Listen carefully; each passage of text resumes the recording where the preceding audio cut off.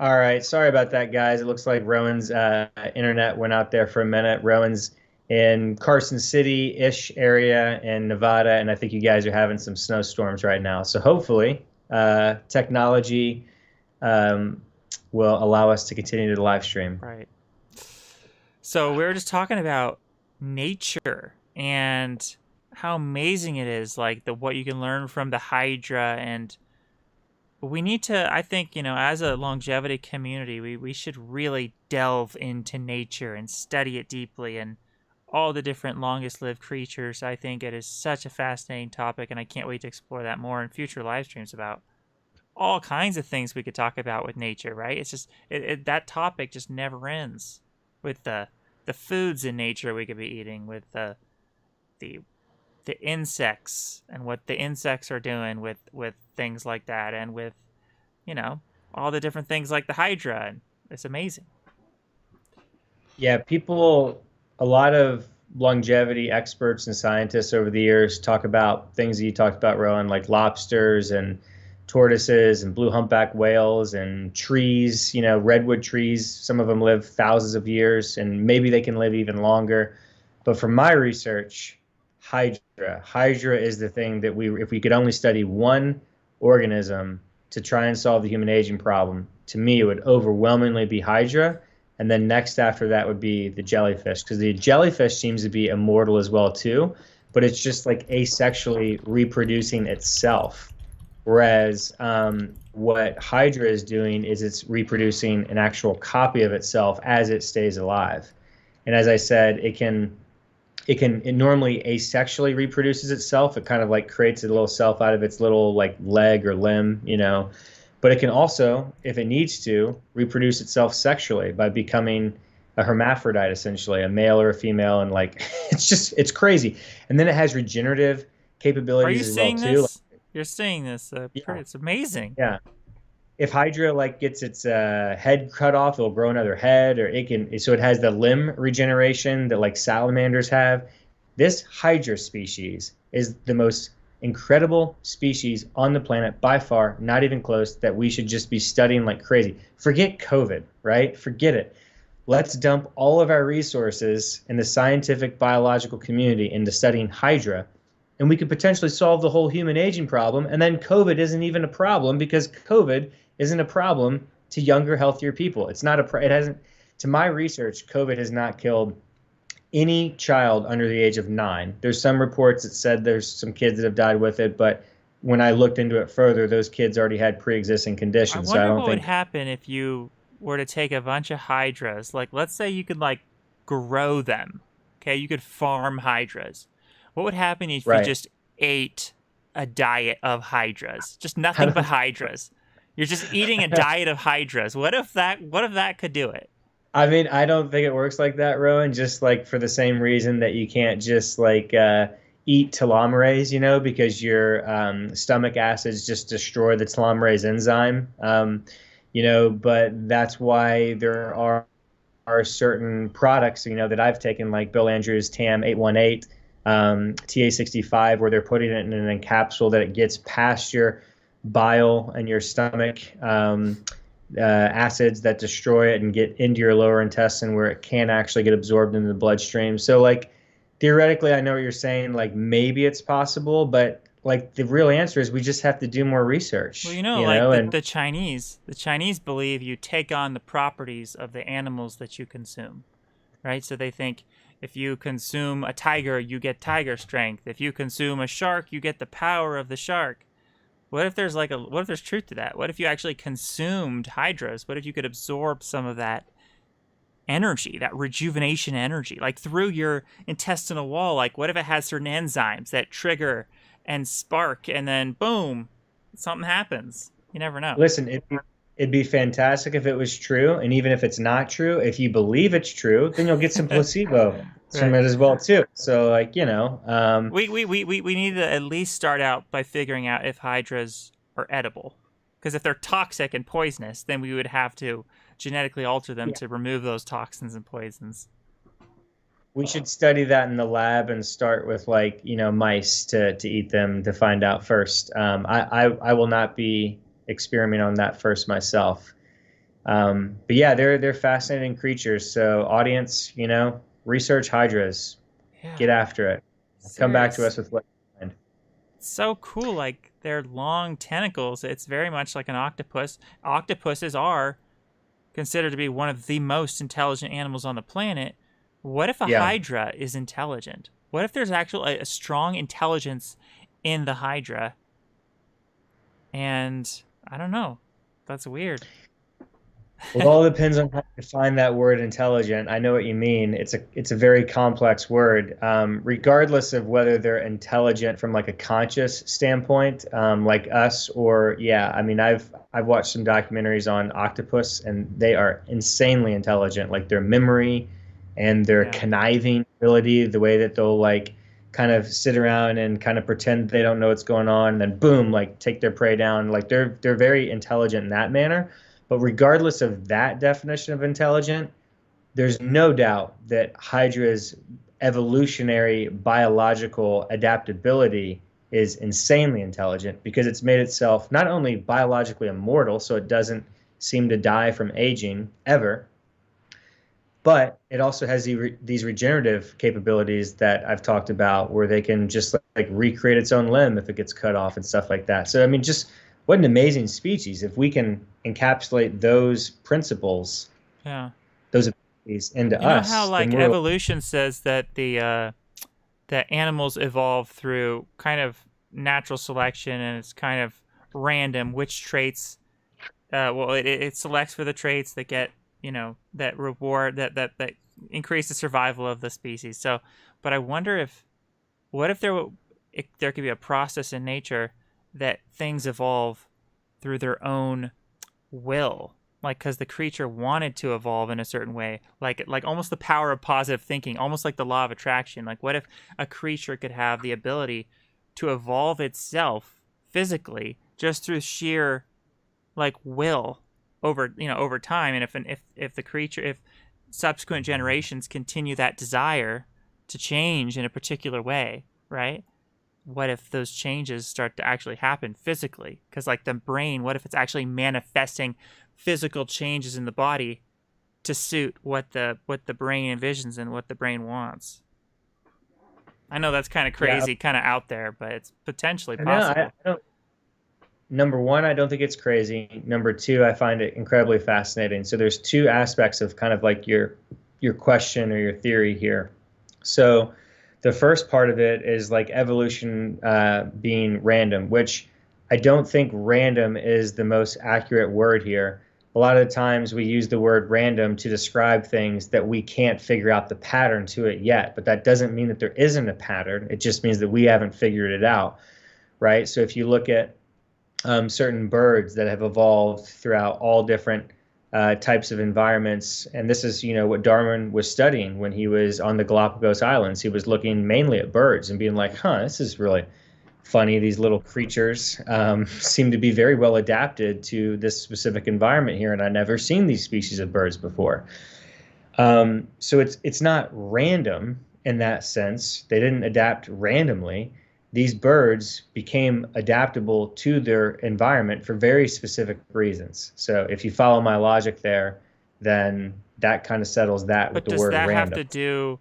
Is that connected to the animal like wanting something?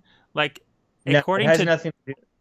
so It I'm has saying nothing like to what do. if there's like dark what Right. if there's an alternate theory where it has to do with the animal's desire that creates its evolution? Is that can that be Right. possible? So that's yeah, it can. So that's kind of the second part of what you're talking about. But like for example, birds were not did not evolve because of that theory. Hmm. They're reacting to more like environmental stimuli, and they're like, oh, I needed to get food out of this little crevice here. Therefore, the birds that couldn't get their beak down into that crevice to get the nutrients and the environment that they needed to survive, they died off. And that one bird that did have a beak that was long enough, that one survived. Then that one reproduced itself to have the longer beak, and so on and so forth. So that's how evolution works in its most simplistic form. But that's not a conscious thing. That was just that bird was more adapted to its environment. Now, separately, what you're talking about is kind of what we're doing now as humans because we are conscious, intelligent, some more than others, and we need to get a lot more intelligent. But we are now using our consciousness, our intelligence to take us to the next level of evolutionary advantage by extending our lives and our health span. And we've already done that dramatically, right? Like we sitting here right now in 2021, Rowan, you and I assume everybody watching this live stream and watching later is interested in increasing their health span and lifespan further from where we are right now. But I think we need to have some healthy perspective and realize that we're already right now living much longer, healthier lives than any humans at any point in time in recorded mainstream history. So we need to kind of give ourselves a little pat on the back and have a state of gratitude for that, but not getting complacent at the same time and saying, we're human, we want more. We want to live longer, healthier, more awesome lives. You know, transhumanism is not just about I so extending vibe health. with that message of wanting more. You just said it. Right. Wanting more. More. Like the Great Gatsby. The Great Gatsby. He wanted more, Right. you know? Like I admire people who want more. It's so cool. It's admirable to just keep on wanting more forever and just constantly just grow and grow forever. Right, but not in a greedy way. Like in the movie we were talking about, I'm not sure if you're on that live stream, but I'm pretty sure Alex and I were talking about the movie Wall Street from the late '80s with Charlie Sheen, and Gordon Gekko was the character, and then there was a sequel of that the director did in 2011 with Shia LaBeouf, and that new kind of Gordon Gekko character. Gordon Gekko was in the 2011 Wall Street Money Never Sleeps sequel movie, but he was kind of like the old washed up guy. So the new Gordon Gekko on the block, who kind of took his place as the alpha male in the finance world, was played by Josh Brolin. And so I think it was Shia LaBeouf who asked Josh Brolin in his little mahogany. What should I type in to see what you're talking about? Gordon Gekko? Type in Josh Brolin More into YouTube, just M-O-R-E. Because Shia LaBeouf asked Josh Brolin, like, hey, everybody's got a number. You know, what's your number? In other words, like, what financial number, what net worth are you trying to get to? And Josh Brolin is sitting there with his suit on in his big mahogany, like, crazy, beautiful office. And he just puffs on a cigar and he says, more. And he kind of, in that Josh Brolin, like, Thanos type voice. And so that was what the director was trying to portray, is that greed is not good and that these Wall Street people are evil. They never are just happy with what they have. They always just want more. Right. And so we don't want to be like that, and we don't want the public to view the longevity community in a negative connotation like that. Right. We want them to see it more of an innocent way, like Ariel. She wanted more. She's like, I want more, right? She was singing about wanting more, but that was good. That was good that she wanted more. We just want the public to look at us as being like, hey, we're trying to improve the human condition. We love life. We like making life and reality better, and we want that for everybody. And so then there was a comment in the live stream from the live stream we were just doing before you had internet issues, of like a population question, right? It always pops up whenever we talk about solving aging. They're like, oh, well, how are we going to control the population? Listen, this planet can theoretically house trillions, if not quadrillions, if not centillions, if not septillions, if not octillions amount of people on the planet. Okay, that's orders of magnitude, one up 1,000 each time that I just said there. So the question isn't how many people can the planet carry, what's the carrying capacity of the planet. The question is, what technologies do we have to increase the carrying capacity of the planet to not just allow us to live, but to thrive? Right. And so that's what the question should focus on. And the way that you answer that question is, what kind of technologies do we have? Do we have clean, sustainable technologies like solar, so that we can solve the energy problem?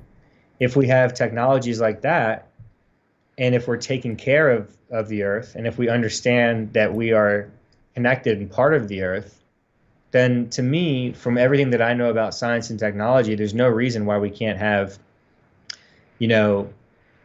orders of magnitude more humans on this planet, all thriving, none of them going without food, We have plenty of food right now on the planet, but still there's starving children and people all over the planet. That makes The no reason that sense.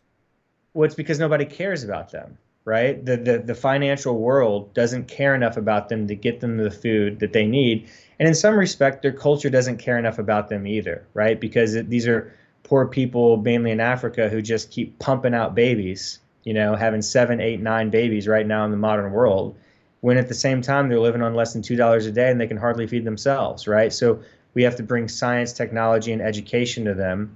And what do we know? We know that the more money and education people have, the less children that they have, right? These are clear statistics, true across every single society. Doesn't matter if you're in Japan or China or anywhere in Asia or in Europe or in South America or it's true in every society. The more money, the higher the net worth goes up, and the higher the education goes up, the less children people have. This is a cool little fact, though, about hunger, world hunger.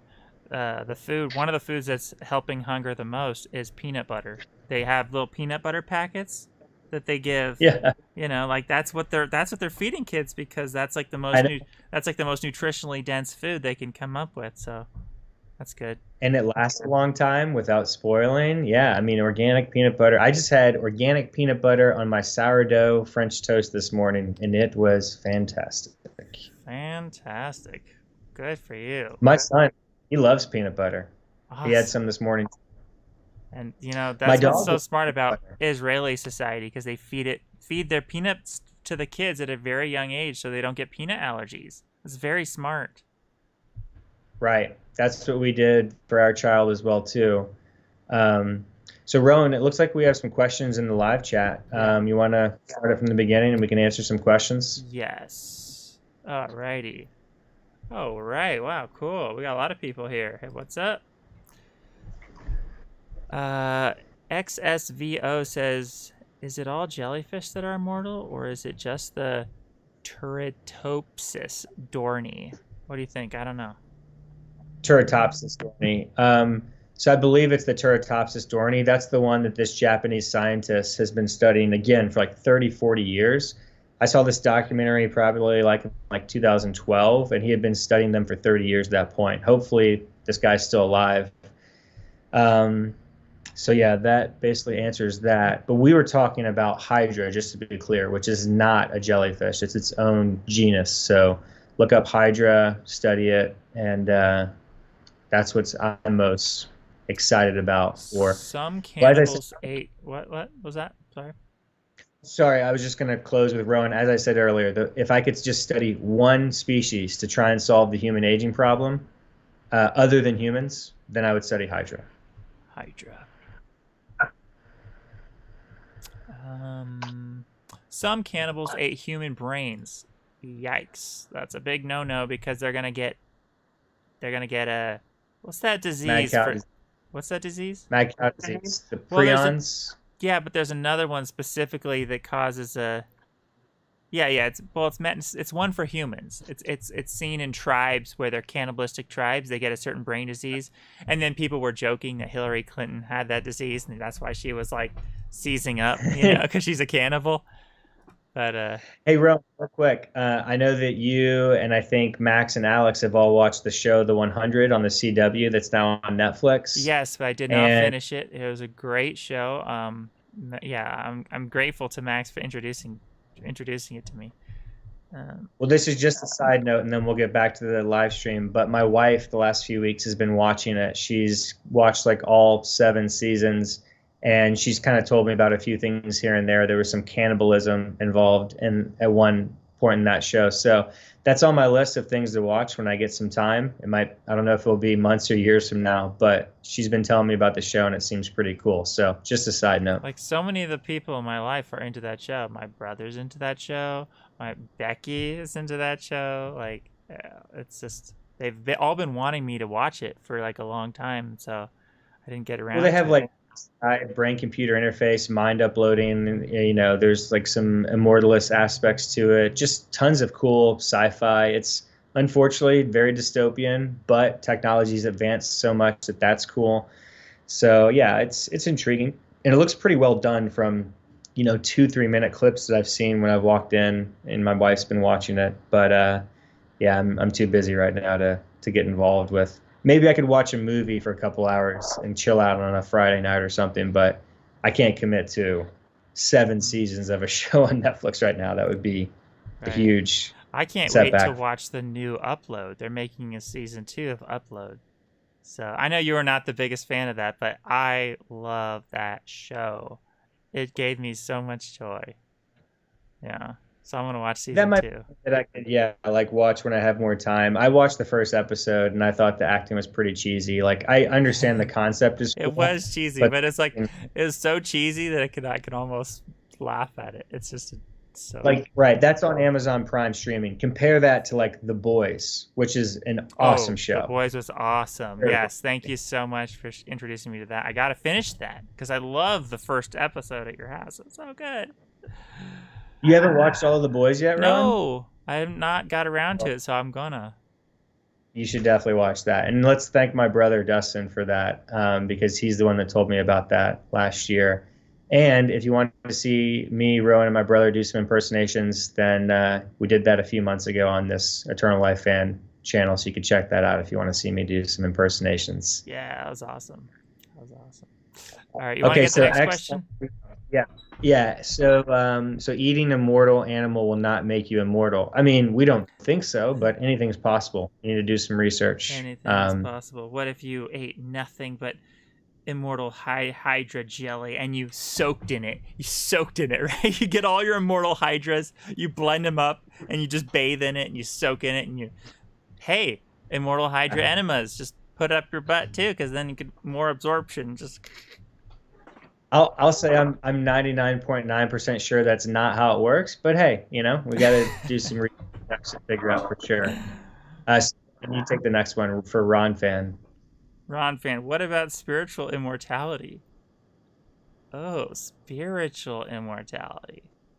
That is very dangerous, I would say. A dangerous route to go. Because what if there is none? So it's possible, but just stay alive here because this is the only life we know exists. So we don't know if there's anything spiritual. So, right? Why not just stay alive here, make heaven on earth right here, and just never die? That to me makes more sense, And then you can have the whole spiritual thing as a backup. So by all means, do your good deeds, try to earn your good favor with God, the hypothetical God. And maybe if there was such a spiritual immortality, you could gain, you could get past the pearly gates if such a thing exists, but don't count on it. Don't put your eggs in that, and all your eggs in that basket. At least put your eggs in both baskets, I'd say. Yeah, I'm putting all my eggs in this basket of this reality that I can perceive right now. If it does turn out that I die and the hypothetical God or whatever in heaven or hell or heck or wherever I end up in the next reality says, "Oh, you could have been here and this place is awesome. You could have just ended your life earlier and been here." Then I'd be like, "Oh, well, I didn't know. How would I have known?" So I was just doing the best I knew. Exactly. I wouldn't regret anything. Yeah.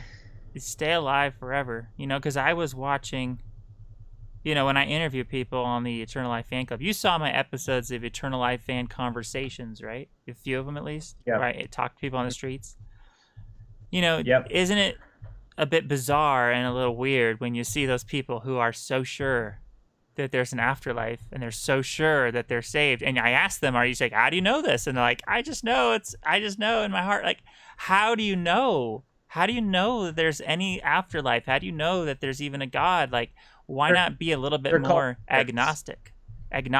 Whatever happened to agnosticism? Yeah. They're called liars. I mean, it's plain and simple. There's no way they can know this, So they're lying. Yeah. They're lying to themselves first and foremost, though. That's the key. I don't think these people are, consciously trying to do harm to other people by hurting other people. They've lied to themselves. And they, in most cases, from my experience, they've been born in a culture of religion where they've been lied to. And so they lie to themselves so that they don't get ostracized from that religious culture that they're in, that they grew up in.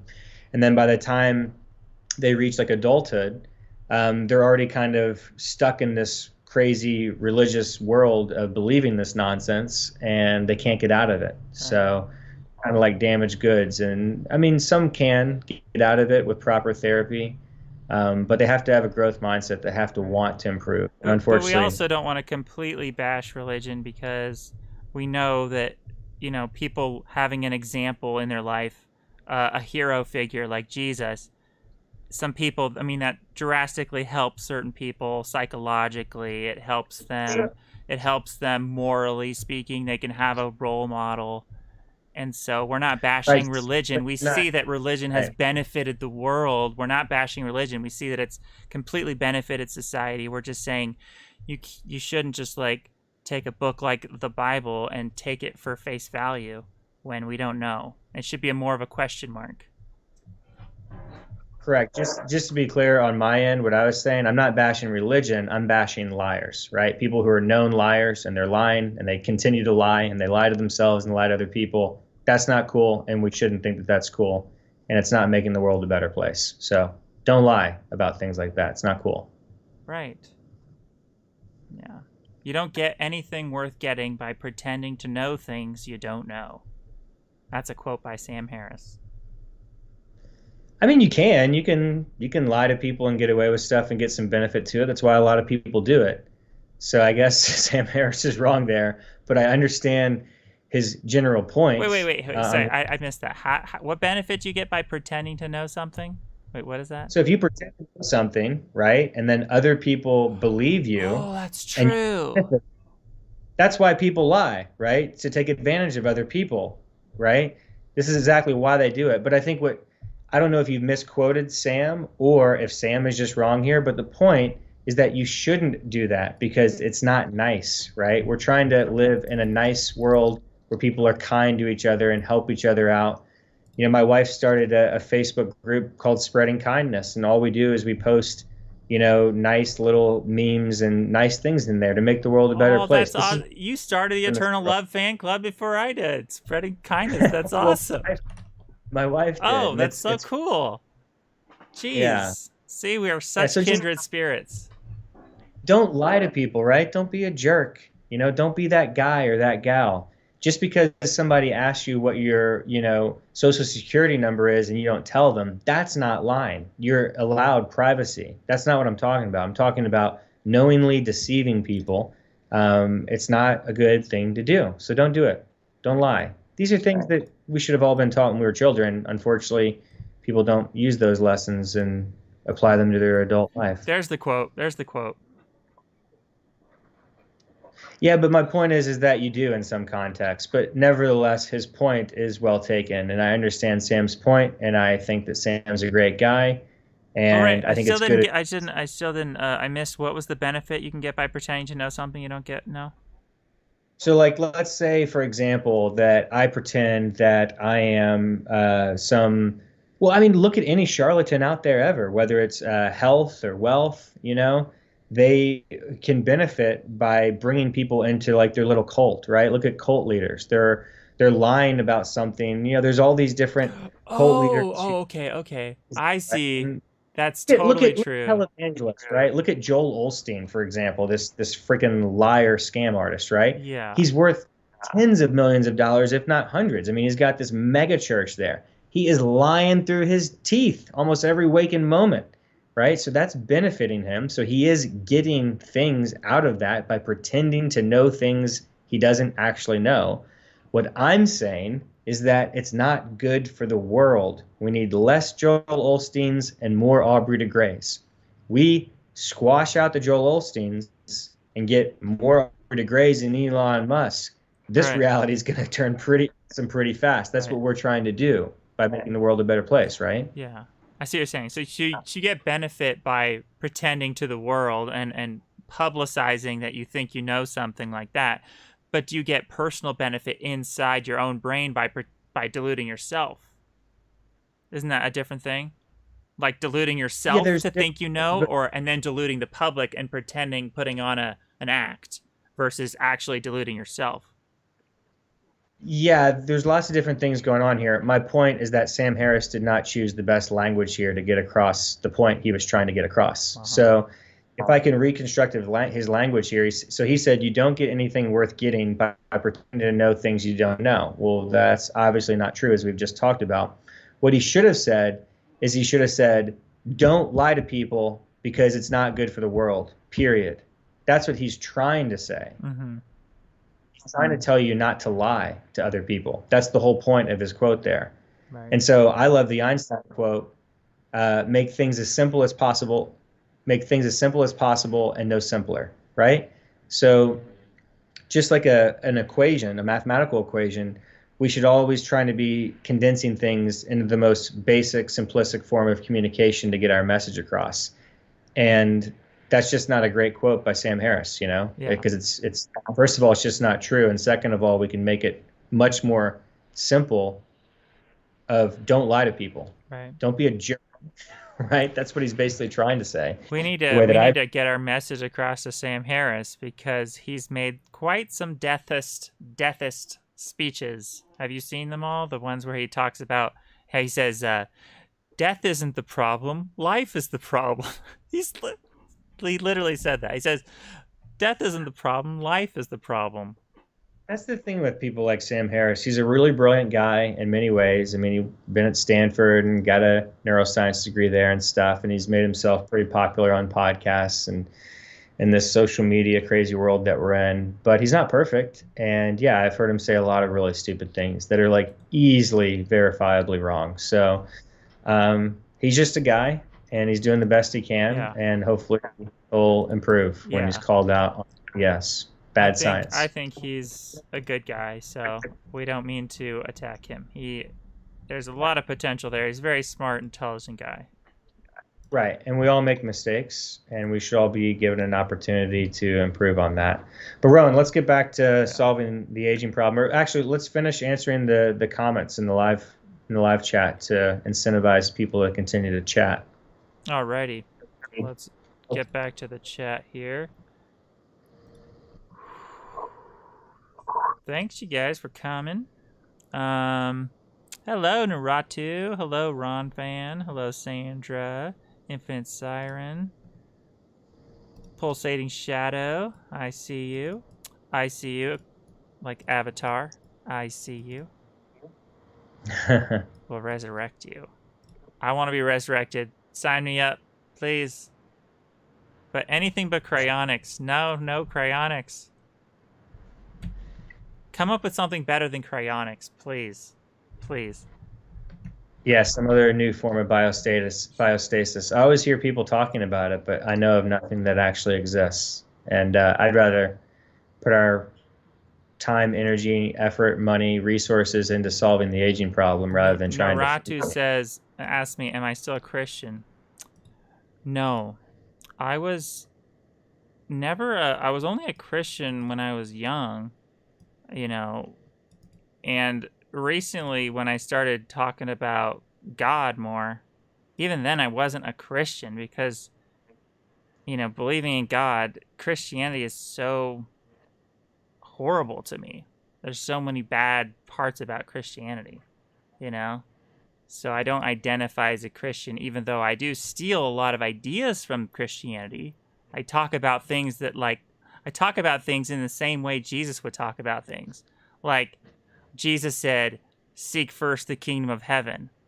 And I just replace that and I say, seek first eternal life physically on this earth and never die. So I take Christian ideas and I warp them and I manipulate them and I twist them to be more what I want to say, you know, because I don't like what the Christianity portrays. Like, I don't like the idea of dying and, you know, and hoping that there's some heaven. I don't like the idea of all these deathist ideas in Christianity. And I don't like the idea, there's just thousands of ideas I don't like in Christianity. So I can't identify as a Christian at all, even though obviously there's Jesus, and obviously Jesus is a great person, and I would never want to, I mean, if he existed.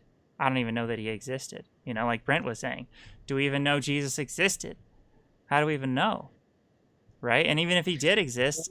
Yeah. As we talked about earlier in the last live stream, we actually have video footage of the Holocaust, like right now, in color. and still there's Holocaust deniers, right? So, Right. we know the Holocaust actually happened and occurred, but we have it on video. But still, people say there's certain people who say it's not true. Right. We have no real good evidence that, in my opinion, like scientific evidence that Jesus actually existed. There's a lot of people that believe that he did, but just because a lot of people believe that he did doesn't make it true. A lot of people believe the earth was flat for a long time. Doesn't make it true. So sorry to cut you off, Ron. Right. Go ahead and continue. Yeah, so we just don't know these things. We just can't know. And like even if there was a Jesus, we couldn't know that this Jesus is God. You know, that's a whole leap right there. So you have a guy named Jesus. How do you know that he's God?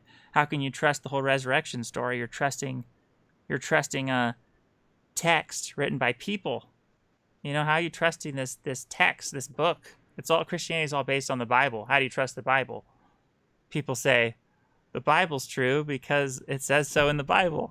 You know, that's what they say. Oh, the Bible's true. It says so in the Bible. And I'm like, what? How do you do that? Can't you think for 1 second? How do you know any of this is true? I cannot identify as a Christian then. And I have let's move on. I have a special passion for this because I grew up as a Christian, so I have it stays with me, that energy, that, it just stays, that essence.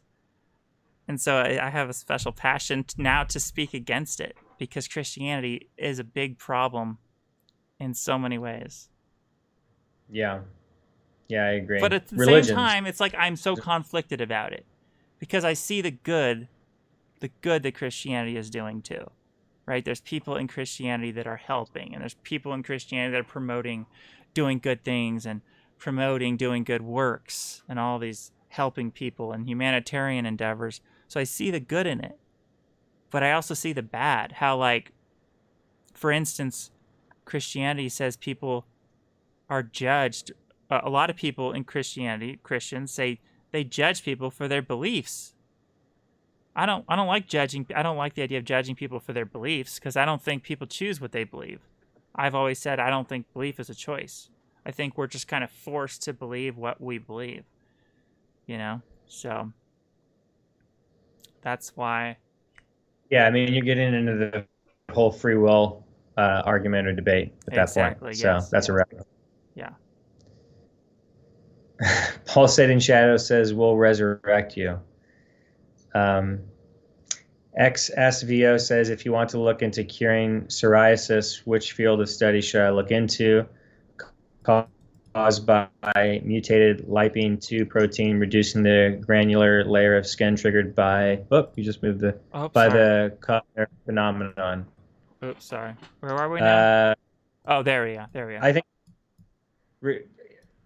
if you want to solve psoriasis, I'm not sure what field that you should look into. But if you want to cure the ultimate disease, which is aging, then look into being a gerontologist. Psoriasis, is my understanding, is a skin disease. So maybe you should be looking to dermatology. That's what would make sense to me. You want to take the next one, Ron, from Infinite Siren? Yeah, most people have difficulty saying they don't know something. It's an ego thing. That is what I have found as well. It's ego. You got to break down your ego. I think having an ego death is a good thing. Kill your ego. Yeah, or just have a healthy ego. I don't know about killing it. Like, for example, Elon Musk has an ego, right? But he harnesses it in a healthy way for the planet, for society. He's talked about this openly, how, he's like, I don't think most people would want to be me. They don't know what it's like to be me. The guy just works nonstop. He's like, I can't turn it off. He said that in the Joe Rogan interview.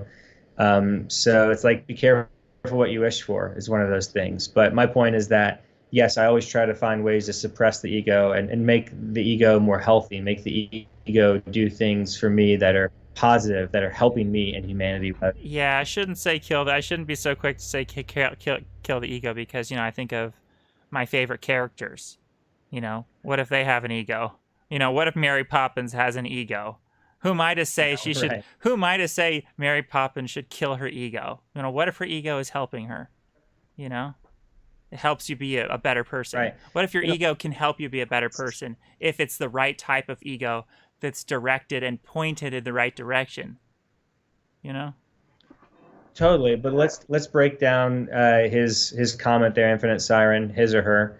Um, and forget the ego thing, but talking about most people have difficulty saying they don't know something.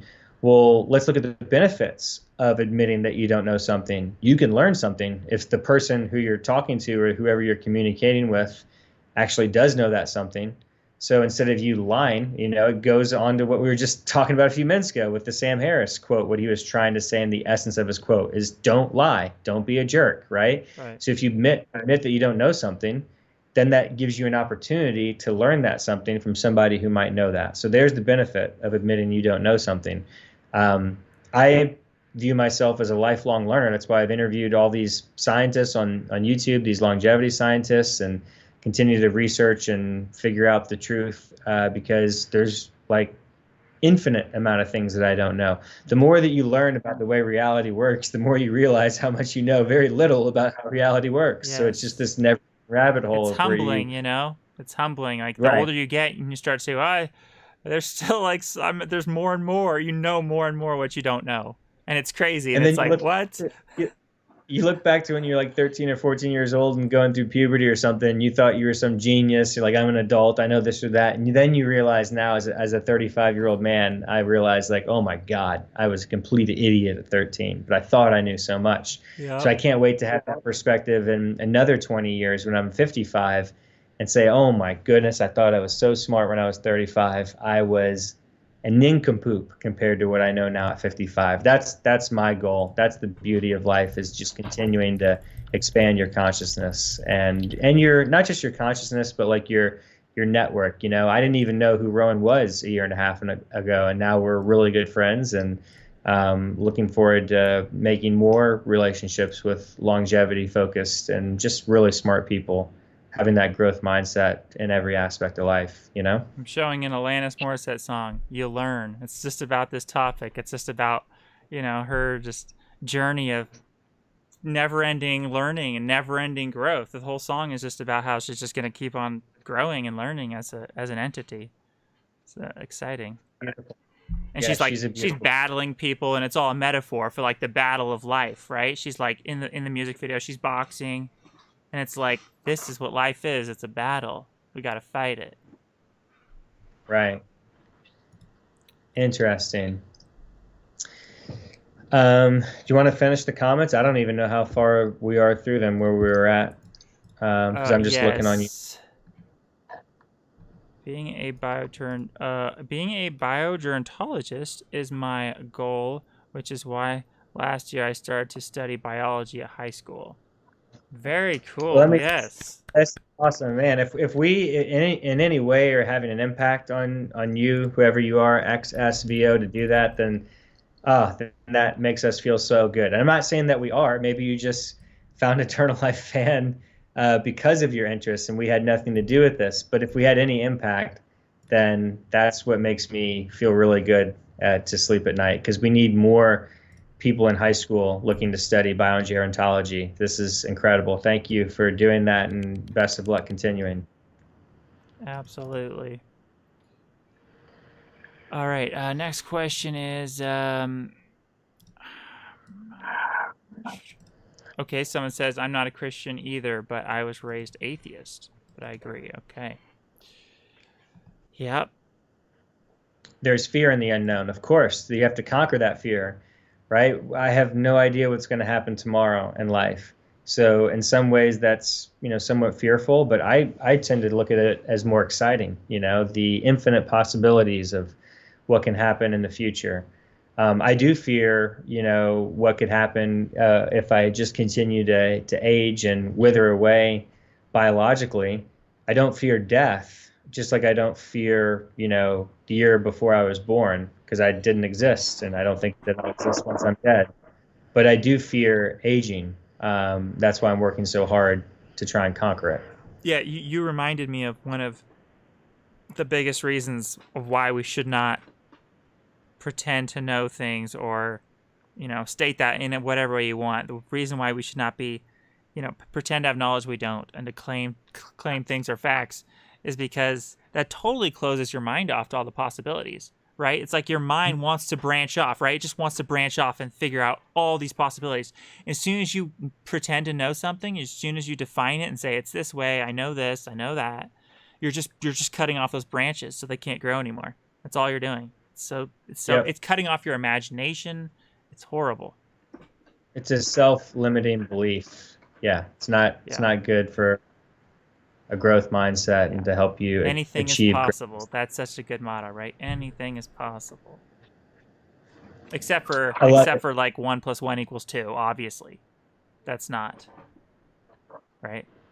That's not. Well, 1 + 1 = 3. Sorry, 1 + 1 = 3. That is not possible. There are certain mathematical truths that are not possible. Correct. Yeah. So, Rowan, with that statement, can I kind of share my thoughts on how we might be able to advance the mission of solving the aging problem using advanced social media financial techniques? Please do. Okay, so what's going on right now in the last few weeks and few months is, I'm a Tesla investor and have been for many years, and I've been watching a lot of YouTube channels on Tesla content, and I find it an incredible way to learn all the information about Tesla and make sure I'm an informed investor. Plus, I just find it entertaining, and I love learning about this stuff. In that journey, I found some other financial YouTube channels that, have talked about Tesla, but maybe they branched out and they talk more about just, finance and stocks in general, the stock market, to help people make money and achieve their financial goals.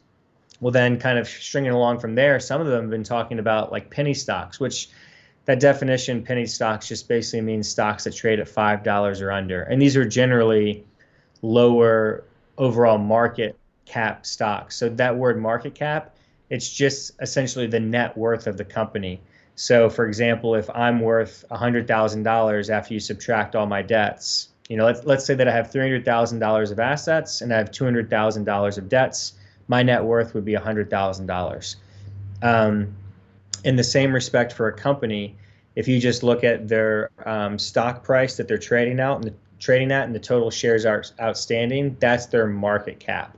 So they have all the financials going on in the background for the company, but that's not relevant for what I'm talking about, just their market cap. So if a company's market cap is, let's say, $500 million, then they're generally considered like a penny stock. Maybe their stock is trading at $5 a share or something. So my point is, those stocks, because they're much smaller than, say, like Tesla, that's at 800 billion, certain investments of, let's say, $1,000 could actually move these penny stocks much quicker from a percentage than $1,000 has essentially no impact, on an $800 billion market cap stock like Tesla. So these penny stocks can move quicker. So there's a stronger incentive for YouTubers to talk about penny stocks because they can move them quicker. And the YouTubers will buy up that penny stock before they go and make a video about it, right? Mm-hmm. So this has been going on YouTube, and there's Reddit forums where they talk about this stuff. And I've followed some YouTubers on this stuff, and I've made some money, by buying stocks that YouTubers talk about that I trust their analysis. And so I'm kind of in this world. Okay. That's the basis for this. What's been happening in the last couple weeks is this company GameStop. They're a retail video game company that's been around since the 90s. And on a Reddit forum, people have noticed that big Wall Street hedge funds have been shorting GameStop. And these Reddit forum users, these are just average, any person could go on this Reddit forum who has access to the internet. And they've kind of came to the analysis collectively that, hey, we all like GameStop. We don't want the company to be hurt because we like, we buy our Sony PlayStation 5 from there, right? And we buy video games from there. And we don't want these evil hedge fund Wall Street guys shorting the stock and potentially putting this company out of business. So they all basically banded together on this Reddit forum, and they said, holy shit, this GameStop stock has more shares being shorted outstanding than actually shares exist, which is not like healthy. It's not supposed to happen. It's like 135% above the short float, which I know I might be talking financial lingo that's just like not making sense to people. But the point is that these hedge funds were actually betting against the stock more so than the actual shares of the stock existed. And this is not healthy or normal. In other words, these hedge funds just are greedy and they're trying to short it down, bring the price down to to profit off of it. But these Reddit users got together in this forum, this Reddit forum, and they all bought up the stock and they just all agreed that they would hold on to the stock to drive the price up and hurt these short sellers and give financial security and benefits to the GameStop company, right? And so they've done this over the last couple of weeks. The stock has shot up an insane amount. Insane. It's just kept going. It was at like $322 a share today. If you look at the history of it, let me just look at it real quick. GameStop stock. I'm just going to Google. If we look at the last month, it was trading at... Hey, you guys in the chat, if you have any questions for us, don't be shy. Yep, and I'm going to relate this to solving the aging problem so you guys know. So on January 2nd, GameStop stock was at $19.95 on January 12th, 2021. And then today, January 27th, it's at $347.51 right now. So in other words, if you put $19 into GameStop stock, buying one share at $19.95 on January 12th, you now have $347. Looks like it's down in after hours trading. Wow. So they drove this stock up because they all believed in it on social media, is the point that I'm making here. This is the point. Reddit forum did this. YouTubers are doing this by like saying, hey, I'm buying the stock. Here's why I like it. And the prices can go up. There is a website you all can go to called longevitymarketcap.com. And it tracks longevity companies that are publicly traded. So if you have a brokerage account, if you're an American like me and you have a brokerage account or you have access to a brokerage account, then you could buy these stocks as well too, and you can invest in longevity companies that could potentially help us solve the human aging problem. If we on social media, on YouTube, on Facebook, on Reddit, on Twitter, on Instagram, on Twitch, live streams, and so on and so forth, LinkedIn, if we were to promote these and try and bring the community together and get them to invest in longevity publicly traded companies, we could then give them the capital, these companies, the capital they need to conduct more research to help us actually solve the human aging problem. So what I hear from people in the comments section all the time and people on social media, we just saw it when Alex was live streaming on our longevity channel yesterday, that we need big government to solve the aging problem. Well, not necessarily. And big government is incredibly corrupt now throughout all the world and throughout all of history. So this, I think, is a much better way to use the free market and innovation and social media and all the technologies we already have. And we're seeing this happen with GameStop and other companies too. It's actually happening right now with AMC, the movie company.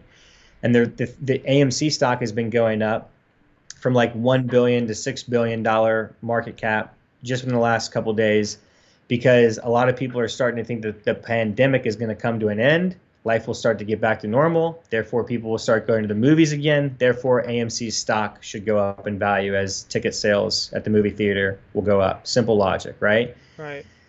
But people are banding together on social media to kind of get that conviction and have that, group think, as we were talking about earlier, Rome, with groupthink. Yeah. So we can get a longevity groupthink together using social media to invest in these longevity companies. I really think this can be an innovative way for us to really solve the human aging problem a lot faster. So that's kind of my big idea. I can talk about details, but that's the big idea. What do you think, Rome? I'm all for it, man. I'm into groupthink. I think we need a lot more of that. We need massive, brain group. What do you call it when a bunch of people come together and form a hive mind? What do you call it? A think tank. We need massive think tanks. Think tank, a collective consciousness, right? And we need in massive think accordance to solve the human aging problem. yeah, and we need massive think tanks in specific areas. We can't, we have one think tank for this. We have one think tank for this particular area. We have one other one for this. Like, for instance, one think tank would be, how do you create the best, healthiest environment for longevity? Like, what are you going to do to an environment to make it the healthiest for longevity? Like red lights and the right sleep atmosphere, the right temperature, the right, oxygen level and everything like that. It's like, we have to think about these things. We have to go deep into these questions. And anyways. I agree. So that's the big idea. I can explain in more detail if people have questions or whatever. Somebody said there, look up the 100th monkey theory. I've researched it pretty thoroughly. I find it interesting. But what I would kind of say back to you, Naruto Uzumaki, is Google 100th monkey theory debunked, and then look at that, because I think that's more interesting than the 100th monkey. And Google the 12 Monkeys, one of the best movies ever. While you're at it, Oh yeah, 12 Monkeys. I love that movie. I want to watch that, Rowan. There's so many great movies out there, ones that I haven't seen, plus so many movies I've seen that I want to watch again. But I'm too focused on solving the human aging problem right now. I can't waste time on that stuff. But you know what? Sometimes I have realized that it is good to kind of come out of it and watch a good movie to help re-stimulate your creative experience. I love that movie. Your muchness. Bring out your muchness. Yes. You watch movies from your childhood. Watch those nostalgic movies. Watch those nostalgic music videos. Go back to your childhood and reconnect with your muchness. That's the message. That's really powerful, Rowan, and I love you for that, because I think that can be really powerful, because we can't forget that not only are we electromagnetic chemical machines, but we're also emotional creatures, Yeah. And if we can stimulate these, if you had a positive childhood like I perceive that I did, then having that nostalgic memories, come back, can elicit some of those positive childlike, emotions, those positive emotions that help stimulate my creativity and help, who knows, put me in a positive direction. So that's good advice. Just don't overdo it, right? I need to stay productive and accomplish all the things I'm trying to accomplish. Right.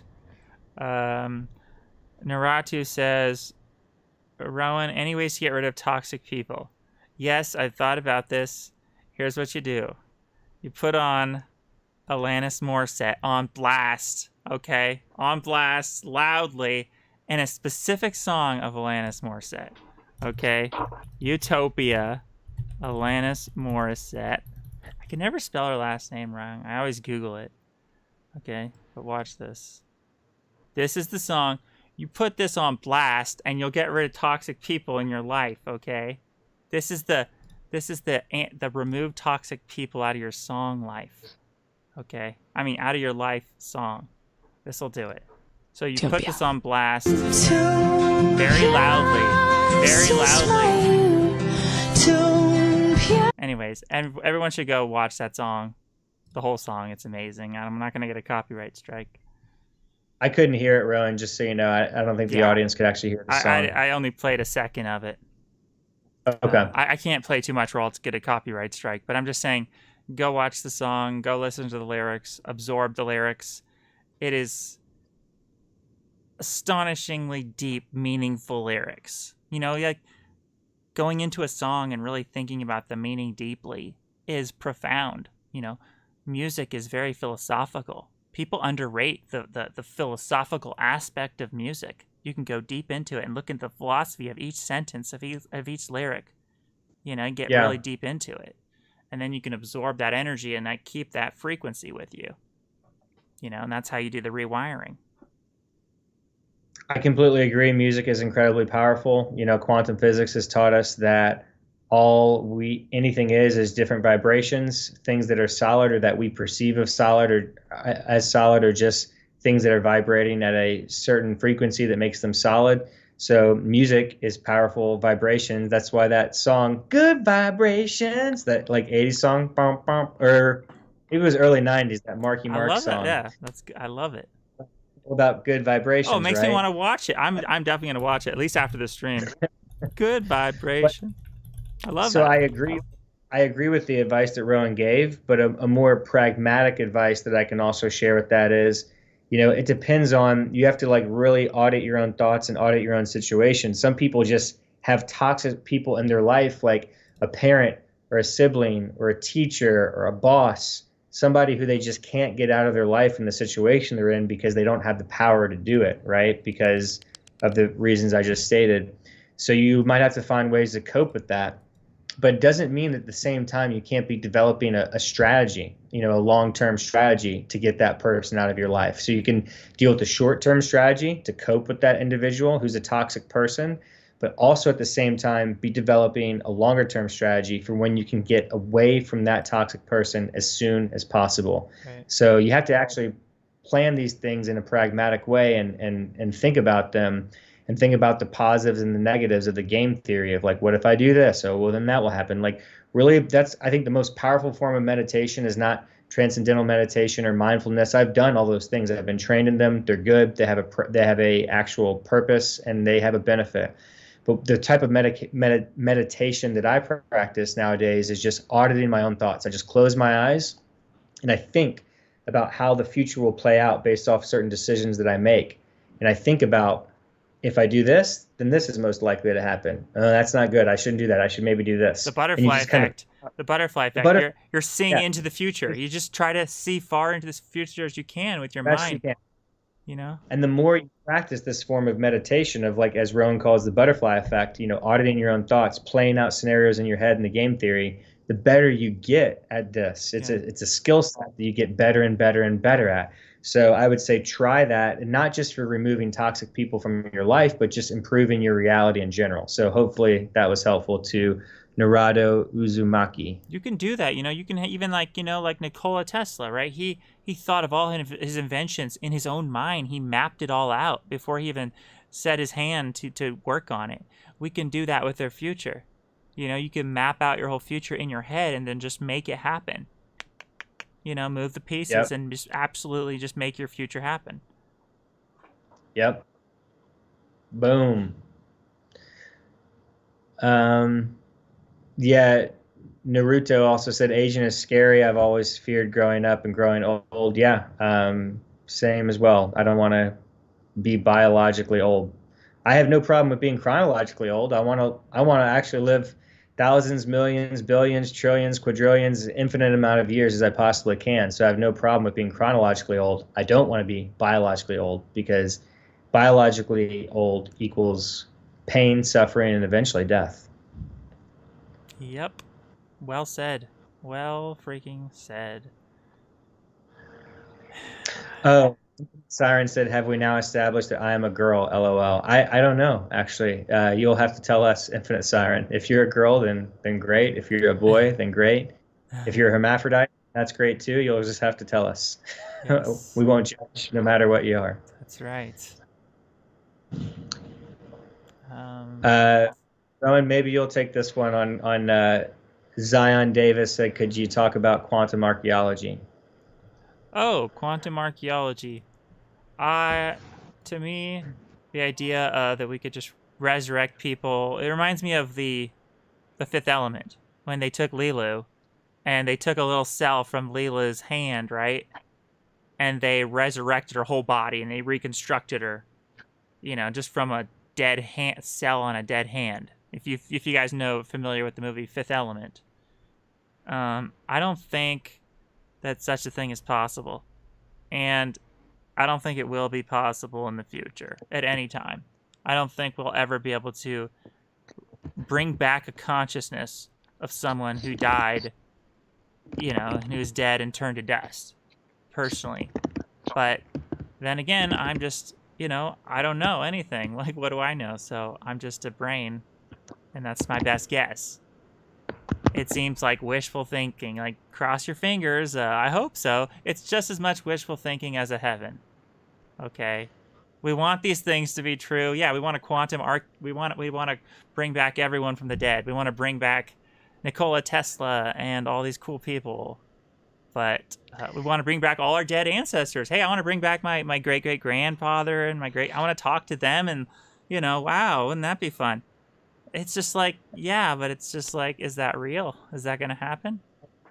I completely agree with Rowan, and the way that I describe it is on this planet right now, we have a massive value system disorder. So that's why we have so many problems on this planet, because our values globally, all of our leadership, our governments, our corporations, our financial institutions, our religious institutions, their value systems are horrible. They're way off. If governments, the first and foremost thing that they're supposed to actually do is protect their citizens. Okay, like 150,000 people die every single day on planet Earth on average. About 110,000 of those 150,000 are dying from aging or age-related diseases. Therefore, aging is killing over 2/3 of the people on the planet. Yet we're essentially doing almost nothing from a research standpoint to try and slow, stop, and reverse aging. This is pure lunacy. This makes no sense from a logical practical standpoint. They're stealing our money, and they're not even using it to help us survive and live forever. What the heck is going on here? And then we talk about this on live streams, and people in the comments are like, we need big government to cure aging. Like, what are you talking about? We already have big government. They're not doing anything. We need less of them. And we need the strategy that I just laid out a few minutes ago of getting the free market to do this. Right? Private corporations, capitalism. If big government wants to help solve the human aging problem, then great. I'm not going to stop them, right? But I have no reason to believe that they're going to do that based off studying these people for the last, 20-something years of my life, right? They're corrupt, narcissistic individuals for the most part who are power-seeking and have no interest in curing human aging. Yeah. So my point is that we have a value system disorder on the planet. But then something that's not talked about well enough is that even within the life extension and transhumanist community, we also have a massive value system disorder because people are obsessed with things like quantum archaeology and mind uploading and cryonics. That stuff is all plan B at best. That stuff is all plan B at best. Plan A is solving the human aging problem using biology and science, geroscience, to actually do this, or AI, AGI, any way to keep us biologically healthy in this body. Guess what? I like having sex. I want to be able to have sex or jerk off and have those experiences. I don't know if I'm going to be able to do that in a robot body. I want the full human experience. So that's what I want. I want to be able to taste delicious foods. I want to be able to breathe outside and feel the sun hitting me and the vitamin D being created in my body. Preach. This is beautiful. This is what we need to focus on as a community, and every single thing else, as far as I'm concerned, until we have solved the human aging problem, is a distraction. Yes. So if you are part of I just want to say thank you for even saying, for bashing on those things like cryonics, mind uploading, and quantum archaeology, because I'm tired of being the only one doing that. I want transhumanists to bash those things, We should bash those. I know you have been. You've done a good job. Thank you. Since the very beginning, ever since I don't know what it is about me, but since I first started reading about this stuff in 2005 or 6 when I read Singularity is Near by Ray Kurzweil, this was all just so obvious to me, Like mind uploading, all of their stuff, quantum archaeology, brain-computer interface, cool. All sounds great. Let's focus on that after we've solved the human aging problem. And if in any way those things you can convince me that those things are going to help us solve the human aging problem, then maybe I'll be more attentive to invest time, resources, energy, money into those things. But I don't personally understand how those things are going to help. I want to actually solve the human aging problem. So, rant over from me. Infinite Siren said human body is awesome. I agree, and that's why we want to keep it as healthy as possible, as long as possible. Yes. It's so important. I mean, just thinking about how amazing the body is and how amazing the human intelligence of our body is, listening to your body, listening carefully to your body.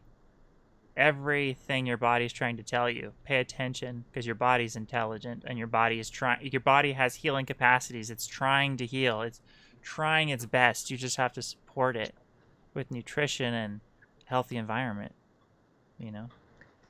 I agree. And sometimes intermittent fasting, sometimes you need to just like do nothing and just, meditate and just get good sleep and give your body a chance to heal. Intermittent fasting can be very powerful as well too. Obviously, you need to do your own research and do what Rowan said, listen to your body. But I believe that I've had enormous health benefits from intermittent fasting. Absolutely. So, Rowan, what else can we talk about on this live stream that's maybe we can talk about like current events or relevance. I kind of talked Yeah. about finance going on right now that's relevant and how I think we can use those ideas and strategies to help solve the human aging problem. But what else is kind of on your mind right now? We need to like address some. I think the transhumanists need to do more dealing with like the mental health aspects and the psychology of our philosophy. For instance, if we tell Right. people that they can't resurrect their loved ones with quantum archaeology, and we tell people there's no heaven, people are going to be really sad, So we like about all their loved ones that are dead and are going to die. So what we need to do is we need to Well, hold tell on. people healthy ways to cope and healthy ways to mourn the dead and healthy ways to detach from the dead and just leave them and just go on, move on. You're going to meet new people, So you had people that died, you loved them, you were attached. There's going to be new people, right? First of all, I completely agree with that. Just one caveat on something you said, and I'm pretty sure you'll agree with me, is we're not telling people there is no heaven. We're telling people that we don't know if what happens after you die, and that there's no evidence that anybody knows what happens after you die. But if you just use your little brain for a little bit and try and squeeze out some brain juice and use some little logic, there's no evidence that anything happens after that we die. I've investigated this, since I was a little kid. I'd love for there to be an awesome heaven experience, whatever, after we die. But there's no proof of any of this, and I don't know any good way to figure it out. So, and again, I've researched this thoroughly. Right. I've seen stories of people saying, "Oh, I was on the operating table and I saw my body rise up, and I looked down at myself, and I was translucent, and I talked to Jesus and God and whatever." And they've convinced a lot of people with those stories, and maybe that person actually did experience that. There's something called dimethyltryptamine. It's the most powerful psychedelic on the planet, and your brain produces it. So maybe that person just had a crazy dimethyltryptamine trip, Right. DMT, and they had that experience. Right. DMT is called the spirit molecule. Again, doesn't mean that you actually went to heaven. It just means that your brain convinced that you kind of floated out of your body, talked to God. And there's the same with alien abductions. Just real quick, Rowan, to finish up this thought, if you actually study a lot of people who've had alien abductions, there's people that have studied them, like scientists, from a DMT phenomenon. And it's most likely because these people, they pass polymath tests, lie detector tests, right? They actually believe that they were abducted into an alien spaceship and that they were abducted by aliens out in, middle of nowhere, Idaho or something.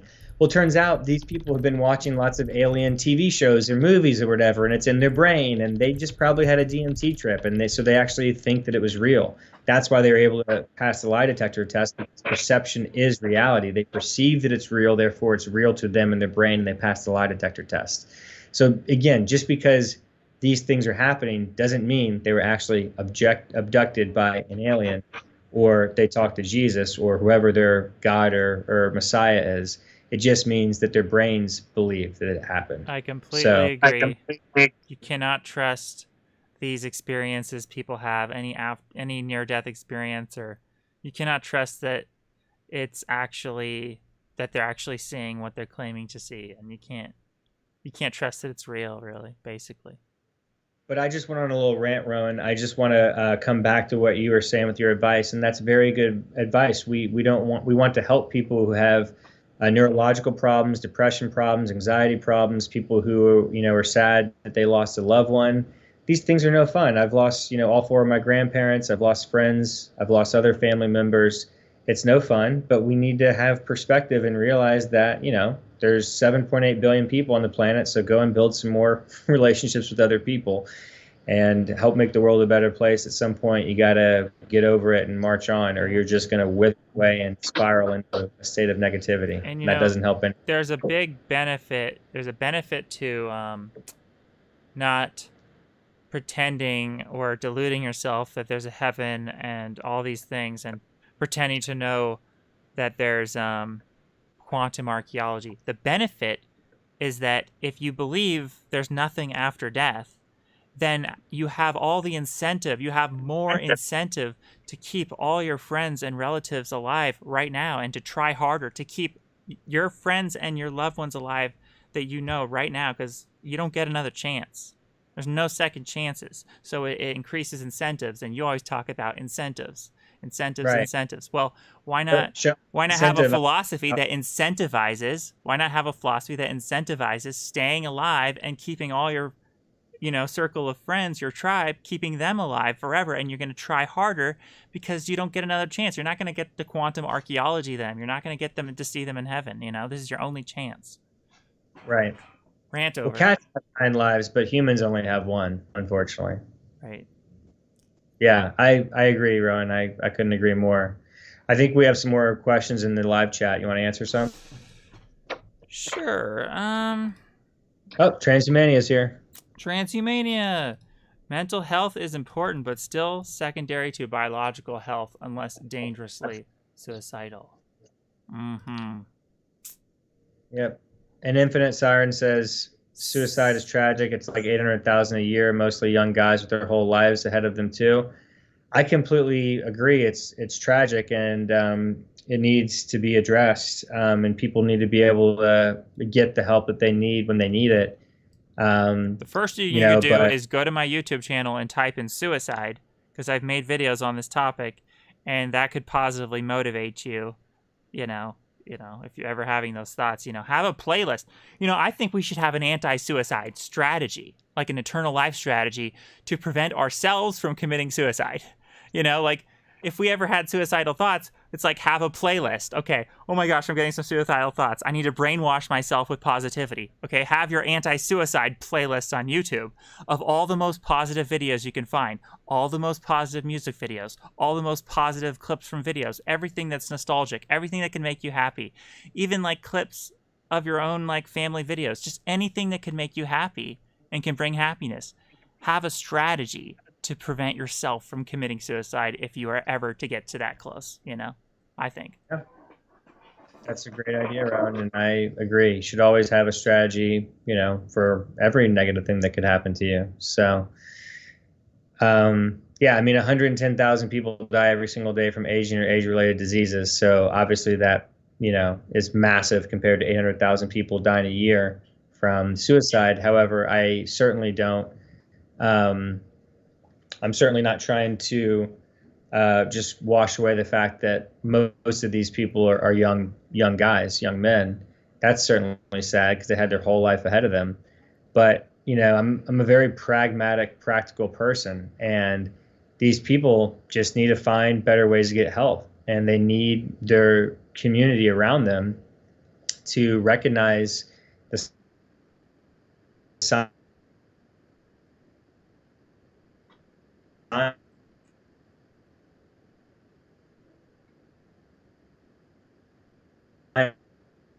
of suicide. Well, you were breaking up there for the last about 30 seconds. Oh, whoops. I was just saying that, we need to recognize the signs of suicide sooner, and it's their community around them that need to be able to recognize it sooner. So it's really their family, their teachers, for the young men who have a high percentage of suicides. Right. But they also need to try CBD oil. That's very important for depression. Lots of people are using that with fantastic success. I myself love CBD oil. I love it. And they also need to listen to Alanis Morissette. Listen to whatever your power song is, find some power songs that inspire positivity in you, something you can connect with, you know, and And listen to your power songs. Yeah. we need massive reform in the school system too. The school system's a joke. These kids naturally want to go to bed later at night when they're in high school because of their circadian rhythm, and then they're being forced to go to bed early when they can't, and then forced to wake up early when their natural circadian rhythm should have them waking up a few hours later. And they're being shoved into these schools in high school, being taught a bunch of nonsense that has no practicality to the real world, and they're smart enough to know that, so it's frustrating to them. The whole system's a joke at this point. So we need to massively change the school system. It is changing slowly. School starts times are kind of coming a little bit later now with the work of like Dr. Matthew Walker, who's a sleep scientist at Berkeley and Google, and his advocacy is improving, but not nearly as fast as it should be, and it needs to be. So all these things are definitely having an impact on suicide and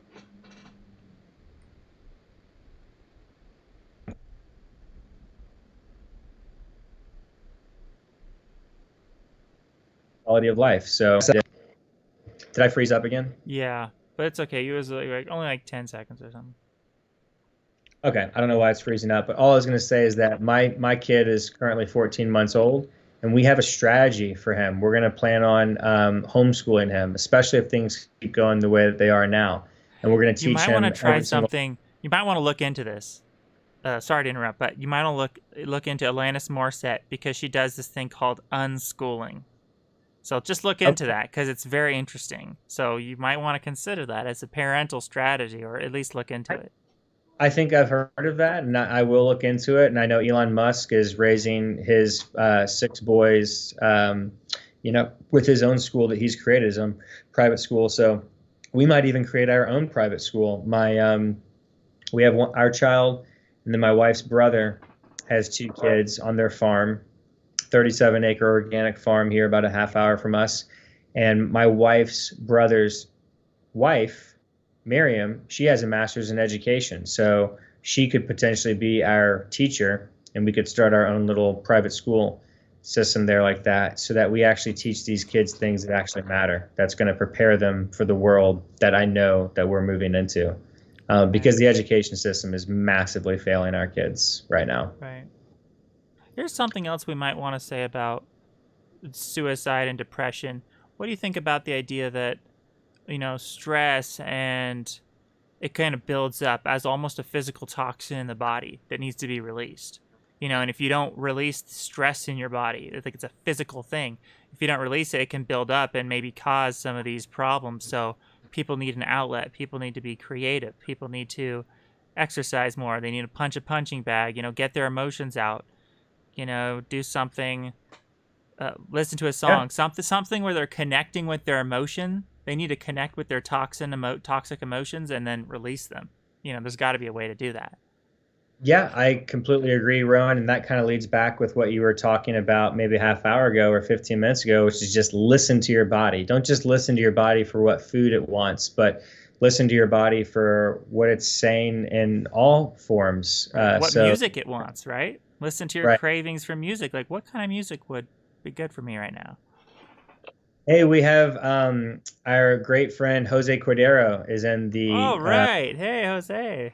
At least he was. I don't know if he's still here. Jose, if you're still here, maybe you could give another quick chat. But Jose is an incredible person who has his new book coming out. He's had the book out, but it's coming out in, I think Jose is French, and I don't think this version's coming out in Chinese yet. I think that's the next version, but it's co-authored by Jose Cordero and David Wood. It's La Muerte de Muerte, The Death of Death. And Jose asked in the live stream there, when do we think longevity escape velocity is going to come about? My answer is I have no idea, but Ray Kurzweil thinks it's going to come about in kind of stage 1 in 2029, which is 8 years from now. And then like full on by 2045. So there, yeah, it looks like Jose is still here. Viva la revolución! La muerte de la muerte. Energy! Yes, energy. Energy. I should put energy meme. I bet there's some funny energy meme we gotta find. We gotta make an energy meme. I don't know. Yeah, we love Jose. And on this channel, we interviewed Jose as our first interview last year. So you guys can check that out if you scroll to the second oldest video. And check out our channel trailer. A little two Ooh, minute. this person said something interesting. Depression is not always a bad thing. That's true. It's like Jim Carrey said. You know, depression means deep rest. Sometimes you need to be depressed. You need a deep rest from the character you've been playing, you know, and trying Right. to hold up this character, this facade, right? Like Right. the Wizard of Oz behind the curtains. I'm the man. To that man behind the curtain. Right. So yeah. I'm the curtain of seen powerful Oz. Yeah, that's a really good point. So let me read that again just real quick. XSVO said depression is not always a bad thing. When I had it and tried to off myself and failed, it brought me to the epiphany that I actually want to live forever and get my life together. So that's beautiful because sometimes in order to experience joy, we need pain. And there's that other saying, no pain, no gain. So XSVO said they had to go through the ultimate pain of depression and actually even trying to kill themselves to realize that no, not only do I want to live, but I want to live forever. And so Wow, that is beautiful. now they're on an Immortal Life Fan YouTube channel on a live stream communicating with us, and maybe you can impact the world and help other people become longevity enthusiasts. So yeah, I mean, the answer here is stay positive. The answer to suicide is that stay positive, and there's people that will be there to try and help you. There's ways to get help, so just seek that. I mean, you have the internet, you have all these technologies, all these ways to get help. Try everything. Don't give up. A round of applause for that person. That's awesome. That's beautiful. Wow. Yeah. Okay, there's a connection between people who come really close to death and those people who get really serious about eternal life. I call it the close to death club. You get close to death. You have a close to death experience like you did, like I did, like Zoltan did. It's like that shocks you, and it wakes you up to how precious life is and how important it is. How important survival it is. It's true. The close to death club. Yeah. We've talked about welcome to the that club. many interviews, and yeah, it's really true. I'll just say mine real quick. I've had a few different ones, but when I was 16, I was in the passenger seat, and my friend got in an accident. He'd only had his license for 2 weeks, and I had a bunch of glass shatter in my face and my eyes, and so I thought I was going to be blind. And so I was just sitting there. After they pulled me out of the car, I was sitting there on the sidewalk with my eyes closed. Actually, the people that T-boned us were both paramedics, so they were actually able to help us out quite a bit. And they said, "Don't open your eyes because you have a bunch of glass in your eyes and blinking." Isn't that ironic? So Wow. lucky, right? So I'm so fortunate that the people that hit us, it wasn't their fault. It was my friend who was driving. It was his fault. He took a left on a green yield when he should have yielded. They had a lot of wrecks at that intersection. They actually put in a left turn green signal 2 weeks after that accident. But in any event, they said don't blink because you have a bunch of glass in your eyes, and blinking could be scratching your eyes with that glass. So just keep your eyes closed. So I just sat there waiting for the paramedics to come and with the ambulance, and just thinking, oh my God, am I going to be blind the rest of my life? And then I thought, well, if I'm blind, I don't even know if I want to live. This is going to be awful. I don't want to live blind. But then it was about 10 or 15 minutes till the paramedics came. So I had a solid 10 minutes or so to sit there and think about this. And I thought, no, I'll continue to live if I'm blind. This will suck, but I'll figure it out. Let's just hope that I'm not blind, though. Don't give up hope, Brent. You have to think positive. I remember having these thoughts when I was 16 there. It was late at night. We were going to the movie theater. We were right at the intersection before the movie theater.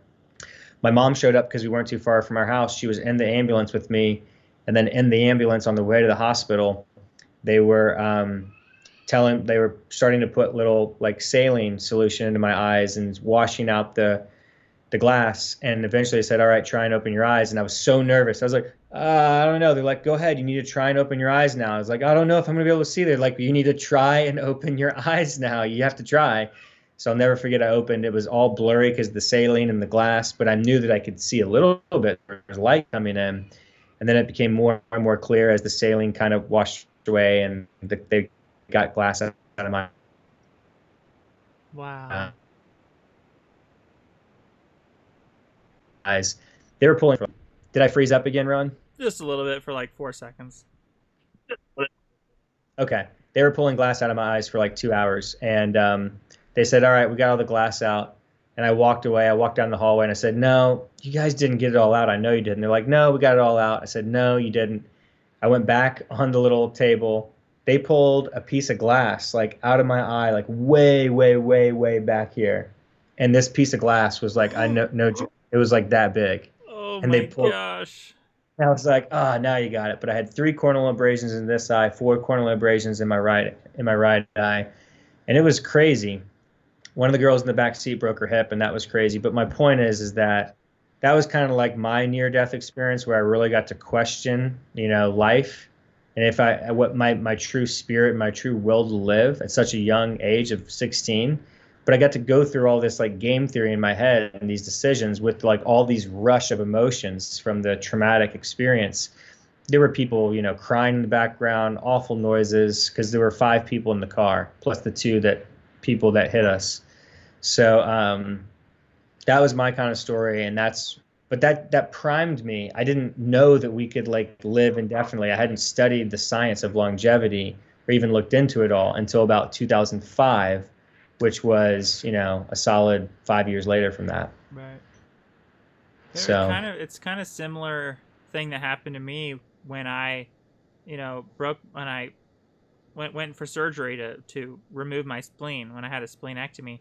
The nurses told me that I could be allergic to the fluid that they coat the tube with that stick down my throat. They said, you might be allergic to this fluid and you might lose all your teeth. And they told me that right before they put me under and you were like 9 years old, right? Yeah. And they said, yeah, you might lose all your teeth from an allergic reaction to the chemical we have to coat this tube with. And that's crazy, okay. Right? Yeah, we'll put it on in. Like, what a horrible thing to tell a 9-year-old. It's scary enough just thinking, you could die in the surgery and never wake up. But now you're thinking, if you do wake up, you might lose all your teeth as well. So it's wow. Right. Well, thank goodness that didn't happen. Thank goodness the surgery went as well as could be expected, and you're still here with us. And just a quick update from the comments from Jose.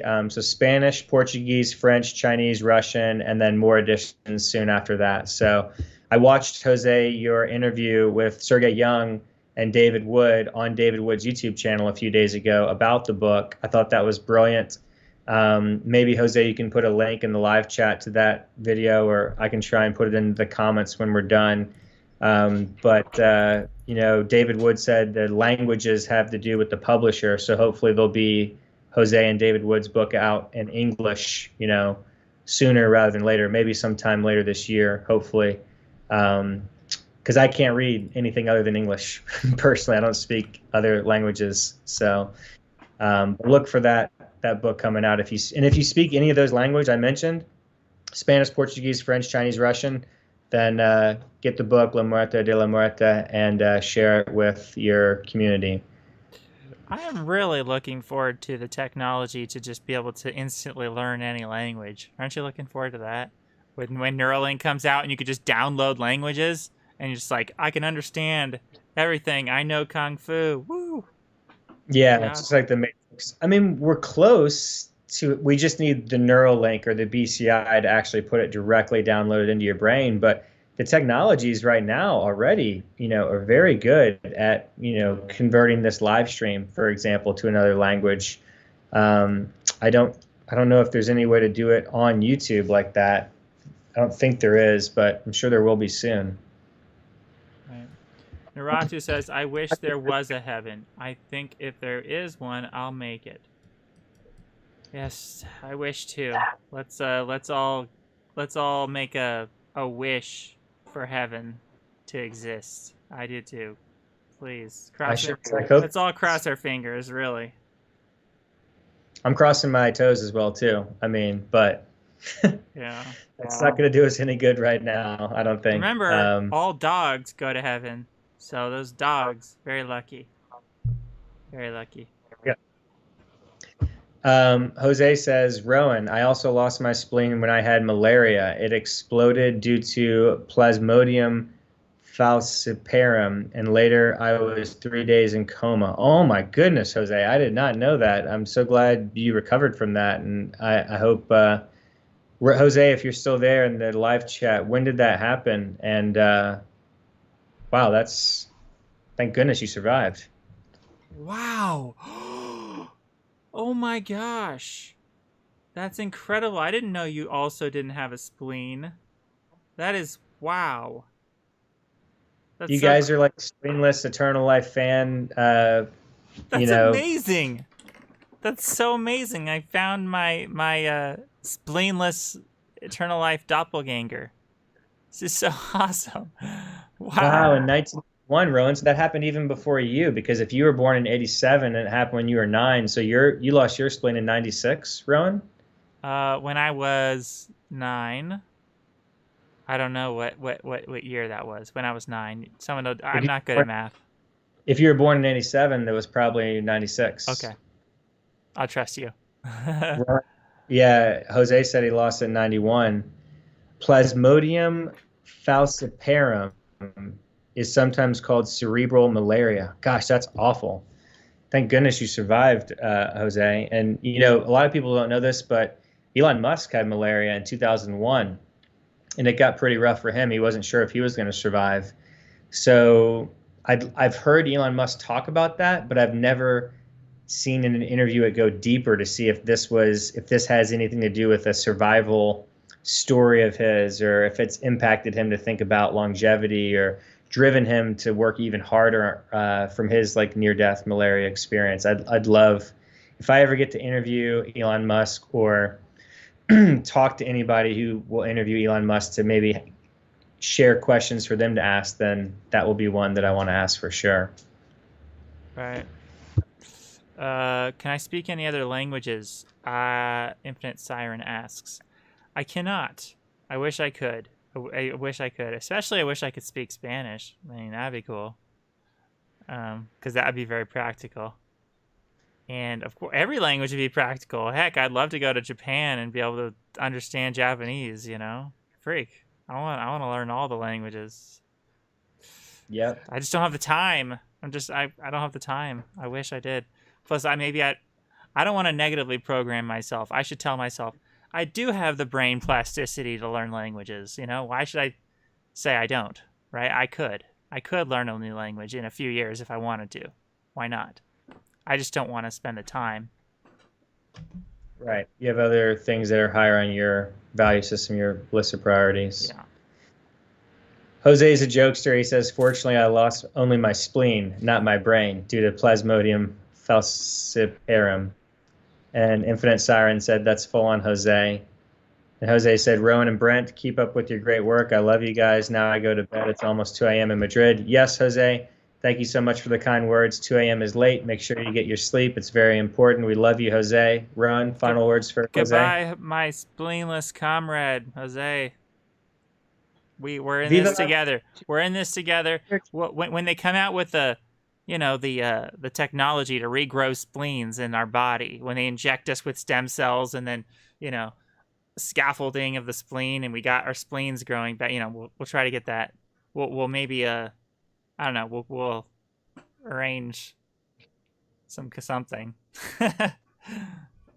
Definitely.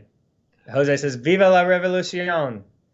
And we have Max Eternal Life here, and Max says, and you do have the time. We have eternity to learn all language. Well, I hope Max is right. We need to solve the human aging problem. Yes. And then we'll be 100% correct. Max is here. Hey, Max. I'm not sure if if Alex is still here. Do they want to? Rowan, can you bring in Max and Alex? If Max would love my new video. Pro-Trump. The Holocaust Remembrance Day video. I saw that one, yeah. I saw that one. even without spleens. Hey, Rowan, do you want to try and bring in Max or Alex if they're still here? If Yes. if they want to join. Max, Hey, you Alex, let guys us want to know. join? You can call them in. You want to call them in? Well, let us if Max and Alex want to join, then at least let us know in the live chat. Just say yes or no. Um, yeah, who knows if they're even still there? Because I don't know when Max made that comment. Might have been a couple minutes ago.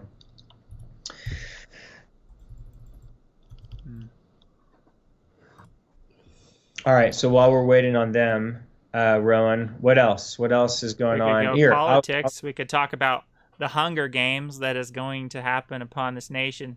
The Hunger Oh Games. my Have you God. ever seen all these memes about the Hunger Games? Like we're entering a Hunger Oh, Games society where they're splitting up and dividing of the factions, right? We got the extreme Republicans. We got the, basically a lot of people aren't even living like Biden is their president. They don't even think he's a legit president. He's just a goofy guy pretending and masquerading to be a president right now.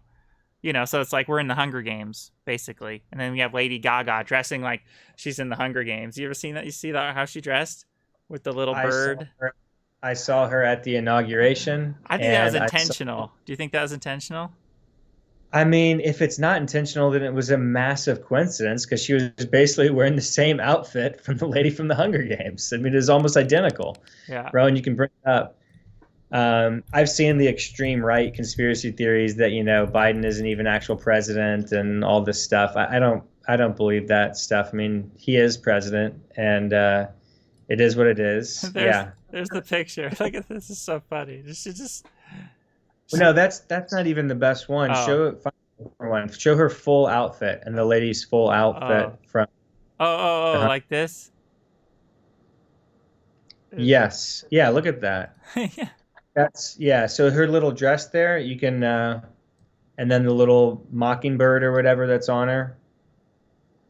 There was one that kind of shows her from the Hunger Games, and it was like the exact same. Keep scrolling down. Okay. There. Oh, whatever. They get the picture. She looked ridiculous, in my opinion. Mm-hmm. I mean, I I'm like not. it.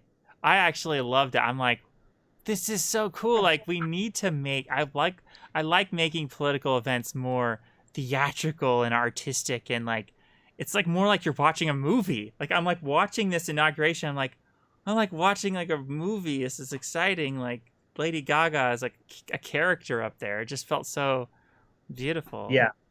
When I use the word ridiculous, like that word is so. I That guess I word love can. the ridiculousness. I love. Yeah. It's almost like I It, love the more ridiculous, the better. I think. yeah, to a certain extent. So, like for example, Lauren and I were watching the live stream of Joe Biden's inauguration a few days ago, and when she came out with that outfit, and I first saw it, the first thing my brain could kind of think of was I just kind of was like, oh my God, of course, it's Lady Gaga. Like, of course she's wearing something like that. This is ridiculous. Yeah. But it wasn't like a judgment of like positive or negative. It was just kind of like a visceral reaction of like, Right. it's Lady Gaga. I view it as like almost like a Wonka-ish quirkiness that I like. Like she's adding like she's a character up there. It's so cool. Oh yeah. Yeah, she definitely is. But one thing I was going to say real quick, I was just going to promote Lifespan News. So I'm doing Lifespan News on the Life Extend Show YouTube channel. We just hit 1,000 subs pretty quickly, so that's exciting. And we do Lifespan News every Tuesday at noon Eastern is when the videos come out. And it's just quick little 5 to 10 minutes of the top 5 stories that we found from longevity science in the last week. And we have stories that mainly come from Leaf's website that they've already kind of written stories on and done all the science and the analysis. And then Right there. I, Life extension advocacy. well, so it was on Leaf's YouTube channel that you guys can see right now, but we've now moved Lifespan News to a new YouTube channel that we've created called the Life Extend Show. Oh, okay. So yeah, if you type in just all one word, Life X 10 TEN TEN show. Oh no, all one word. Oh. Hopefully, Oh, yeah. oh there it is. There, that's the channel. There we go. So every Tuesday at noon we have Lifespan News come out, which is 5 to 10 minutes. I'm the host of that show. Nicola Bagala and Sudhir Ashok are the producers that put together the rundown for me, and then I turn that into a transcript, and then I record that actually standing right where I'm sitting right here. There you are. And edit that in Adobe. And so this is the show every Tuesday, and on the same channel every other Thursday at noon Eastern time. Sudhir and Nicola have different episodes other than Lifespan News that are focusing on a specific science of life extension. So last Thursday was The Library in Your Cells, where they were talking about histones and how DNA is wrapped around these histones. And the week before that, they were talking about, gosh, I'm drawing a blank. It was like, I can't think of it right 10 now. things to watch in the longevity industry. Yeah, that was last week's episode. Do we have to age? Yeah, 2 weeks ago. How the tangles in the DNA make you age.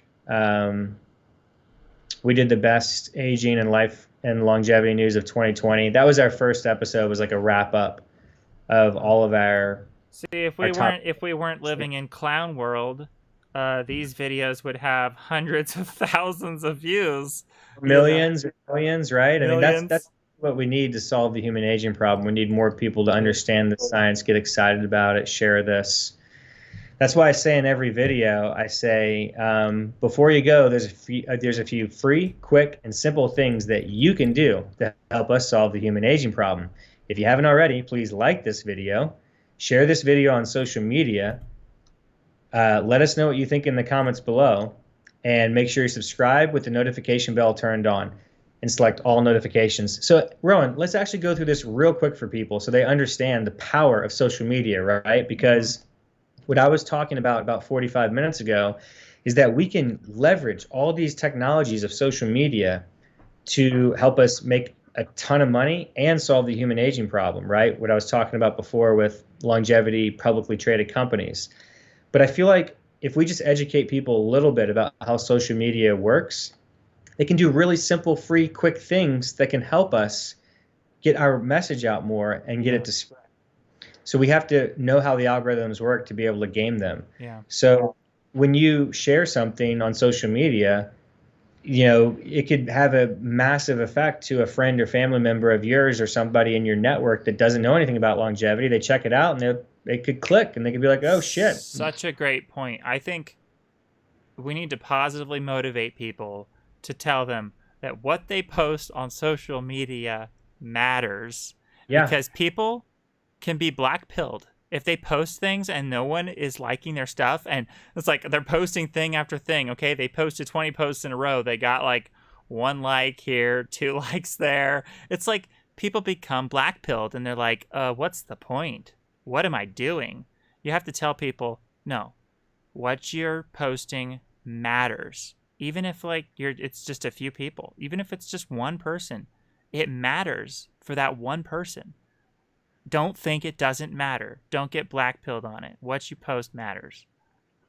100%. And the way the algorithms work on all the platforms are important too. So, liking, that unfortunately matters a lot for the YouTube algorithm. That's why all the YouTubers say like, subscribe, comment, share, because the more you do those things, the higher the filter will go for the algorithm on YouTube to recommend your content to other people's audience in that recommendation section on YouTube. And then turning a channel on YouTube to all notifications is really important as well too, to help us solve the human aging problem, because that's incredibly important for the recommendations on YouTube. So click those the are bell. Click the bell. Simple things that you can do. Commenting is a little bit more complex because you got to either put in a thought or actually you don't. You can just give it a thumbs up or say thanks in the comments, right? Just all comments are created equal according to the YouTube algorithm. It doesn't matter if you comment 100 words or one, in the comment section. It's still going to trigger the algorithm in the same way. But kind of like I was talking about with the finance stuff, we should be able to mobilize as a community, a longevity community, and work smarter to tell social media and these big companies that we want longevity science to be more important and get more funding. So in any event, rant over. I hope that made sense to people and it was helpful, and hopefully we can elicit some behavior changes from people to make it happen. Absolutely. We can always cheerlead, you know. Everyone can do something to promote the movement and to help speed up the cure for aging, even if you're just a cheerleader. Even if you're not making, you know, content, even if you're just posting something and cheerleading, like you post something and then you make a positive remark about it, like, hey, you know, and you're positive and you got your positive emojis, like you can bring a positivity to someone else's work. You can do something positive. Be a cheerleader. Right. Be a cheerleader for eternal life. We need cheerleaders. You don't have to put on a blonde wig or pom-poms. That's not, you know, in your cheerleading outfit. That's not what Rowan's talking about. He's just talking about being positive. Yeah, and perception is reality. So if we're changing perceptions, then we're changing reality. So Eternus Immortus, who's a great supporter of longevity, says maybe you can get Alex to advertise your Life Extension News channel on his own channel. It's how I found out about this channel and you lovely guys. Definitely. I think Alex is going to be making some more Transhumania content now that he is like retiring, quit his job, and have more free time. So hopefully Alex will be able to do that. I'm sure he will.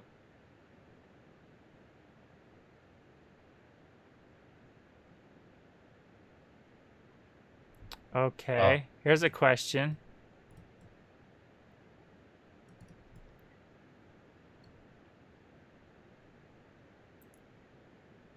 Do I think Trump actually won the election?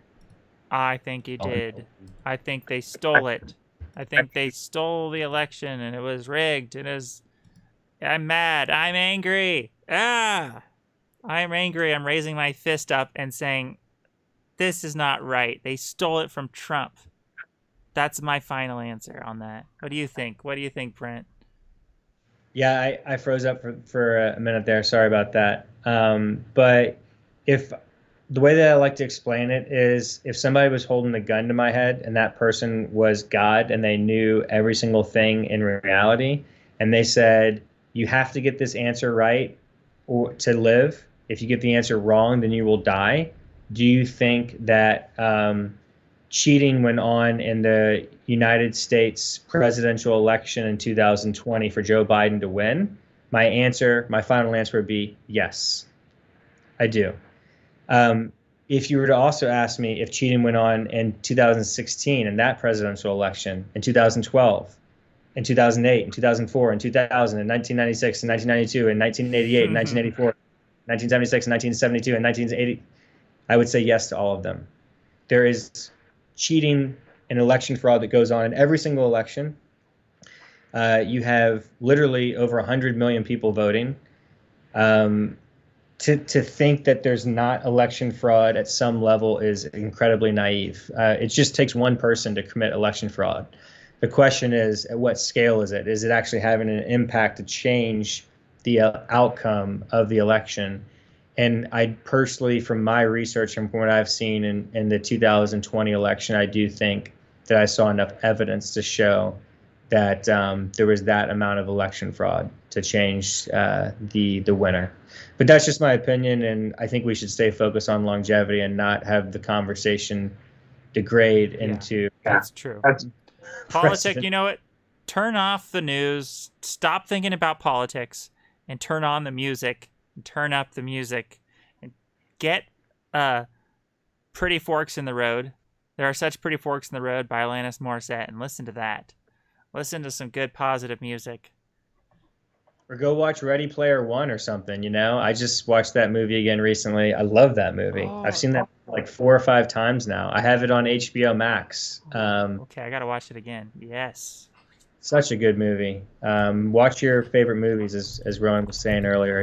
Your movies from childhood that are nostalgic. Hook just got added to Netflix. Now I've seen Hook like over 20 times, but my wife decided to watch it a couple mornings ago when she was just like kind of up taking care of our son, she didn't finish it, but she watched like the first like half hour or so, and I watched like 5 minutes of it, and it was cool on like a Saturday morning at 8 a.m. trying to get breakfast going for our son, and just to see Hook in the background, it brought back some of those memories to see, early '90s Robin Williams playing the workaholic business dad who Yes. pulls out his little flip phone, mobile phone with the antenna up on it while he's at his son's school play, addicted to his phone. Just yeah, it's interesting to see how technology evolves, culture evolves. That's one of the most fun things about watching some of these older movies is just to kind of see how the culture changed and how our perceptions, how movies have changed. Yeah. Go watch a movie from like 1930. I mean, they were awful. Most of them were terrible. Bad acting, right? Like actors have gotten better, way better. Bad everything. Yeah. But still, you can read movie reviews and they're like, the number one movie of all time is Alfred Hitchcock's, whatever. And I'm like, I go and watch this movie. I'm like, this movie's terrible. But that's what the best movies were, Here's a 80 movie years ago. for everyone. Let's do movie recommendations. I hope everyone has watched Meet Joe Black. Has everyone watched that movie? I have, but it's been a long time. It's been like probably a decade since I've seen it. It's very good. One of the best. So I recommend everyone watch that if you haven't seen it. Meet Joe Black. Very special. Just remember that. Meet Joe Black. Watch it. You won't Boom. regret it. You won't regret it. I mean, it's Brad Pitt. He's done so many great movies. The Curious Case of Benjamin Button, right? Loved That it. relates to Great. solving the drinking problem because he had it backwards. Yeah. Butterfly Effect. That's a good movie. We were talking about that's a I had phenomenal like movie. a decade. I need to see that one again. That's Ashton Kutcher's finest work, in my opinion. Yes. So many good movies. This is why we gotta live forever. We could watch movies forever and talk about movies forever. I mean, man, it's special. All this, the art is special. Right. So It's special. inspirational. Yeah, very Art, inspirational. inspirational. Yeah. What else, Rowan? What's next? We could talk about, I don't know, health stuff. We could talk about a topic that's been on my mind and what I'd like to research is, like what are the types of things you could do to your environment modification to increase your longevity. Like if you could do everything possible to your environment to increase your longevity, I mean, I'm sure your list would be huge, as my list would be huge, right? Like if you had infinite resources, right? Think of the question like this: if you had infinite resources. Oh, you've even asked a similar question like this, right? Like if you had infinite resources, what would you do for your health, right? Yeah. Well, what I ask is, if you had infinite resources, this is what I've asked a lot of longevity like enthusiasts or experts that I've interviewed is, if you had infinite resources, what would you be doing to solve the human aging problem? Yes. So in other words, it's saying remove all the excuses of I don't have the money, I don't have the resources, the financial capabilities or the physical capabilities with the lab reagents, the equipment. It's getting to the heart of it and saying, what do you think it takes to solve the human aging problem? To slow, stop, reverse human aging. Here's the thing. It's like when you think about everything that could be done to modify an environment, that list is so huge that it's like, what if you were to do all of it? Who is living the perfect lifestyle? Who has the perfect environment? Who is eating the perfect diet? What if you actually did all of that and that is enough? What if like just there's enough things if you don't tick enough boxes of the perfect lifestyle, the perfect diet, the perfect amount of food, the perfect intermittent fasting regimen, the perfect, get your environment sorted out. Maybe don't, avoid the sun if the sun is bad for you, and, modify the ozone in your environment or some weird thing like that. Who knows what could be done? I don't want to, obviously it's extremely optimistic, and Aubrey de Grey would be like, slapping me on the wrist with a ruler and saying, "No, we can do nothing. We can do nothing for our longevity right now. It's nothing. Right. Maybe it'll increase your longevity by 2 or 3 years." So I'm more like, let's be optimistic. What if there's a set of things we could do right now that would, break the glass ceiling, and then we actually could have our own longevity escape velocity with just what's available right now? What could we do then?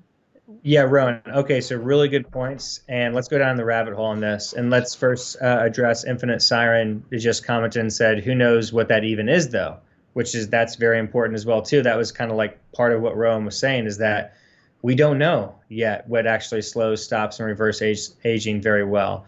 Now we do have the TRIM trial that Dr. Greg Fay did a couple years ago with partnership with Steve Horvath with the GrimAge DNA methylation biological aging tests. And so, he took 9 men, I think like ages like 50 to 70 or something like that. And he gave them 3 things: metformin, DHEA, and HGH. And he did that for 1 year's time. And they tested them multiple times before, during, and after this 1 year time period for the DNA methylation biological aging clock. And they were not showing really any biological aging reversal for like the first 9 months, I believe, of this. But like those last 3 months, 9 months to 12 months, like boom, the biological aging reversal really kicked in. And they actually showed in humans biological aging reversal from those 3 things. Now, granted, it was just 9 men, and they were all, I think, aged like 50 to 70. And it was just 1 year period of time. And it was just these 3 things: metformin, DHEA, and HGH, human growth hormone. Nevertheless, it showed biological age reversal with a very accurate, well-known, well-tested DNA methylation clock. And these clocks are getting more accurate every single year, and there's more of them that are measuring different things in different animals, not just humans. So this is the forefront. This is what we need to focus on. We have a message. Wait. This is an interruption from an important broadcast to the audience. Your biological clock is ticking. Your biological clock is ticking. This is important. You guys, we're running out of time. We have to cure aging. Okay, that's it. Rowan, and that kind of goes back to the movie I was just talking about, Hook. Remember the clock ticking, is symbolic in Hook and in Peter Pan in general, right? Remember the Peter Pan Disney movie? I love that movie. Yes. I actually watched that last year when a friend of mine came over in 2019, or maybe it was earlier 2020.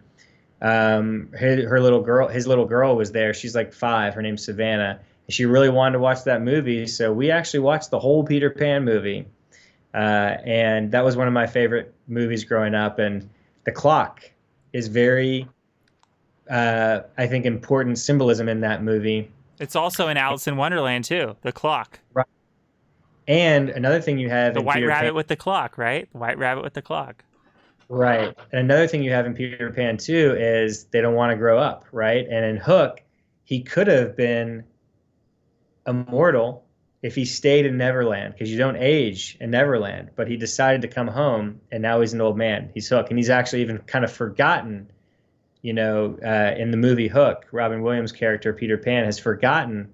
He's kind of written off a lot of that in his mind. Right. And it takes Tinkerbell bringing him back and explaining to him that he needs to come back. It's a great movie and a great story that's tied into longevity in ways which we can expand upon later. But let me get back to it. Tinkerbell is not the mascot of the Eternal Life Fan Club for no reason. Ho, Right. ho, ho, ho.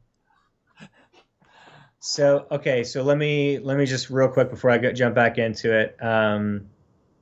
Pulsating Shadow said, "Is Alex doing a stream tonight? I want to know what he thinks of all the Wall Street GameStop bonanza." Oh, Pulsating Shadow. So I talked about that earlier on this stream. And I related it actually to how we can potentially solve the human aging problem. So just really quick for Pulsating Shadow, since Pulsating Shadow is one of our super fans and a great person. What's going on right now with GameStop is basically this Reddit forum is they're trying to, or they've done it. They've crushed these Wall Street hedge funds that were shorting the GameStop stock. So without getting into a lot of details, they drove the price up of GameStop stock incredibly over the last 2 weeks, from like a few dollars to over $320 or something. So the person who like started this on the Reddit forum had like 50 something thousand dollars, $55,000 a couple of weeks ago or so, and they got the account up to like $22 million. That's just one person that did that. That's how much the stock went up.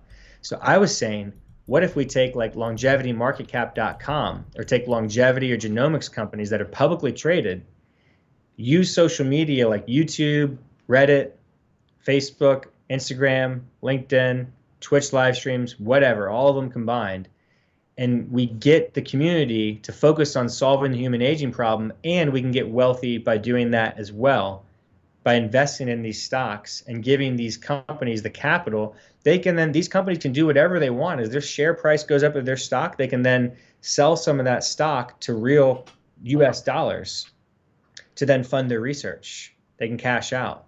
That's what Tesla did 3 times last year in 2020. They did stock sales in, I think, February, August, and then another one in early December of 2020 for a total of $12 billion. So now Tesla has $12 billion that it wouldn't be able to cash out if the Tesla stock didn't go up so much in 2020 and in the second half of 2019. So it's just an idea. The same way that like so many people have been inspired by Tesla and Elon Musk and what he's done, and this vision of creating sustainable energy, electric vehicles, instead of these old, internal combustion ICE cars, ICE, internal combustion engine. We want a new future. We want autonomous cars that are safe. And over 3,000 people die every single day and from car wrecks, right? Those are not just old people. That's any person of any age can die from car wrecks. If we have autonomous, safe vehicles that Tesla is hopefully and other companies pioneering them, that's 3,000 people less every single day that will die from that. Plus, we'll be a safer, cleaner planet with battery electric vehicles once we have that battery electric vehicles being generated from solar. Right now, a lot of it's still coming from, unclean sources like coal plants. Eventually, we'll all be solar. So my point is, in that same respect that Elon Musk and Tesla inspired all these people, they bought the story, they believed in the story of Tesla, so then they bought the stock, drove the stock price up. We have to do the same thing for longevity and for solving the human aging problem. And we can all not only solve human aging by doing this or increase our probability of doing it, but we can also get incredibly wealthy by doing it as well too. So this is going to be something that we really need to investigate and focus on. And we can grow incredible love in our hearts and look in the mirror and say we've helped save lives, saved all those old people, the suffering old people. We've done a good deed, and, so shines a good deed in a weary world, right? We can be proud of ourselves that we're actually helping people. 100%. But Pulsating Shadow, to answer your question, I don't know if Alex is doing a live stream on our longevity channel or Transhumania. Let's see if we can message him. He was on this live chat recently. You know what? He's let me check my Facebook. Okay, so he messaged us about an hour ago. So I'll say you guys want to jump. Let me message them. What did you think about that Talmud quote that I quoted in my video?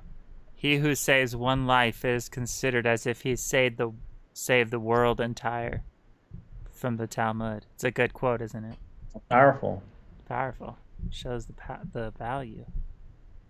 One life. All right, so in Shadow, I just messaged Alex on our Facebook Messenger group, Alex and Max, to see if they wanted to join here. But Alex, I know Alex said he did like a part 1 of 0 to 1, the book, yesterday on our longevity live stream.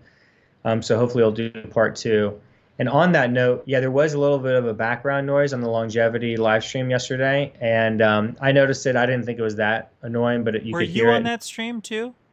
I was on there the whole with time. Alex? No, I wasn't with Alex, but I was watching it and commenting it. He was just streaming. Oh, yeah. Okay. But I was just saying, like, I could notice a little bit of that noise in the background, and somebody commented on that, but Rowan, you couldn't figure it out, like how to fix that. So hopefully, I've never had that problem.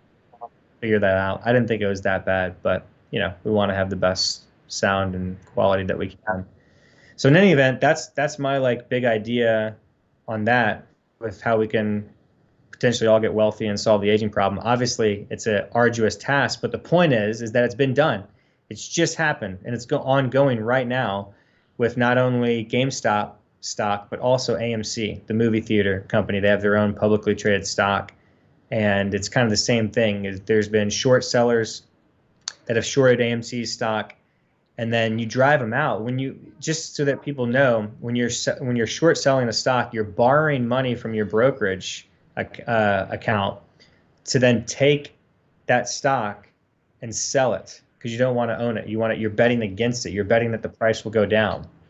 So then, if you get short squeezed, it means that the stock's going up. You're getting scared because you could lose like theoretically infinite amount of monies if you're shorting a stock and it just keeps going up higher and higher and higher. Whoa. And eventually you can get margin called, meaning the brokerage can say, you know what? We're not confident you're going to be able to pay this back, Mr. Short Seller. We're going to go ahead and call this for you. We're going to close out your position. You need to pay us back the money that you own. So it can get really scary. And so that's called a short squeeze. That's what's been happening with GameStop over the last few days and couple of weeks. These short sellers, even though they're massive, big hedge funds, they've been short squeezed. So then think about it, Rowan. They bought the stock. They never bought it. They fronted the money for the brokerage account to buy the stock so that they could sell the stock because they're betting against it, right? And then the stock goes up and it keeps going up. So when they have to buy the stock back, they have to buy it back at a higher price, which then puts more pressure for the stock to go even higher because they're buying it. All right. Right.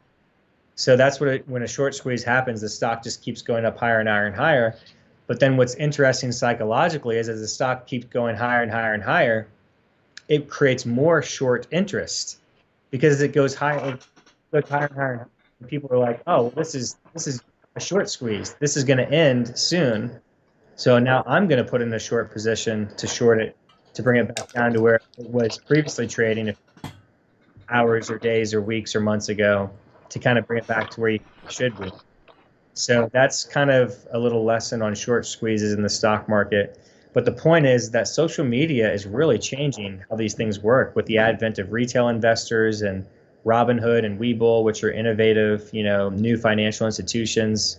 So the world's changing as far as the power dynamics of Wall Street and the stock market. I think my son's trying to open the door, so he can open doors now. We have to put handle child locks over all. It's been, man, having a kid is just like never ending. It's like they hit these stages. It's like you've conquered this stage, and then they get to the next stage. Like he just started opening doors about a month ago, so he's knocking on the door. Wow. Hey, babe, you can let him come in. We're on a live stream, but I can show you guys Alton real quick. Pulsating Shadow says, gotta hype up longevity. That's right. Cheerleading. I call it longevity cheerleading. Here comes Alton. Here's a baby. Hi, Alton. Alton wants to live forever, don't you, buddy? You a good boy? It's pretty much every person would want to live forever until they're brainwashed into accepting death, because our whole culture just brainwashes kids into accepting death. That's what it does. What's that, Alton? You say that Albert Gray says that molecular damage is aging, that aging is just the accumulation of molecular damage, and that we can slow, stop, and reverse it? Oh, okay. Yeah, I think that's what he said. Is that what you guys heard him say? Are you going to give Alton Death is Wrong? At what age do you think he can read Death is Wrong? Oh, by Gennady Stolarov? Yeah. I don't know. All right, he wants out of here. All right, here you go, Lauren. Love you, babe. Love you. Good night, baby. Are you going to put him to sleep? Only 30. Okay. He's probably going to sleep in like an hour or two. I don't know. He's only 14 months right now, so we're already reading him some books. Maybe we could go ahead and start reading him that book, but I don't have it. I think I probably. Do you have a copy? I think I do. You can share? I must. I think I definitely have a copy. I think I kept a copy. I gotta find it. All right. Or maybe next time I see Gennady, I can ask him if he can bring me a copy. I'm sure he's got plenty at his house. Yeah. What else could we talk about?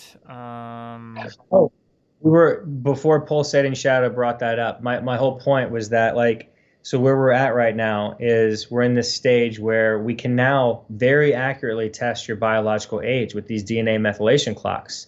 So now the next phase is we need to just start testing people, as many people as possible, as many times as possible, and get very, very accurate information about what kind of a lifestyle they're living.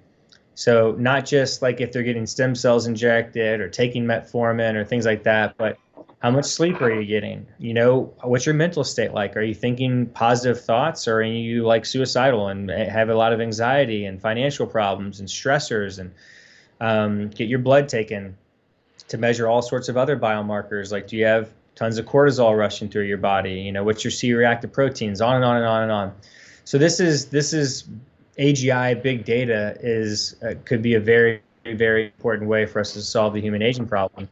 And then so things like do you have Lyme disease? Are you living in a right. toxic mold, black mold environment? You know, there's just kind of all kinds of environmental hazards. Are you living right next to a weird 5G tower that's like freaking out your circadian rhythm or something, you know? Everything, right? Are you living next to a coal plant and you're breathing in, you know, horrible, air, and you'll get black lung, and, you know, which would make you more susceptible to COVID-19, all these type of things, right? So the more data is king.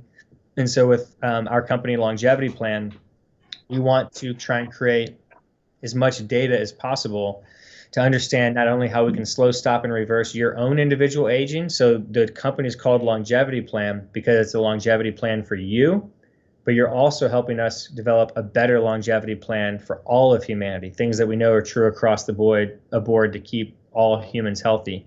And the more we get data on each one, the more they kind of feedback on each other. It's a constant, like, never-ending chicken and egg type situation. So yeah, go ahead and sign up. You just go to longevityplan.net and you can sign up for free. It's really easy.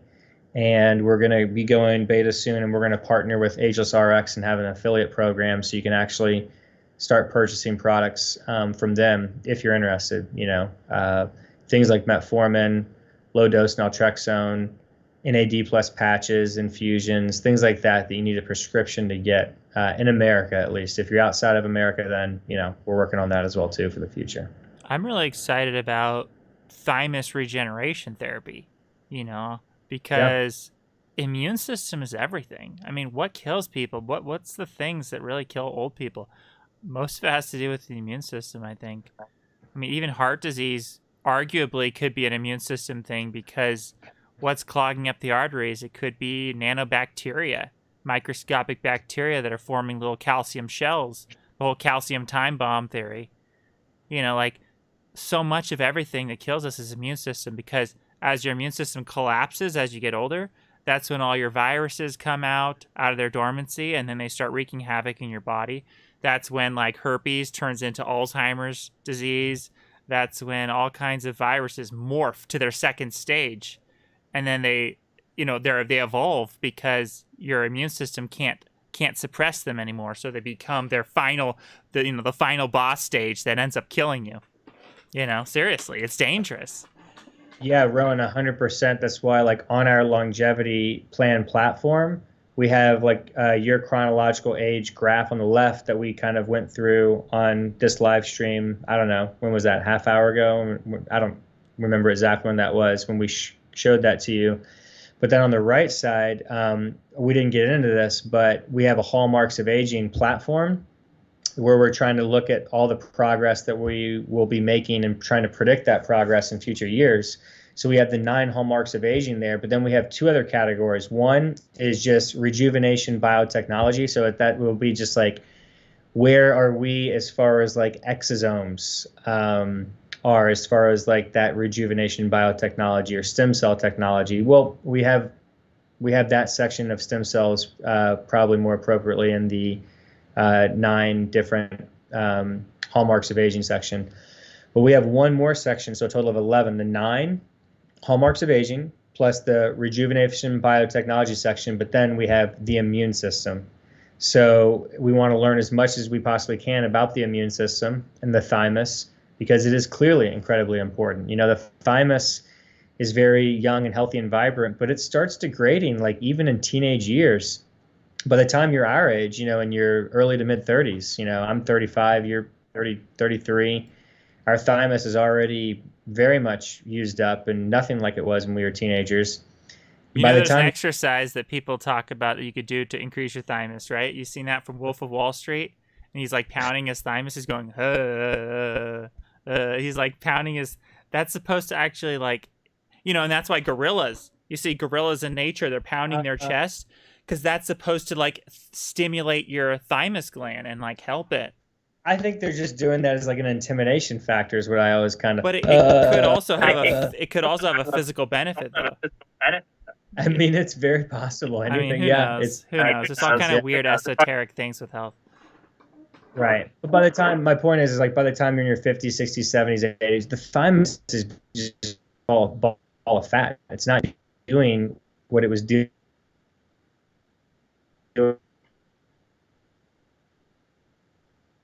when you were much younger. So did I cut out there, Ron? Yeah, I cut out for about 4 or 5 seconds.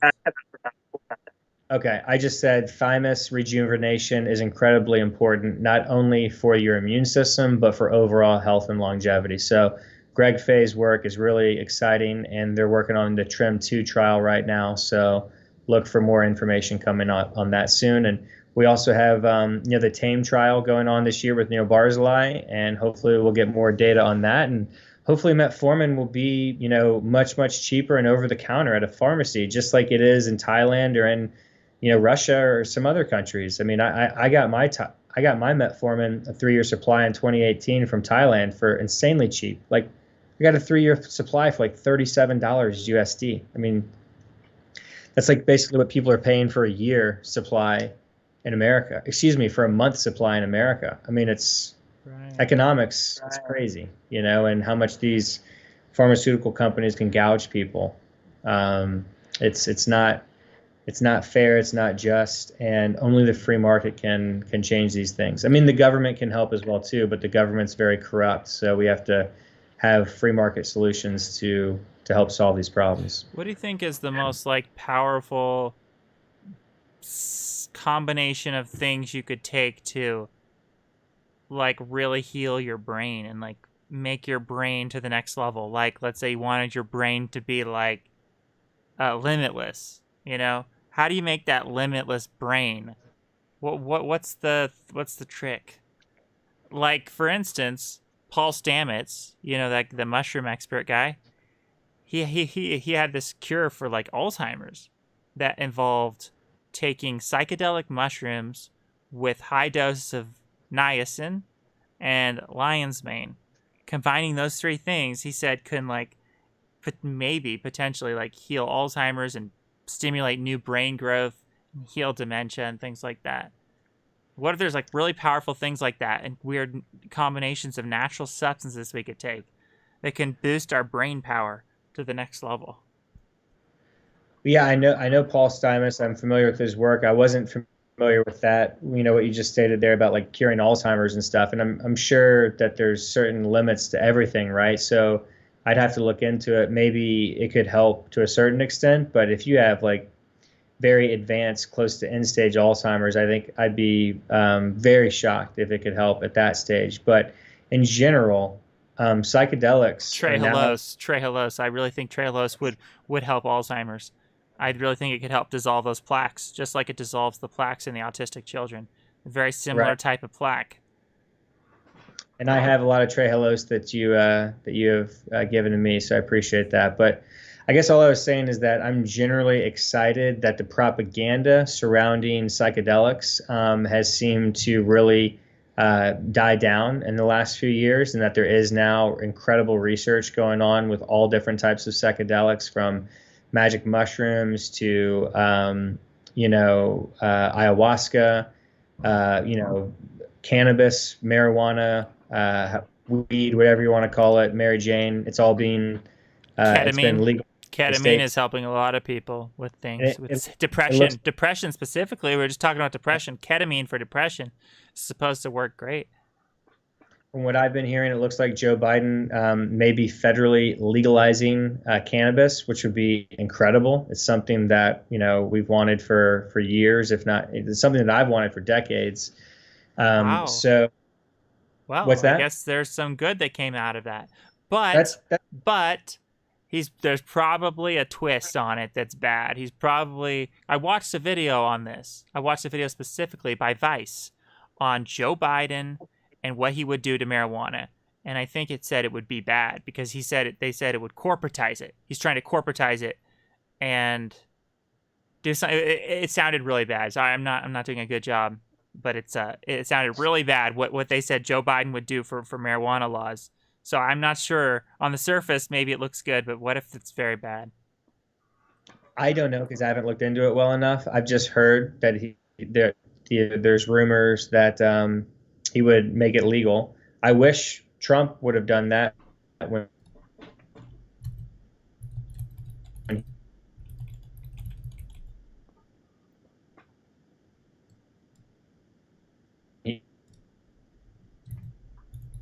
he was in office for 4 years. Looks like I froze up again, huh? Yeah, you broke up for Can you about hear me, Ron? 4 or 5 seconds. Yeah, I can hear you Yeah. now.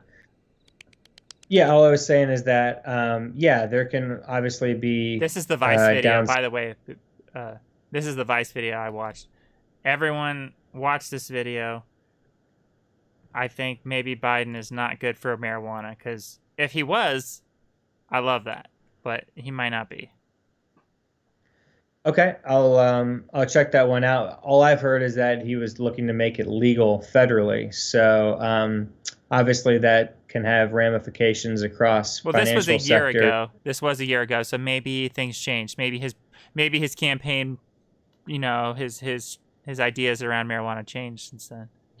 Well, do you have any memory of like what was the main like takeaway, like why it would be negative? We could just watch it. Let's just watch it. If I play it here, can you hear it? I couldn't earlier when you played that Oh, look, it's not even playing. Alanis Morissette. Maybe we better not. Look, it's not even playing for some reason. Yeah, maybe your internet's already. I'll send it to you. You Yeah. can watch it later. Okay. Yeah.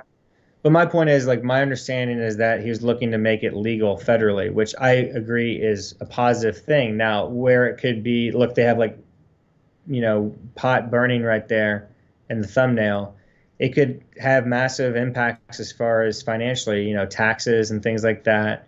But I want cannabis to be legal federally, and I want it to be legal across the whole world personally, just like I want DMT, ayahuasca, magic mushrooms, all these things, are natural compounds, plants, herbs that should be legal. Yeah. And we want more human rights, and part of having more human rights is being able to do whatever you want with your body as long as you're not hurting somebody else. So in any event, I'd say enough about the whole cannabis thing and Joe Biden thing. But one other thing that I heard last night, my wife just read this to me right before we were going to bed. She said that apparently Joe Biden has separated the private prisons from the federal prisons. So in other words, now the private prison industry is not going to just be able to get these contracts and get paid by the federal government. So I haven't looked into it. Folks can look into it and fact check me on that. My wife just mentioned she was going to bed last night and I haven't looked into it. But to me, the private prison population and just the prison population in this country has been incredibly corrupt and systemic racism throughout for decades. So if we can have some reform there, that would be incredibly positive. Definitely. Because what's the point of putting someone through prison just to release them as a traumatized, individual who, we need to make prisons more hospitable and less traumatizing and less, because that's going to give people PTSD. You can get PTSD from a prison and then you get released. Do we want a bunch of people who go to prison, get anally raped, and then get PTSD and then release them? We treat our prisoners so badly and so inhumanely. And that's really bad because that's just we're gonna get karma as a society. Where if you release these people, you treat them badly and then release them, and you release these traumatized people. What about the saying "hurt people hurt people"? You release all these hurt people out into society, and they're just gonna continue hurting more people because they're traumatized, hurt, suffering individuals with emotional traumas and scars. We need to deal with their mental health. We need to make prisons more hospitable and humane. Yeah, or how about just getting people out of prisons, especially like look at we talk about being in clown world and hell world and stuff. If we already have a state of California that has legal cannabis for many years, right? And at the same time, we have people who are in prison in California from nonviolent crime of being caught selling or possessing cannabis, the same thing that's now legal, then how does that make any sense? Well, I'll answer the question. It doesn't. It doesn't make any sense. It's completely ludicrous, and that is unfortunately how our judicial system works in many ways, and it needs to change. Yeah. But change is tough when it comes to big government and laws because they call it the justice system. Well, from my experience, it's more like just us, JUST space US, because the political elite and the judicial elite only seem to care about them, and they're certainly not fighting for the little people. Wouldn't it be just like they're not trying? Sorry to interrupt, but wouldn't it be just totally crazy if Biden ends up just like doing all these good things, and it turn out to be totally pleasantly surprised? Like I'm like, whoa, he's doing all the awesome things. That's my point, right? Like, let's stay positive. Let's not get too caught up in all the conspiracy theories and this and that. Like, let's give this freaking guy a chance. We are America. I think that the Democrats and Republicans and the elite have divided the country way too much. I've never been a Democrat or a Republican because I try and stay focused on the actual issues and the facts and try and focus on voting for, like, when I say vote, I mean like voicing my opinion for things that I actually want to occur. So if you look at, like, for example, if instead of we voted for a president in America and other countries, like you go into the ticket, in the voting booth and you say, hey, I want to vote for Joe Biden, or I want to vote for Donald Trump. What if we completely got rid of that and you just voted for certain policies that you wanted to happen? People would vote completely differently, and we can remove all this hateful divisiveness as well too about these candidates, because then it would no longer be about them, it would be about the issues. Now, I know that's a big idea, and I know that we're like basically impossible to do that because the way our political system works. But I'm just saying, even if that's not possible, if you as an individual could focus on doing that and vote for the person that actually reflects the policies that you want the most, rather than, adhering to their other type of emotional type of things that have lured you in, then we'd be living in a much better world. But I digress. I'll get off my political soapbox. No, we want you on that soapbox because you're speaking sense into this crazy clown world where not much makes sense. All right, you see any cool questions?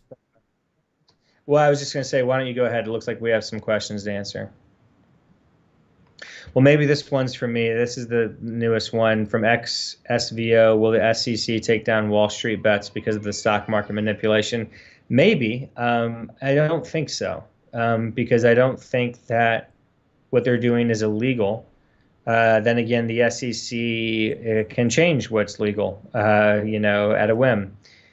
So there is a new SEC commissioner, and I know that the SEC commissioner is more like crypto friendly, but I don't know much more than that. So we'll just see how it plays out. Never a dull moment in the world of finance.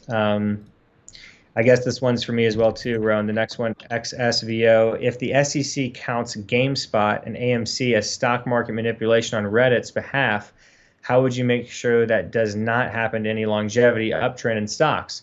That's a really good question. It'd be very difficult. I don't think that the SEC is going to count GameSpot and AMC as stock market manipulation on Reddit's behalf.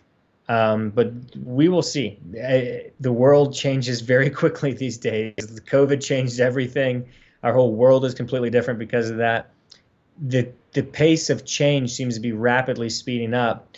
I will say news that I heard today regarding GameSpot and AMC stock is that Fidelity had decided to not halt trading, for GameSpot and AMC, but they were like to a certain extent not allowing certain trades to go through, which is crazy if you think about it. Like if I'm on Fidelity and I want to buy or sell GameSpot or AMC, and all of a sudden I can't because Fidelity decided that they don't think that it's safe or in my best interest to do so, I'm going to be really upset because that's taking power away from me, and I'm going to move to Robinhood or Webull or Schwab or other options.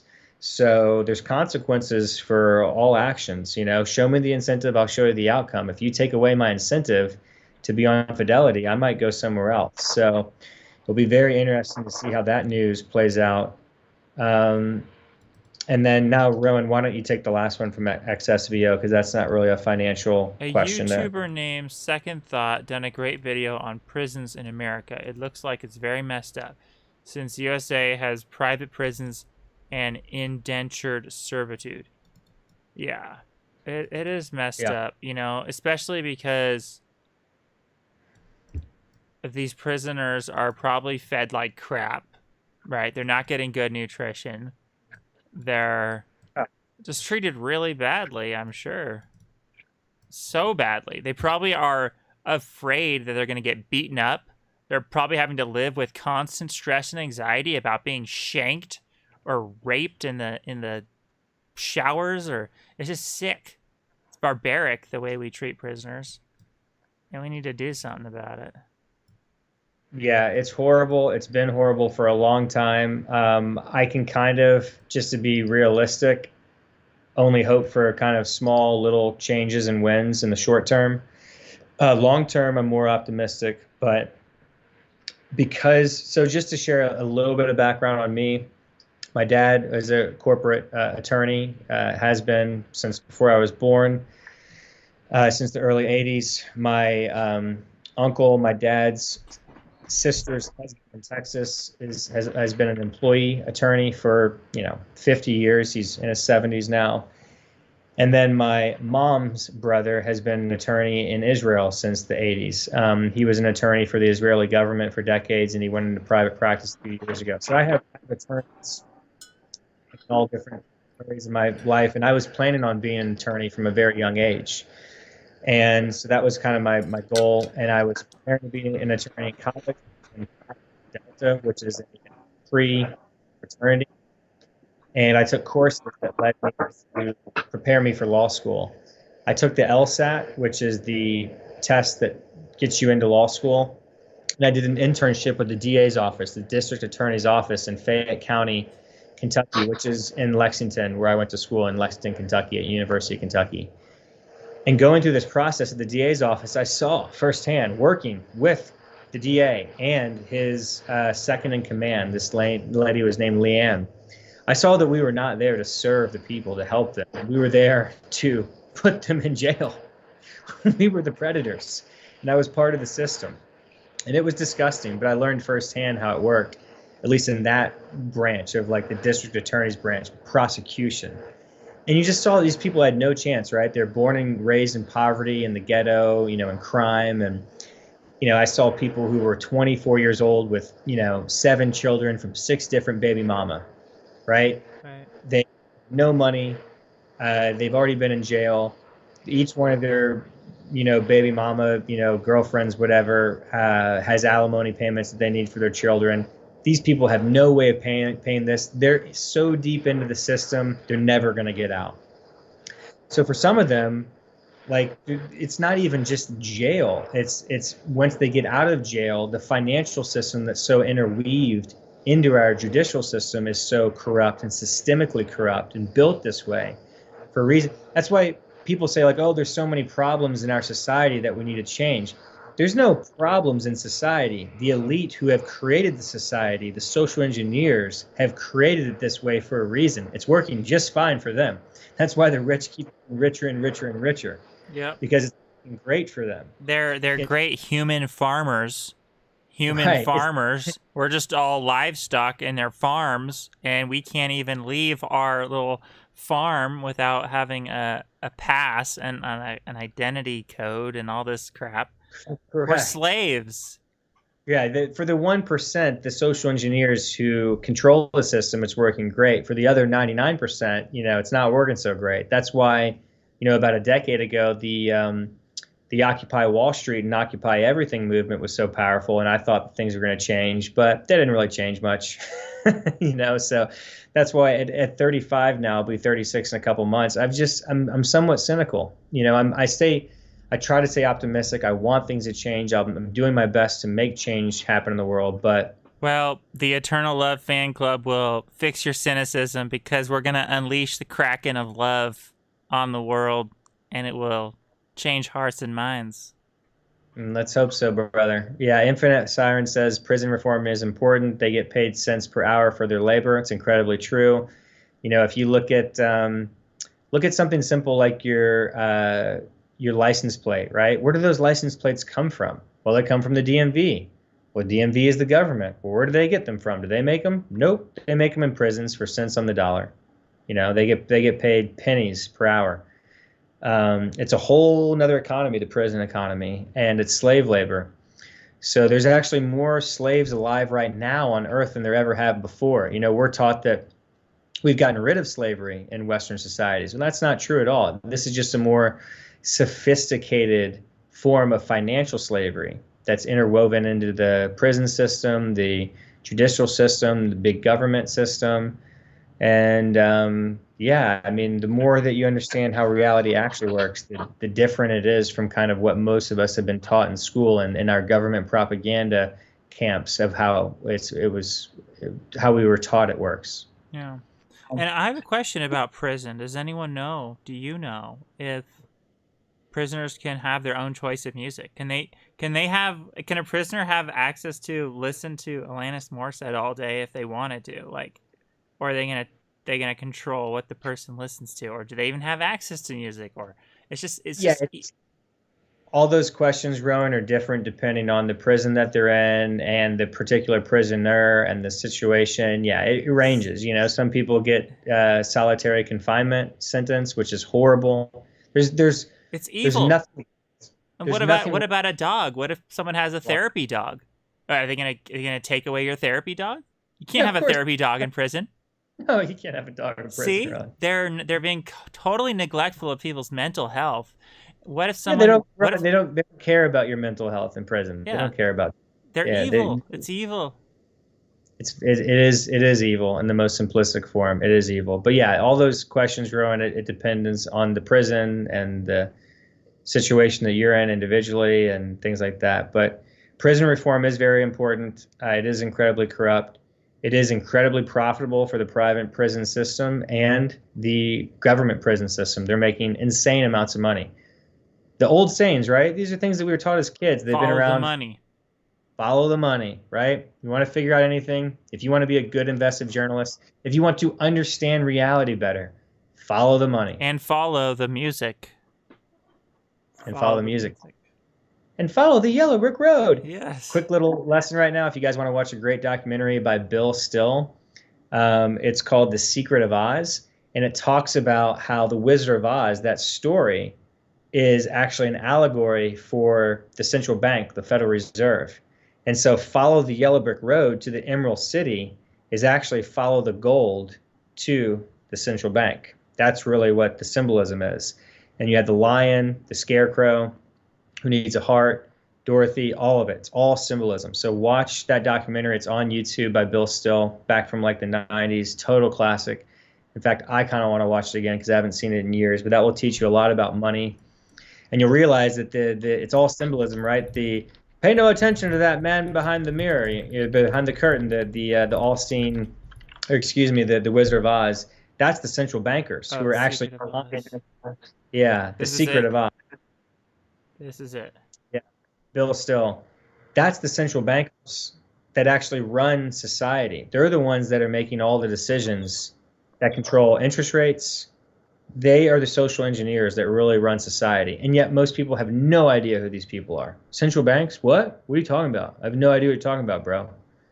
Well, they're your rulers. Those are the people that rule the planet.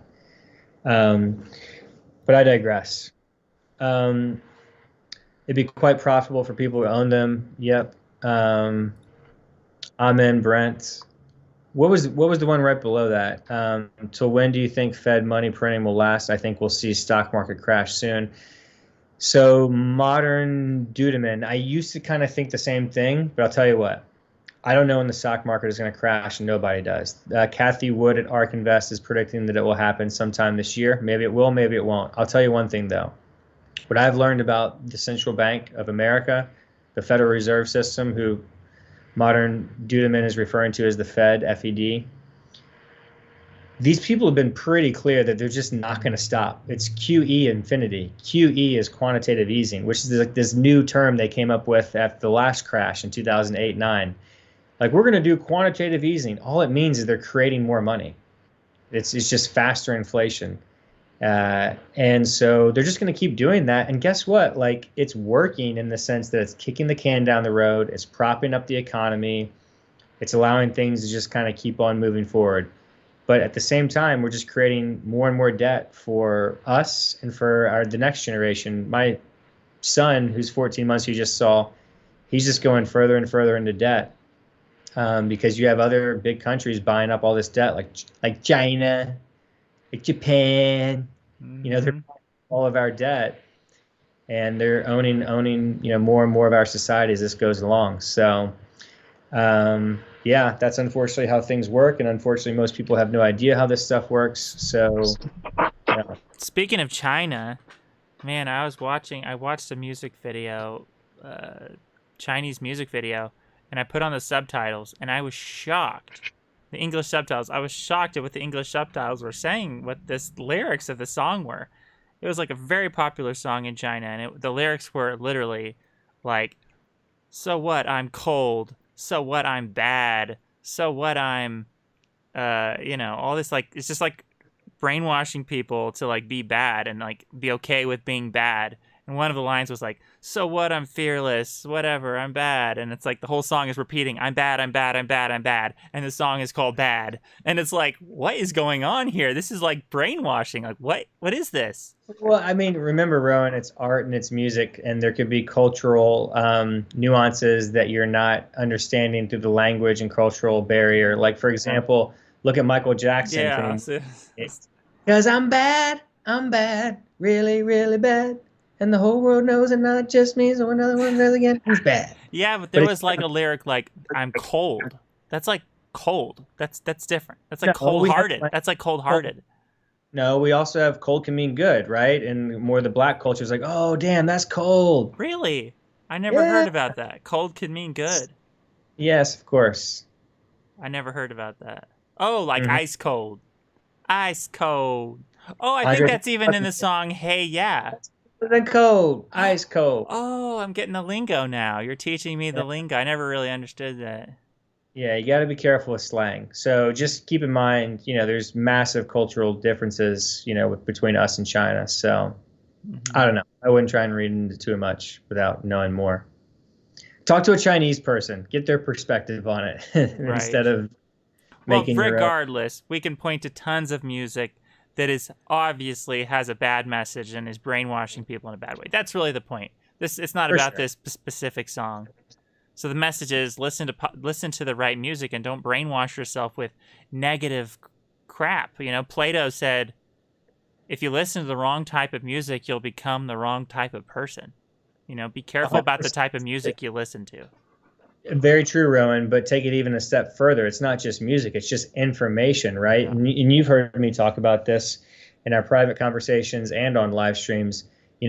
Everybody's obsessed in the health community about what food they put in their body. What's the perfect diet? I mean, we've been talking about that on this live stream.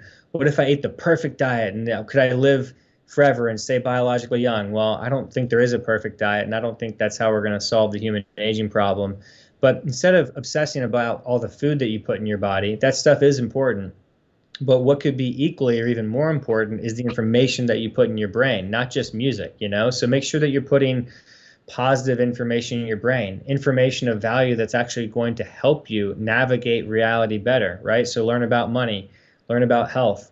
Self-improvement is really important. I've put thousands of hours of personal development into myself to learn more skills, Focus on the skills that actually matter, that are not going away, that are not going to get outsourced to technology. So Right. if you can learn how to code, that's going to be beneficial.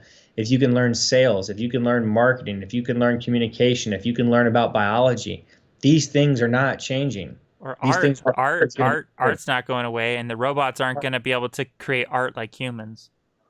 right. But if it is it art for your own personal enjoyment because it's therapeutic, you enjoy doing it, or is it to actually make money, or is it both, right? Right.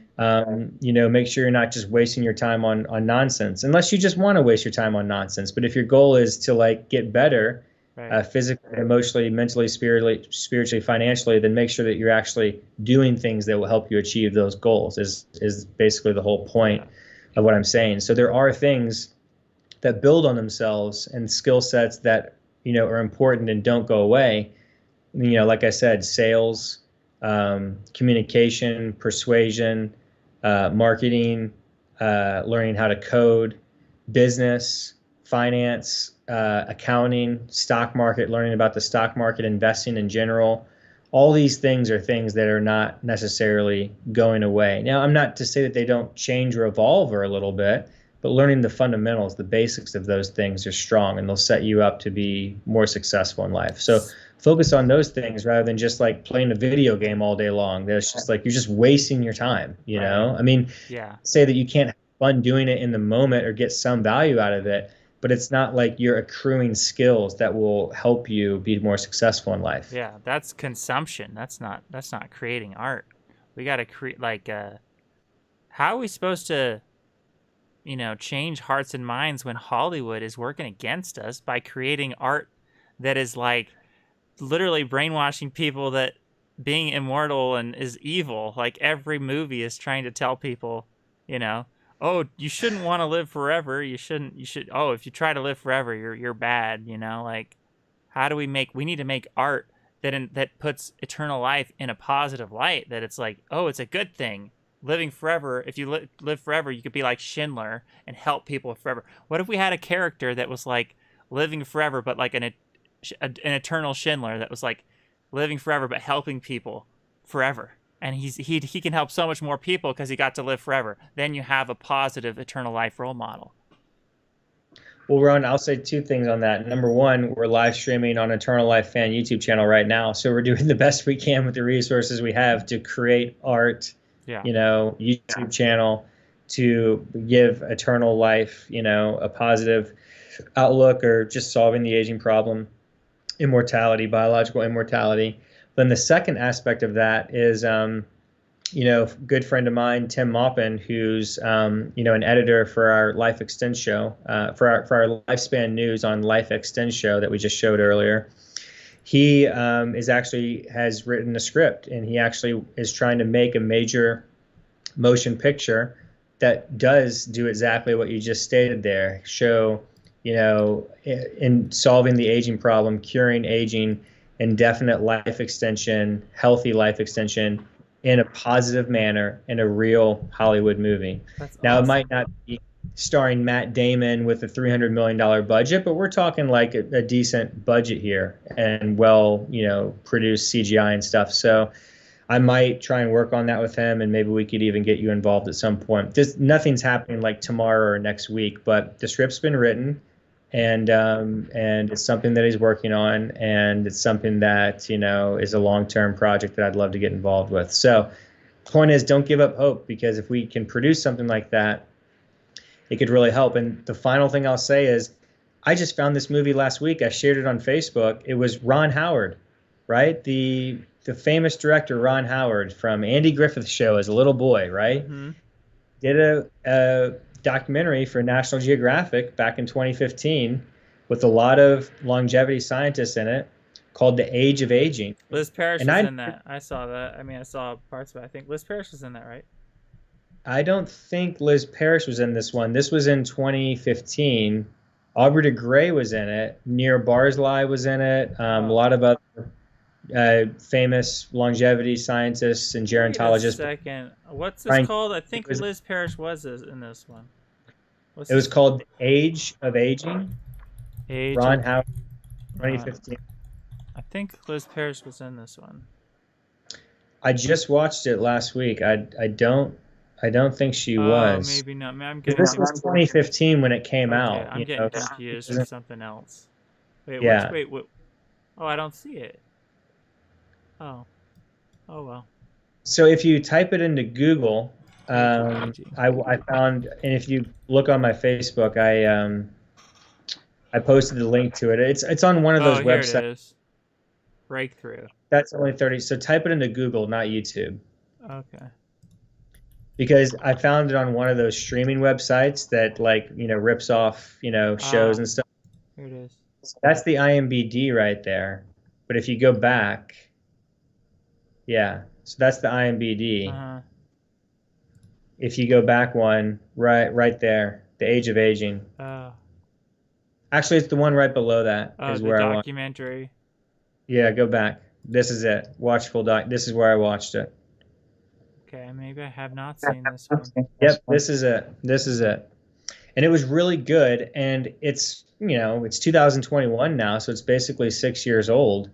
But the sad thing is that not much has changed in the last 6 years. We Yeah. need more Ron Howards to make more documentaries like this. We need a major motion picture to talk about slowing, stopping, and reversing aging in a positive light. These things are incredibly important, We need Billie because Eilish to stop telling everyone that they have to die. Like literally, she keeps on saying that in her interviews. She's saying, we're all gonna die, and that gives that gives her comfort. Like that, she keeps on telling people that it can give them comfort that they're gonna die. And so I don't think that's a good she's message. like some 21-year-old musician. She doesn't know anything about anything. She's a talented musician, like we need people to stop listening to her about important philosophical truths, right? Yeah. She's not very wise or well read or well researched. Yeah. She's a very talented musician. But Because she that's should why we're in know, idiot. right? She should know by now in 2021, right? If you should know that you can cure aging, that's an option. You should know that there's people out there who are trying to cure aging. Maybe she shouldn't. Maybe I'm just putting way too much expectations on her. Right? I mean, I would say that she should know, but clearly she doesn't. And so we have to try and make that change, and we're doing everything that we can to kind of figure out how to do that. This live stream right now included. So, Yeah. but yeah, everybody watch this, The Age of Aging. It's really good. I highly recommend it. Even though, again, it's from 2015, still very good. And Ron Howard did a very good job of kind of explaining the situation with the science and the government and scientists trying to sound the alarms, geroscientists trying to explain how this is something with a little bit more funding we could really make some progress on. So it's well done. What else, Rowan? What else?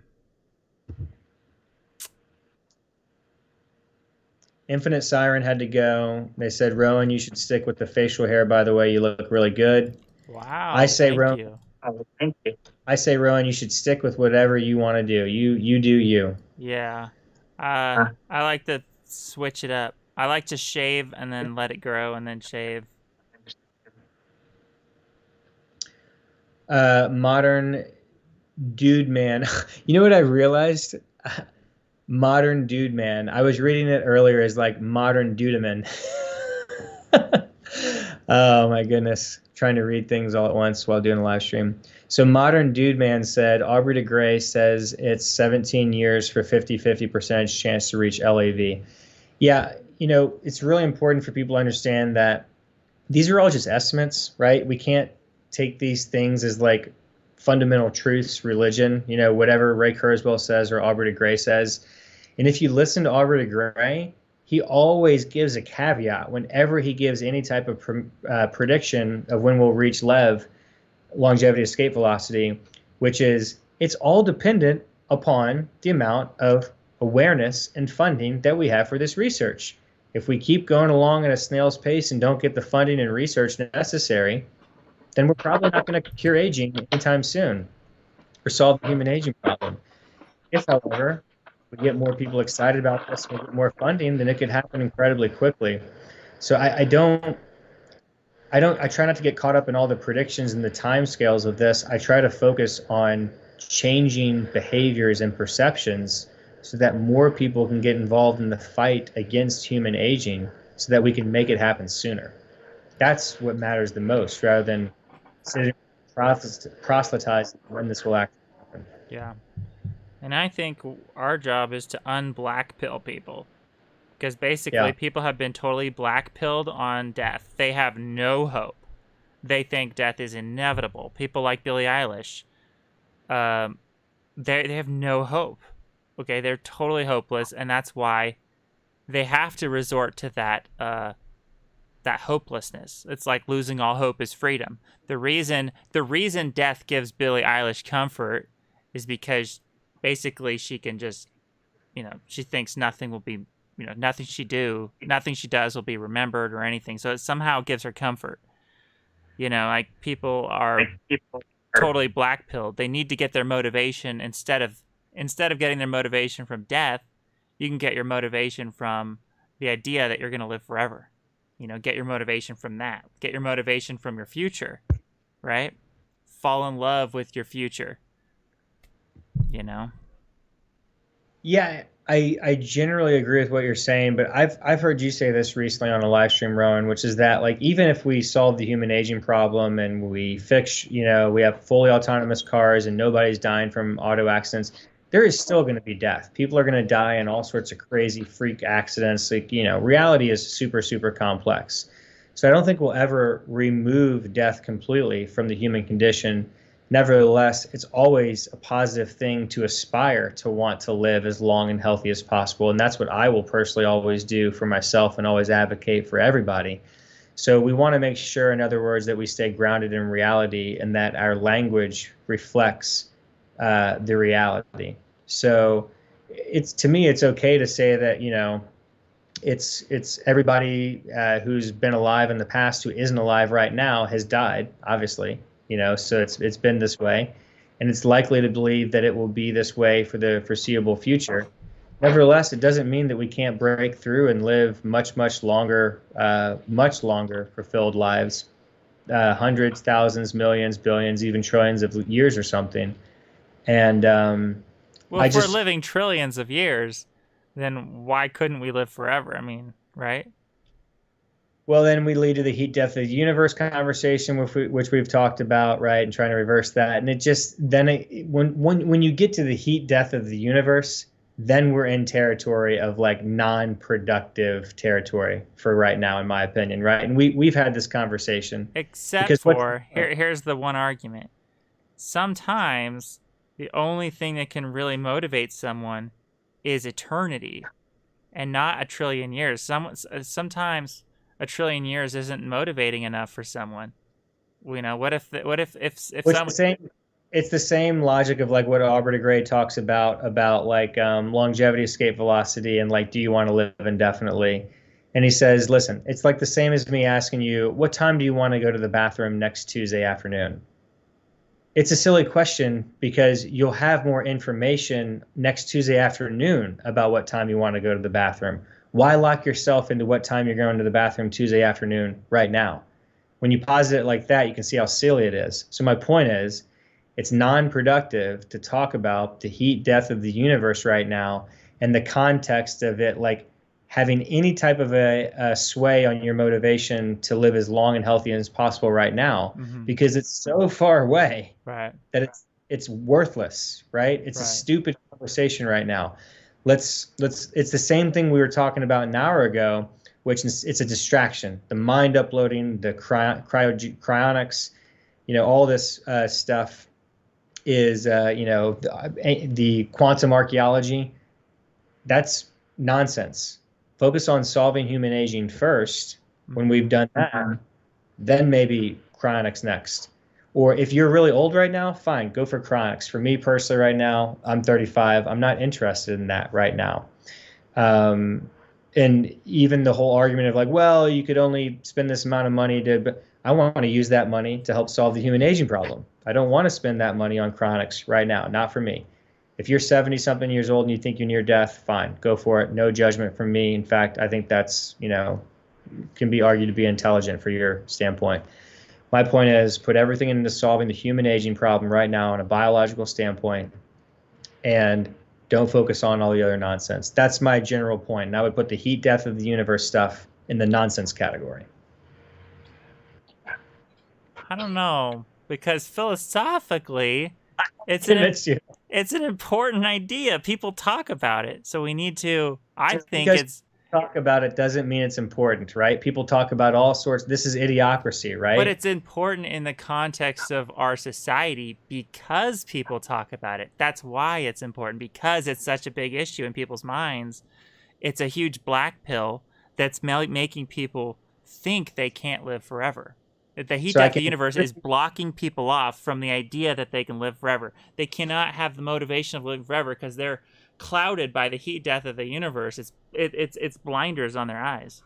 Okay, so two things there, Rowan. Number one, from my experience, it's been a very small percentage of people on the planet that actually care about the heat death of the universe.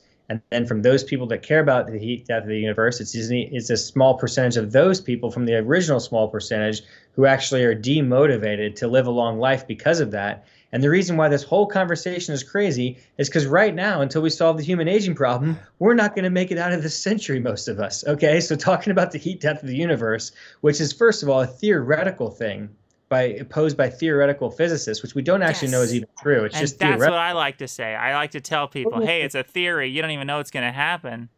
It's billions of years from now, right? So the whole point is idiocracy stacked on top of idiocracy, stacked on top of idiocracy. That's why it's a distraction. And so the main thing you need to convince people is that it's a distraction. Yeah. That's it. It's a distraction. Stop focusing your time and your energy on this nonsense and focus on solving the human aging problem. Get involved in the science in any way possible and the advocacy.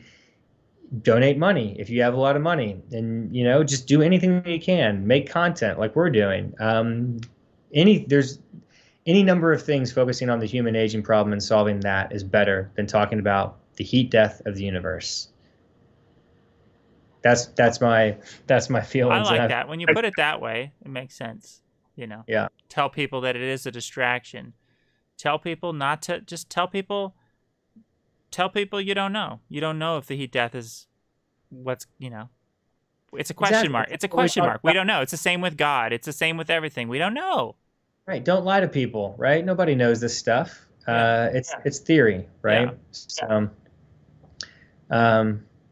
okay. Wow. What's next, Rowan? We solved that. What do we got here? We got. I think we've gone through most of the comments. Mm-hmm. Anything else we could talk about? We could talk about more about the Holocaust. I mean, that's an important topic. Remember, never forget. That's an important thing, I mean, the Holocaust was absolutely horrible, and Holocaust deniers are sad. Like, I feel bad for Holocaust deniers because it shows how warped their perception of reality is, right? And so in this day and age where we have the internet, we have books, we have people living longer than ever in documented history. I've met people who've told me there's Holocaust survivors, right? And they've showed me pictures of them when they were younger and told me their stories. In Israel, at the Holocaust Museum, I met a lady who was, a Holocaust survivor. I have family who were dramatically impacted by the Holocaust. So in this world, to have still Holocaust deniers right now, it shows you the idiocracy that we're in and how dangerous it is to have these types of conspiracy theory type beliefs pervasive in our society. They're mind viruses, right? Mm-hmm. So now taking it to COVID-19, this is what Alex was talking about, I think, on last night's live stream, or maybe it was the night before. He called COVID-19 a hypervirus because the actual virus COVID-19 has been shown not to be that bad relative to other health issues we have on our planet. Aging is killing about 110,000 people every single day from all the diseases of aging, heart disease being the first, cancer, so on and so forth down the list. Tuberculosis is killing, hundreds of thousands of people globally every single year. On down the list, all sorts of diseases, right? So COVID-19, so the official statistics right now that I looked up last night from World Infometer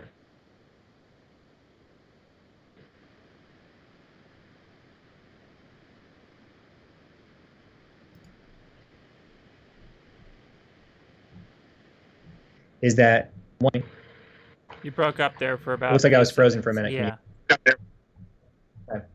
So the official statistics that I looked up last night on World Info is for COVID-19 is that about 2.1 million people have died after testing positive for COVID-19. But let's break that down about what that actually means. It doesn't mean that COVID-19 has killed 2.1 million people.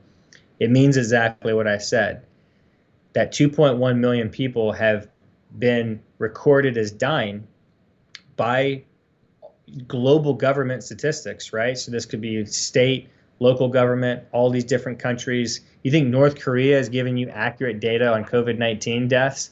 Hells no, right? It's different between all the approximately 15 different nation states.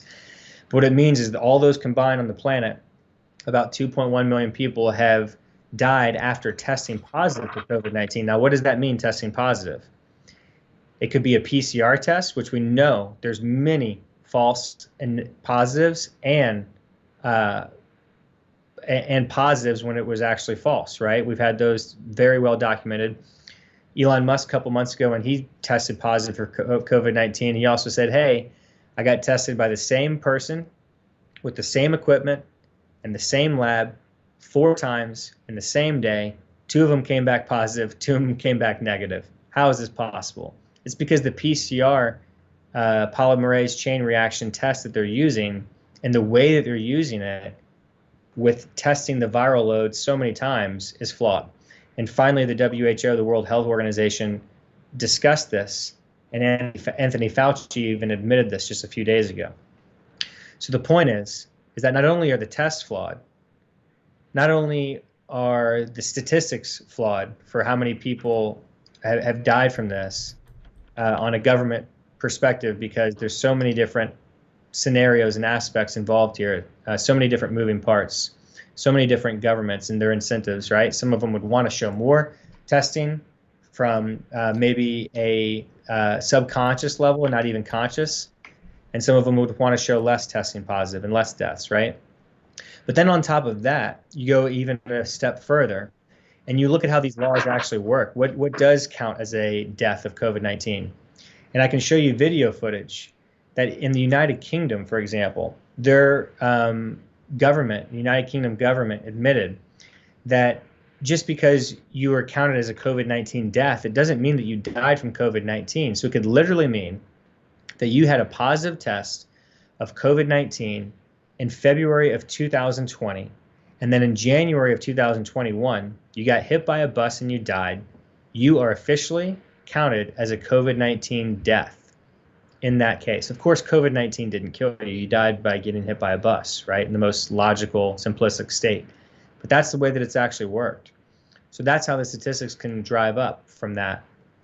But even if you believe the 2.1 million people were killed from COVID-19, even if you double that, triple it, right? 4 million, 4.2 million, triple it to 6.3 million, quadruple it, right, to 8.4 million. Great, 8.4 million people have died. There's 110,000 people dying every single day from aging or age-related diseases. So times that by 365, which is about how long COVID's been around. It's actually been more like 14 months now because it started November 20th, 2019. Excuse me, around then. That's the day my son was born. So I'd say like my son was born pretty much when COVID started. If you add up all this, then you realize that COVID isn't actually a real pandemic. It's an aging pandemic. And what we actually have is we have a hypervirus, a mind virus that's infecting us, where everybody thinks that COVID-19, not everybody, I misspoke, most people on this planet seem to think that COVID-19 is much worse than it actually is, than the data shows that it is. And so the question is, when are we going to come out of this mind virus, this hypervirus, and come back to reality, get closer to the truth, and aligned with the reality, because only then can we actually improve our society. We have to be as aligned with reality and scientific as possible. So that's my rant. That was long. Thanks for You got to get rant, your Ron. so true. Got to get your priorities straight. You know, our society needs to reorder its priorities and put aging very, very, very high up there. Should be Number one. It's number the number one. one thing fighting. Number one. But I'll just say real briefly, Rowan, the reason I understand all this stuff, like from a mainstream media perspective, is because I took mainstream media courses in college, and then I've studied it even further since then. I've studied propaganda like very thoroughly. There's a reason why governments and corporations use propaganda and censorship, because they're both very powerful tools, and they're even more powerful when you combine them. You take propaganda and censorship, so you censor the information that you don't want the public to see, and then the information that you do want them to see, you spin it. So it's propaganda. So it's spin more in the favor or in the light or in the nuanced way that you want them to perceive it. And we have propaganda right now on this planet like never before seen. I mean, I turn on the mainstream media. When I took my history of mass media course sophomore year at University of Kentucky in 2005, the number one thing that my tenured professor told us on the very first day that you should always remember and never forget, he said, this class is very hard, and my class is known for being hard.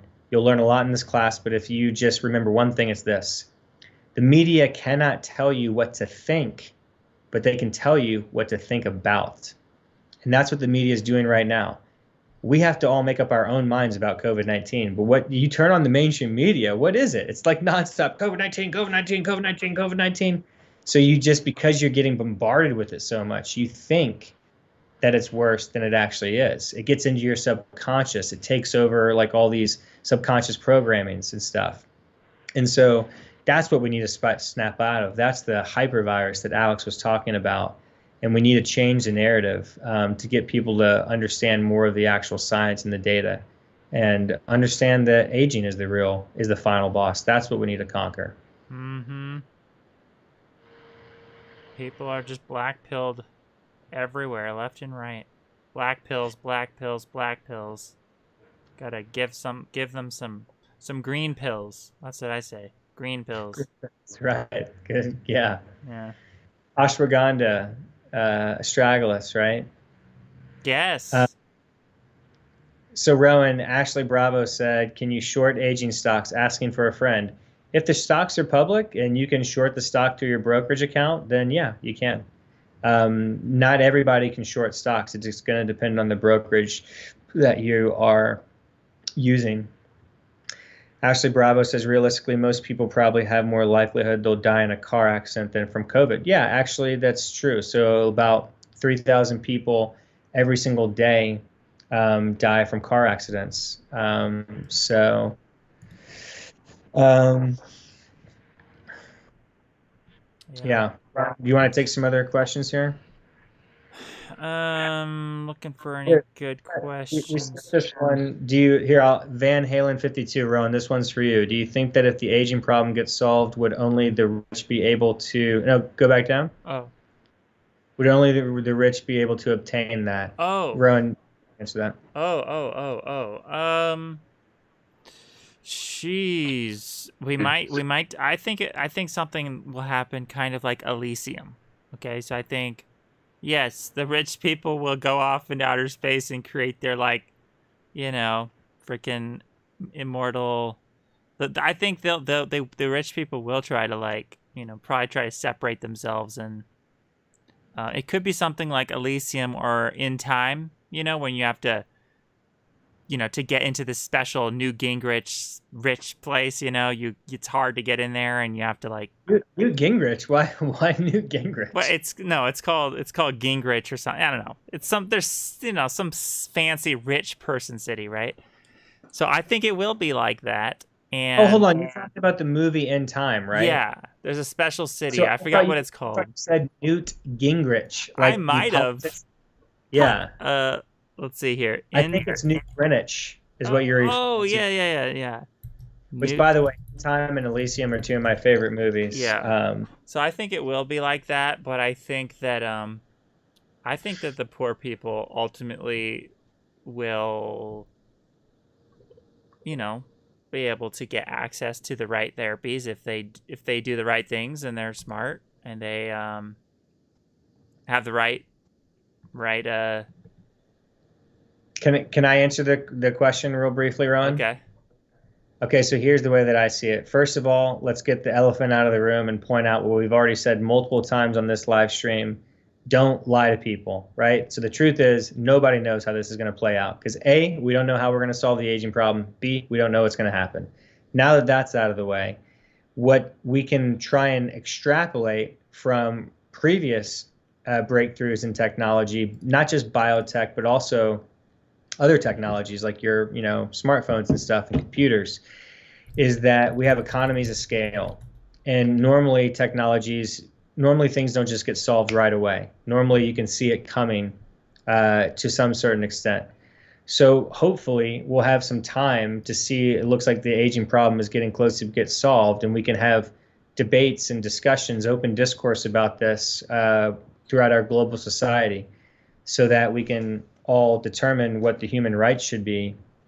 And I think that if aging is truly cured, like a vaccine, like one shot or two shots or whatever, and like you're just cured of aging, it starts reversing you and everybody gets back to the point where they're basically like 20, 25 years old and healthy.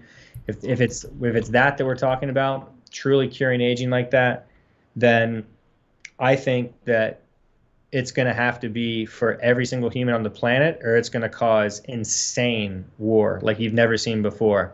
So then the question comes down to if the resources to make aging solved are limited. Like, for example, if it's certain chemicals or for some reason some type of rare resource that goes into that potion that to solve it, then that's going to create a huge problem just from supply and demand. And the elite will get it first. And that could be crazy. But the good news is I don't see any reason to believe that's the scenario. I think the most likely scenario based off science and technology and things that I understand is that once we do have this solved, it will happen gradually and more people will start to get excited about it. The FOMO will happen, the fear of missing out will happen, and people will get more involved in the movement, and that will actually help spur on longevity escape velocity to happen even sooner. Once people start to believe that this can happen, the momentum will gain. That's what we're trying to do with this live stream. With Lifespan News I do every week, I work my ass off to produce that show. You think it's fun for me? No, it's not fun for me to produce this fucking show every week. I put in a lot of work to do this. I learned how to do Adobe editing and all this stuff I didn't know how to do.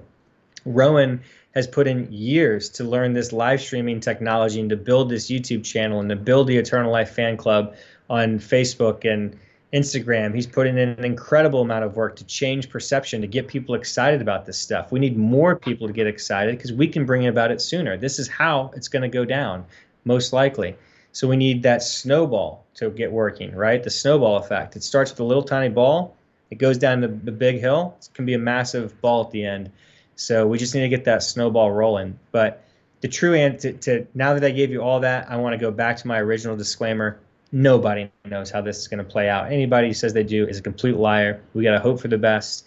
And if it does turn out that the resources are rare and limited for whatever it is to solve the human aging problem or even reverse aging in any capacity, then that could be really crazy because the elite will get it first. The wealthy will get it first. And that will create massive problems in our society like you've never seen before. So that's how I think it's going to go down. And keep in mind, if the elites do create an Elysium society, and if they create, a separate society where they can live forever and stuff, they might have an ability for you to move in and live there, and if you pass their vetting process, right? There could be a vetting process for a future society in the future. And the only way to get in there is, they look at your record. It's like social credit score. They look at your social credit score and they look at your record and your crime history and everything. And they're thinking, do we want this person in our immortal society? No. Sorry. Push the button, down the drain, you lose, you get nothing. Be careful. Be careful you know, be the type of person that would get into that society. Be the type of Be the person. change you want to see in the world, Yeah, right? yeah. Be the type of person that would, that a bunch of society of immortals would want you in their society. That you're a contributing, good member of society. Rowan, I can't agree with what you stated more, and that's one of the things that motivates me to do the work that I do, and I know it motivates you to do the work that you do every day. And yeah, I just want to say, like, nobody knows how this is going to play out, but all we can do is keep working and be optimistic, and not delusional optimistic, but realistic optimistic, right? A realist optimist. And the protein folding structure that was solved by AlphaFold last year, at the end of last year. Wow, that came out of nowhere, and that's really exciting, and how that could help us solve the human aging problem is kind of like something out of left field for me personally. And I follow this stuff, on a daily basis, like pretty much nonstop. And I know you do too, Rowan. But that was the same technology that DeepMind, which is a subsidiary of Google, it's their DeepMind office in London. Their team there has been working together since I think 2011 when Google acquired them.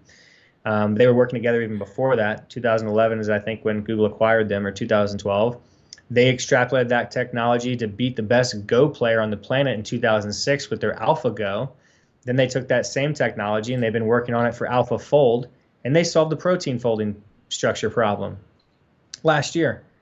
So that's incredible, right? Now, if we take that same technology and apply that to other things in human biology, they understand solve the what? Say that again. They solve the what? The protein folding problem. The misfolding of proteins that causes ALS and all that stuff? No, well, they solved... Lou Gehrig's disease and all that? It's the misfolding of brain proteins. AlphaFold figured out the protein structure, like how to actually figure out what they all look like. So we did a story on this on Lifespan News a few weeks ago. You can check out Google on YouTube. DeepMind has their own YouTube channel, and they did a whole little video on AlphaFold. There's some other content on AlphaFold, so check that out if you want to learn more about it. The Shiki Science Show is a great YouTube channel you guys should subscribe to. What's it called? It's the Shiki, Sheekey Science Show. Her name's Eleanor Shiki. She's brilliant. She's about to get her PhD. She's making great YouTube content. Yep, she's growing like crazy. Definitely subscribe, Rowan. She did a video on protein folding as well too, for AlphaFold. So yeah, check that stuff out. These are the type of things that kind of like seem like they're coming out of nowhere, because they kind of are. She's talking about Fisetin from strawberries. She's awesome. Yeah, protein. Go click on videos, Ron. Eat your strawberries, everybody. Eat your strawberries. What do you want me to click on? Click on videos at the top. Yeah. And then scroll down just a little bit. This year's biggest breakthroughs. That one's good. Keep going. DeepMind, there it is. DeepMind AlphaFold 2, solving the protein folding. So there's that one right there. And then we did ours on... Geez, what is with my browser right now? It just won't load any videos. Well, Huh? I think it's because you're live streaming. It might just be your internet can't handle all of it. But I have super fast internet, and I've done this. I've streamed a lot of videos at the same time as I've done it. It could be a snowstorm. It could be the your internet provider because of the storm right now. Yes, that's true. Okay. But in any event, all these things should really help us solve the human aging problem, because how are we going to solve aging if we don't even understand all the proteins and how they fold and why they fold and what makes them fold certain ways, So this technology yeah, she's great. I follow her on Twitter now and everything. Really, really nice young lady too. She's brilliant. Very cool. So more Shikis out there. Madness. She gets it. She gets it. We're all mad. All the best people are mad. And she's got her muchness as well too. Do we have other questions? Oh, so it looks like Ashley Bravo was asking again about the GameStop. Yeah, we've talked about that multiple times on this live stream. So maybe watch it. I don't want to repeat myself for like a fourth time on this live stream about GameStop. So all I'll say is that yes, we've talked about the GameStop stock story, gone into deep analysis on it, and I've talked about how I think we can use the same type of strategy on like Reddit forums and social media to get longevity stocks to go up in value and get wealthy and help us solve the human aging problem. So when this live stream's over, you can go back and you can watch it and see my thoughts on that. And someone's asking about Joe Rogan. Ashley Bravo says, has Joe Rogan ever brought attention to the aging problem on his podcast? You're an expert on Joe Rogan. You would know. Hell yeah. I've been following Joe Rogan since he started his podcast over a decade ago. I've met him. I've been a fan of his for a long time. He's had Dr. Aubrey de Grey on twice. He's had David Sinclair on twice. He's obsessed with solving the human aging problem, but he's not obsessed enough because he should be talking about it every single time. He's had Dr. Rhonda Patrick on at least 5 times. You know, she doesn't talk like directly about like curing aging, but she's obviously health obsessed. Yeah. I was gonna show you the clip on my Instagram. I'm not logged in right now, but I could log in. Can you log on Facebook? Where Joe Rogan talks about aging. Yeah. Yes, Joe Rogan has been obsessed with solving aging for a long time. He's just not talking about it enough, so he's not obsessed enough. But like, it's really weird. He's like Tom Bilyeu in the sense that he really wants it, but he's not doing enough to make it happen. And it's really sad because Joe and Tom Bilyeu are 2 of these people, like many others, like Tony Robbins, who have this incredible platform and wealth and financial resources to do more, but they're just not doing it right now. So it's frustrating. So we need to get those people to do more. Like, for example, Joe Rogan should have not only Aubrey de Grey on for a 3rd time, but have him on once every 3 months and have on David Sinclair again, and then interview other longevity sign. Make the whole Joe Rogan show just about longevity, right? Yes. He has right now.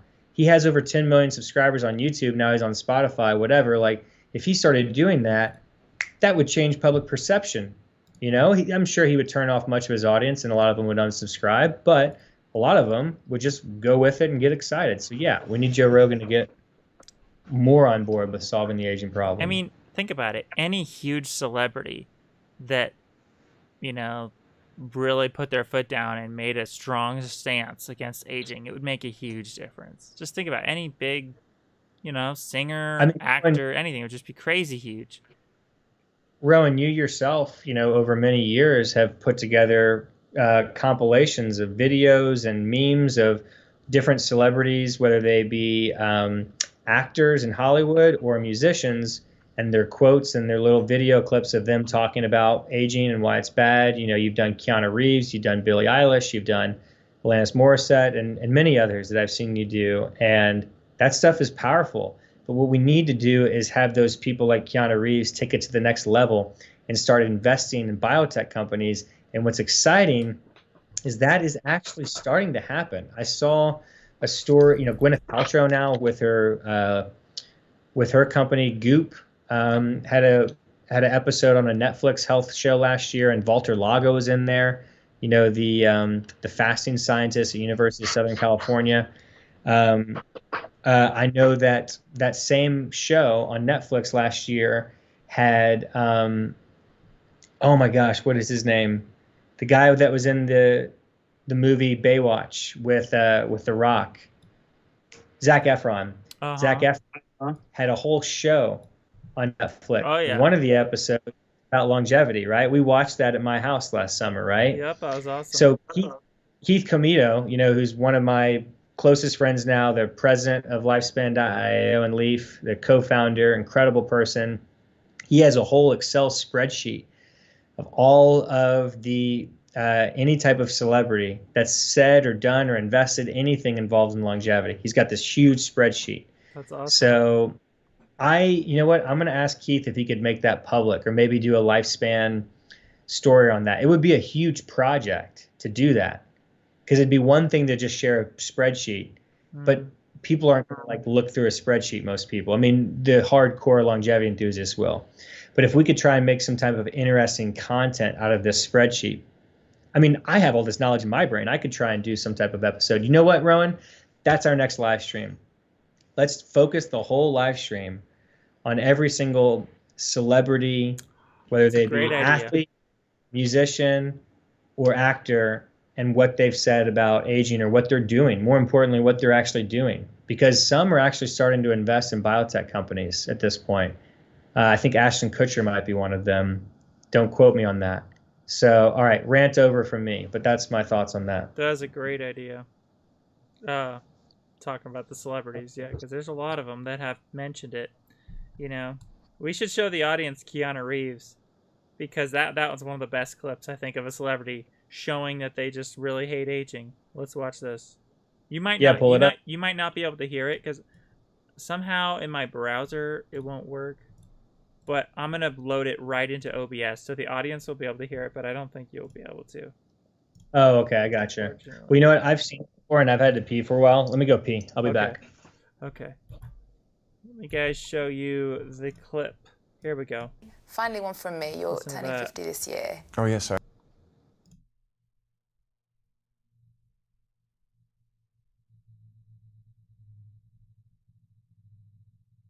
Means death. Oops. Yeah, I'm totally gosh. freaked out. I accidentally turned the volume I am. Here, let me start that again. Finally, one from me. You're turning 50 this year. Oh, yes, I am. How do you feel about growing older? It's fantastic. Glad to be here. You're not worried about aging or? Of course, yeah. Aging means death. Yeah, I'm totally freaked out. You don't seem it. I am.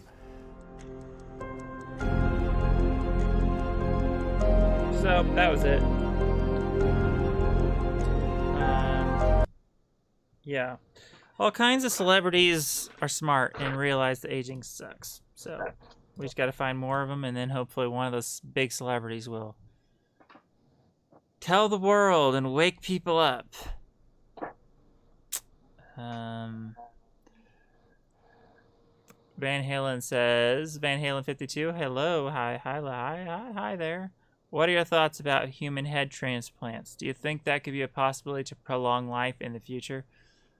Absolutely. I guess we could clone ourselves and put our head, keep on transferring our head to a younger version of ourselves. And then that would rejuvenate our brain because the blood pumping through the younger body would circulate through the brain, and it could be a feasible way to do it. It's a bit risky of an operation, so they better, the faster we need to really perfect that technology so no crazy things happen. But hey, desperate times call for desperate measures, even human head transplants. Yeah. And I know that paraplegic people or people in wheelchairs, they could sure benefit from that if their body is extremely damaged. What do you think about human head transplants, Brent? You a fan? Or is this another distraction? No, that's not a distraction. That's something that could potentially add a lot of value to a lot of people's lives. So the thing is, if you're adding value to people's lives right now from a health standpoint, then I'm all for it. And I think I want to say I saw this like a couple months ago. It was like the first ever like head human transplant was supposed to happen or did happen or something. I mean, they've done it with, pigs and other types of animals. So I don't see any reason why they couldn't do it. So that's totally fine. And it might be the case that, the body dies off or something and you transplant onto a younger body or something, and your neurons and your brain could like keep living longer or something. Who knows? So no, I'm all for that. I don't have any issues with that. Me too. So what did I miss? I just took a long pee and I actually chatted with my wife for a minute. But did you do anything else? I was just answering the question about the human head transplants. I do think it's possible that we could do it. I was just saying, hey, we need to perfect the technology because it's a very sensitive area, your neck and your head arteries. You don't want anything to go any wrong when you're trying to make the reconnection, right? You don't want one little vein can cause a little leak in your body. That would not be Well, good. that's why we'll let the transplant surgeons who are qualified work on that stuff. That's not our qualifications whatsoever. Yeah. So I don't know if you answered this one, Rowan. I kind of scrolled up on the chat, so I think we're a little bit behind. But S said new technology tends to be affordable by the rich first and become available to the masses over time as its creation becomes more efficient. That's definitely true. And I would say if you want to learn more on that, look up economies of scale. Just Google that, watch YouTube videos on it, however you want to learn. Economies of scale is crucial there. Did you answer the one, Rowan? You can take this one. Ashley Bravo, do you think boomers are in denial of the aging process and that they can cope with it by saying that 70 is the new 30? Probably more concerned because their life is so. Oh wait, I missed that one. Say that again. Where's that one? I think you want to scroll up. Keep going up. Oh, okay. Do you think boomers are in denial of the aging process and that they cope with it by saying that 70 is the new 30? Oh, yeah. They're completely in denial. Oh, my gosh. They're so in denial. Yeah. They just latched on to 1,000 coping mechanisms for death. Every boomer that I know has just latched onto 1,000 different coping mechanisms for death.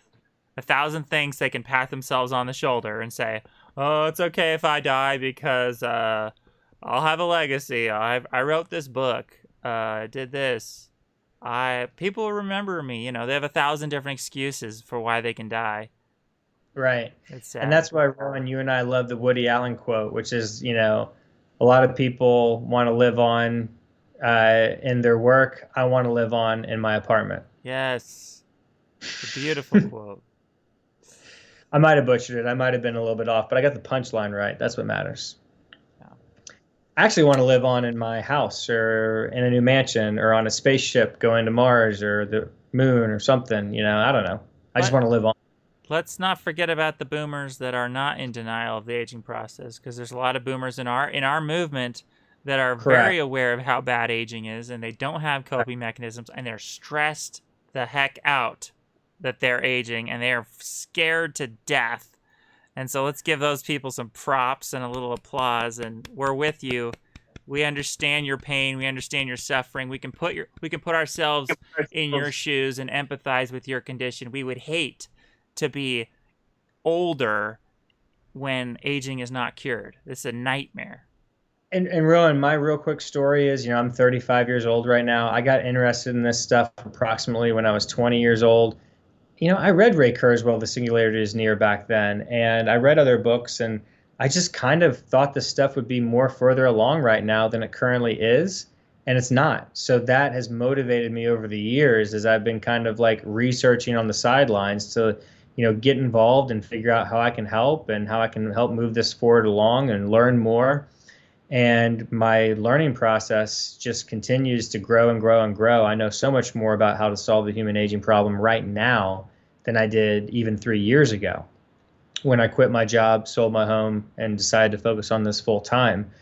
And so I don't see that stopping. I want to just keep networking with the best scientists and venture capital people, build a company, get better in media, build relationships with more people. Like, this is all very important. I mean, if it is this nightmarish scenario where we do solve the human aging problem, but it's only like available for a small group of people and it is very expensive, then I'm sorry, but I want to be one of those people, you know? Mm-hmm. So that's part of my motivation as well, too. I mean, I'll be very blunt about that. I'm not shying away from that or BSing anybody about that. That might be the case.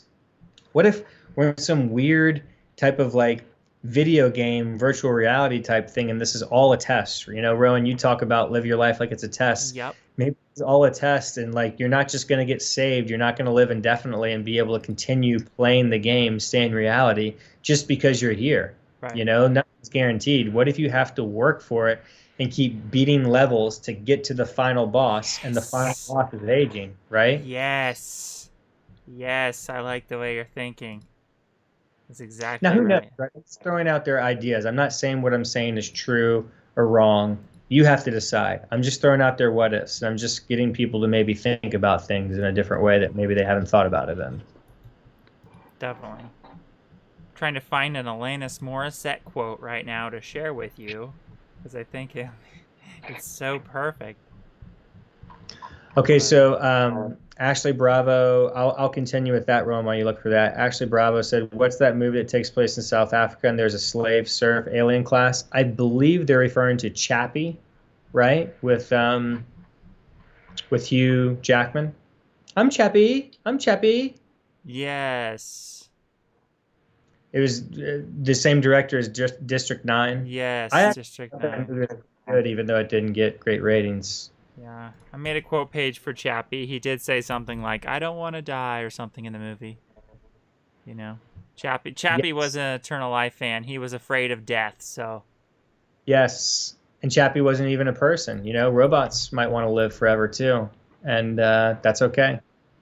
Yeah. It shows that if robots do turn out to want to live forever, once we create closer to conscious, so we don't even understand what consciousness is. There's an ongoing debate within the scientific community, and they cannot agree on what consciousness is because they can't even agree on what the definition of consciousness is. Therefore, they can't even agree on how to prove that something is or is not conscious. But my point is that if computers, and I do believe this is a when, but not an if, but when computers get closer or exceed our level of consciousness as humans, I do believe they're going to want to live indefinitely as well too. That super AI, that artificial general intelligence. Ex Machina. Hello, Ex Machina. And so, Rowan, if that is the case, then that means that it's built into the fundamental nature of reality, whether it's organic or inorganic matter, to want to not only live, but to thrive. And I think that is actually built into the fundamental nature of reality. Heck Just a yeah. personal opinion. Check this out. I mean, don't you just love the theme?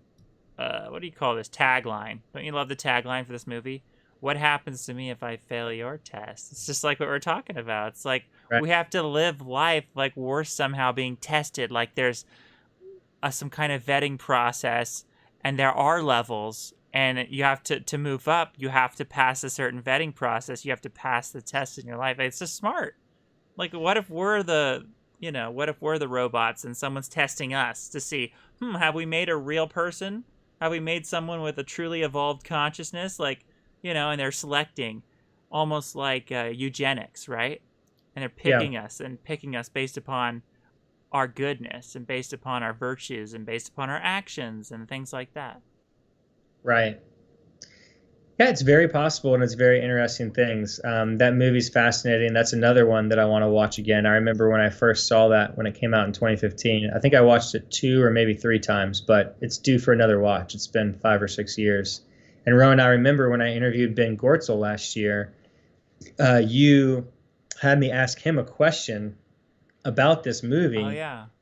Because Ben Gortzel, along with David Hansen, created Sophia, the robot. And David Hansen actually agreed to an interview with me. So I should get back in touch with David to do an interview with him and see if we can bring in Sophia, the robot, when I do the interview. Or us. We can do it on Longevity's YouTube channel if you guys want to do that together with David Hansen.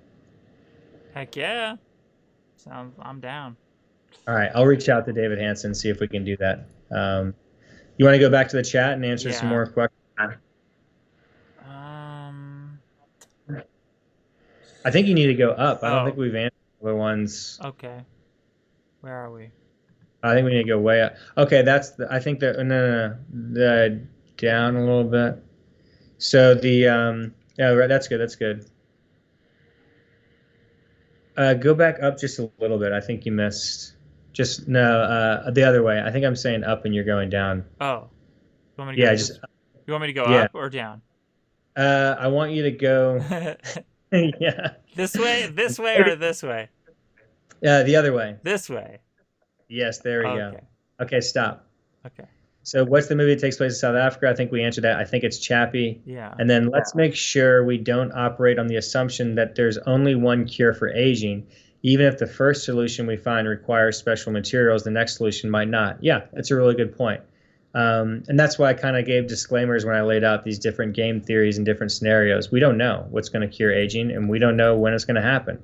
So even if we do like cure it in one way, that will give us more information to say maybe. So like, for example, it might be, hey, this cure for aging takes all these expensive resources, but we have something that's like slowing and stopping aging that's like way cheaper. So all you guys can take this until we get the resources to, actually full on reverse the aging. There's the quote by Chappie. I don't want to die. I want to live. Chappie. He's an Eternal Life fan. The way he said that is just hilarious. I don't want to die. I want to live. Chappie.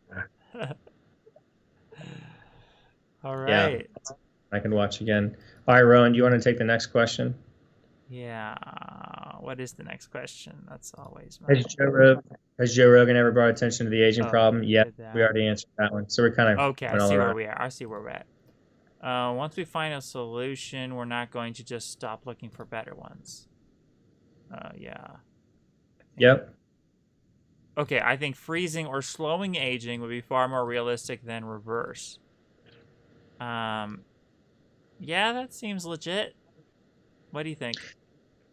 Aubrey de Grey would disagree. So what Aubrey de Grey has talked about is, biorejuvenation. So if you think about, there's certain things that can slow down the aging process, and we know that, and I'm trying to do as many of those things from a lifestyle perspective that I can. But that's not what we're actually talking about when we're talking about solving the human aging problem. We're actually talking about biorejuvenation technologies. Things like we were talking about at the beginning of this live stream, we were talking about Hydra, how it has these regenerative capabilities, not only just to be biologically immortal and not die from aging, and to live indefinitely, but it gets a limb cut off, it can regenerate that limb. It has incredible biorejuvenation technologies. So with solving the human aging problem, I don't just want to live indefinitely. I want to be able to regrow a limb if my hand gets cut off, right? I want all the biorejuvenation technologies that we know are possible in other species in humans, in other species other than humans. And not only that, but we know that in the very early stage in the gestation process, if you have like a little baby in the womb, a fetus that gets like an arm cut off, it can actually regenerate that limb. So this is well known in the stem cell community. Really? A little baby, if you cut off the arm of a baby fetus, it'll regrow? Very early in the gestation cycle. So we're not second or third trimester. We're talking about like in the first trimester. Yeah. So because it still has these very active induced pluripotent stem cells. I'm surprised it wouldn't bleed out or something through the arm. Doesn't it have a circulatory system at all at that point? It doesn't have a blood circulatory system? Yeah, of course it does. It does, but it's so tiny and it's so full of life. It's induced pluripotent stem cells, right? It's even before they're turning into fetal stem cells, and before they're pre-mesenchymal stem cells, right? Which is what I had injected in me a little over 2 years ago, which came from the healthy human birth, right? From the Warden's jelly of the umbilical cord. We're talking about all that early stage gestation of a little tiny fetus. So at that point, if you cut off an arm, it won't like spurt out blood and bleed out. Yeah, it's just a little tiny fetus, right? And it's not even just like, well, you get what I'm saying. But another important concept or point here that's like related is that, God, I'm losing my train of thought here a little bit. Well, in any event, the point is that we want these type of technologies to be incorporated into the human condition as well, too. So if I get a limb cut off, we want to be able to regenerate that limb.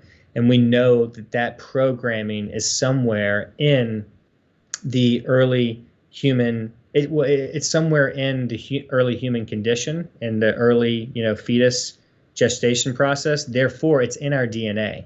So it just we have to find a way to express the DNA in that manner as adults. Mm-hmm. And that's pretty much like if you look at, David Sinclair's theory on aging, if you read his book Lifespan, which I have over there, it's all about just like getting the DNA to express in a certain way that reverses or stops or reverses aging. Like So and that's the importance of epigenetics, because we can epigenetically turn on our switches and turn off the switches of the longevity genes and turn them on and off, depending on. And just like Albert de Grey talks about how, aging is just, molecular damage, right?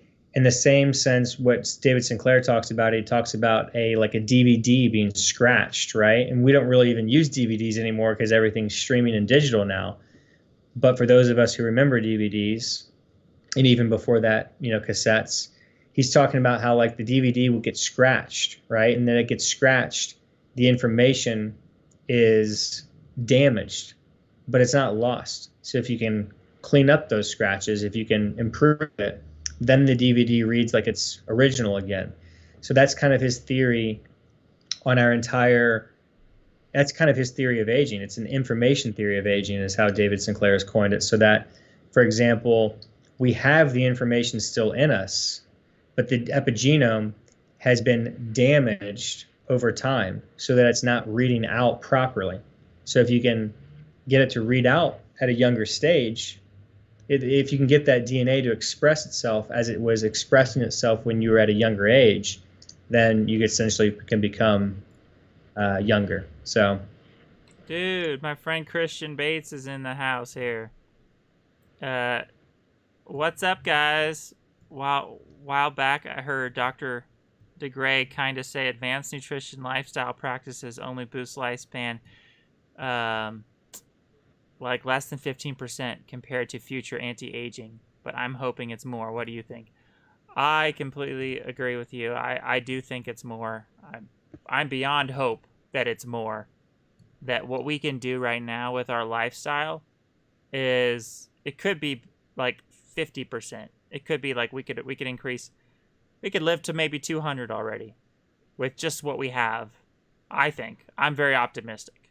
And just like if you did everything perfect, if you had the perfect lifestyle, the perfect diet, the perfect supplement regime, the perfect everything, I think you could at least get to 200, maybe 300, maybe 400. 400, that's the number, 400. I'm not as optimistic as you are there, Rowan. I think from what I've seen, talking about the 122 limit, that's the most realistic limit that I have personally seen.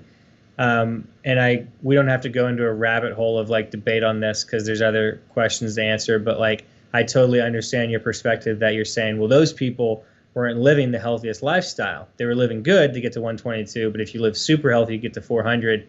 To me, that just doesn't make sense with the way that I currently understand biology and lifestyle. But I reserve the right to be wrong as well too. So. Because when you think about it, even these very long-lived people, right? They're smoking, they're eating junk food, they're not doing things right.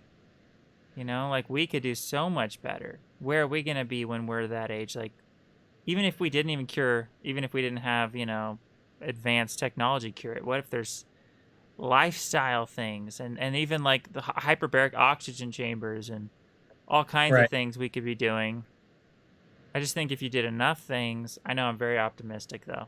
And then also Chinese medicine. Christian Bates is very much into Chinese medicine, Chinese herbs, and there's the Chinese herbs, the emperors and stuff that had these special herbs. They were always trying to find the elixir of life, and they did come across some very wise longevity truths with Chinese medicine. And Right. And I've studied traditional Chinese medicine. My first job in California, where I moved from Louisville to San Jose, California in June of 2008, was at a traditional Chinese medicine company, Way Laboratories in Santa Clara, right there in the heart of Silicon Valley. So I've studied that stuff. I've sold that stuff. I'm not discounting that stuff. I want to be very clear about what I'm saying. What I'm saying is that we don't know what's going to solve the human aging problem. It could be like a vaccine. It's one shot, done, wham, bam, thank you, ma'am. You've reversed aging forever, indefinitely.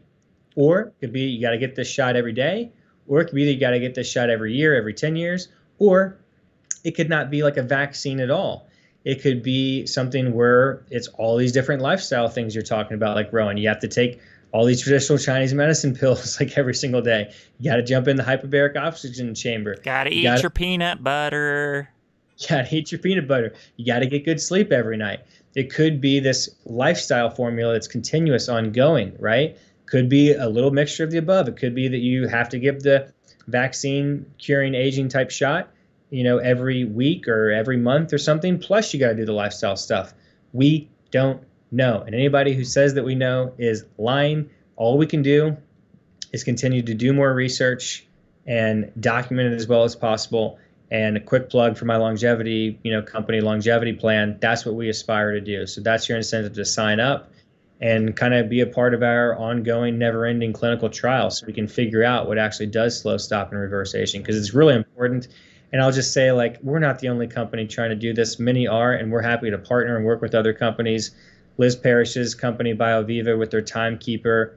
Many other companies, Alex Javeronkoff within Silicon Medicine. Lots of companies are trying to work on this stuff with his Young.ai through his deep longevity company. This is the gold standard of longevity in the future. Bill Falloon with his clinical trial. All this stuff is really important. Well said.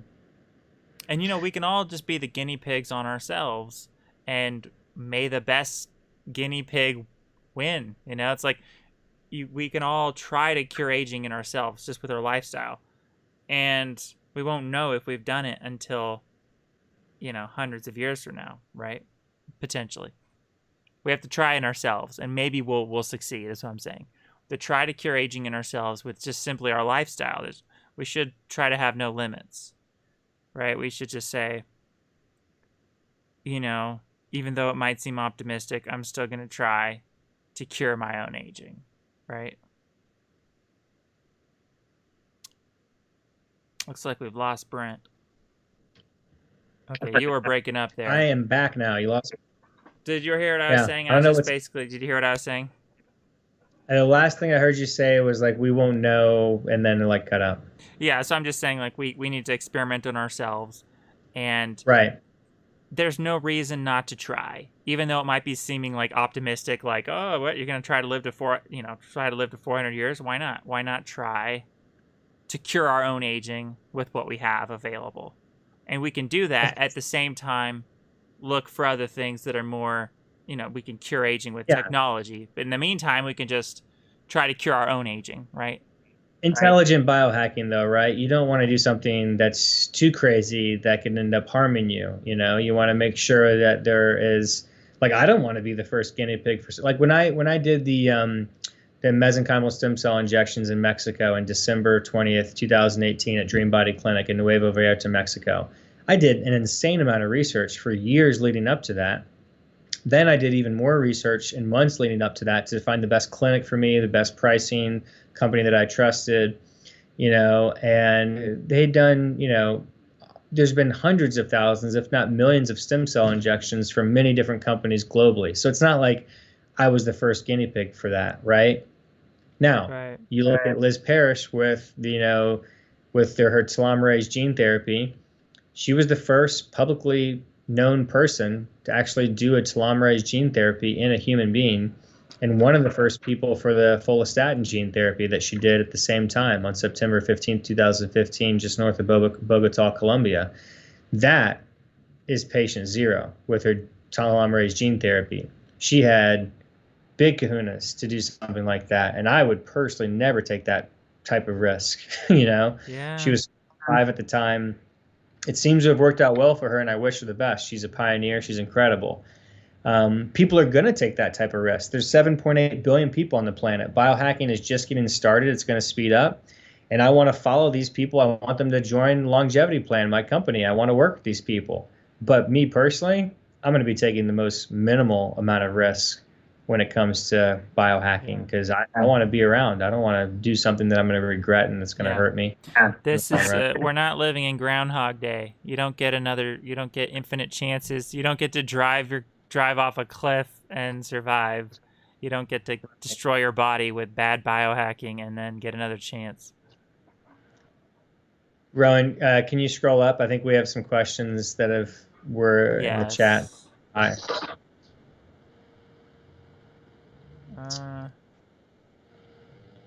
Okay, I think you stopped at Christian Bates. Okay. Ashley Bravo, do you think celebrities are probably more concerned and aware of the aging problem because their life is so privileged and full of pleasure and comfort that they don't want it to end? Yes. 100%. You know, there's a reason why Suzanne Summers, you know, became this aging spokesman, because she lived a privileged life. And once you have all your basic needs met, you start thinking of the future and what more you could have. Everyone wants more. So once you got everything you want, then you just start thinking, whoa, I need more time. I need more life. I need to cure aging, right?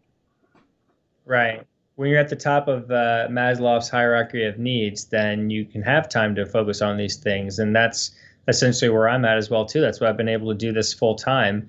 You know, a lot of other aspiring longevity, you know, influencers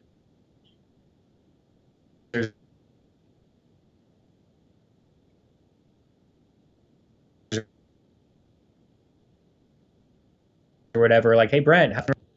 Okay. I think I froze for a little bit there too, huh? Cut off for a little bit. You're back. Where'd I cut off? Just it was like 10 seconds, 5 seconds, not too much. Just keep on going. Talking about Maslow's hierarchy of needs, Yes. and when you're at the top of that, you can focus on what you really truly want to be doing. And so, what Ashley Bravo said is true, but I think that there is something deeper than that that explains kind of why that is true, which is that Hollywood has traditionally focused on youth. You know, they want the best looking. Look at the A-list movie stars. You know, they're all, you know, good looking people in their prime. A-list movie stars from the 80s and 90s are not necessarily dead today, but they're not A-list stars anymore. Kurt Russell ain't getting that role as the lead in the new Jurassic Park movie. You know, move over Kurt Russell. That is now, you know, whatever, Chris Pratt. Chris Pratt, right? You know, and even with the Marvel movies, it's like, you know, they put this thing to the end because Robert Downey Jr. is looking kind of old. I mean, is he really a superhero? Is he Iron Man when he's like starting to look old? Yeah. So speaking of Chris Pratt and Jennifer Lawrence, man, that movie was amazing. They were in, what was that called? The movie that they were both in. I thought it was pretty good. What was that? Passengers. That was good. That was a good movie. Watch that movie. I loved it. Oh my gosh. Hey, Rowan, can you scroll up? Because we might have missed some questions. Because I see our cog at the top there. Everybody loathes aging, and yet it seems... Everybody loathes aging, and yet it seems such an accepting thing in our society. Well, we've accepted it because there's been perceived nothing that we can do about it for all of millennia, and for all of human history, for millennia. So you'll have a few crazy people throughout history who are essentially at the top of Maslow's hierarchy of needs for the time being, or maybe they're close to it, where they can devote some time, energy, and effort, some consciousness to see what can we do to slow, stop, and reverse aging, you know, searching for the elixir of life, the fountain of youth. And these people, for the most part, have been incredibly wrong and haven't accomplished anything other than some maybe fascinating stories and stuff. That's because we didn't have the scientific understanding of the nature of reality that we do now, and we haven't put in the deep research and financial resources into uncovering this stuff like we are now.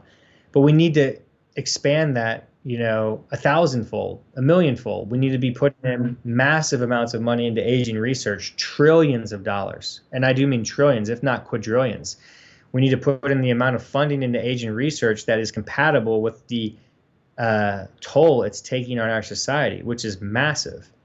If you think about the ravages of aging that it does to our society, it's incredible. It's not just, you know, the physical and the mental stresses that it has on you as an individual if you're aging, if you're 70, 80 years old, but it's the financial constraints that it has to you of all the money that you have to spend for healthcare. Society, now that we're living in socialist healthcare societies pretty much everywhere in the first world, it's affecting all of our pocketbooks.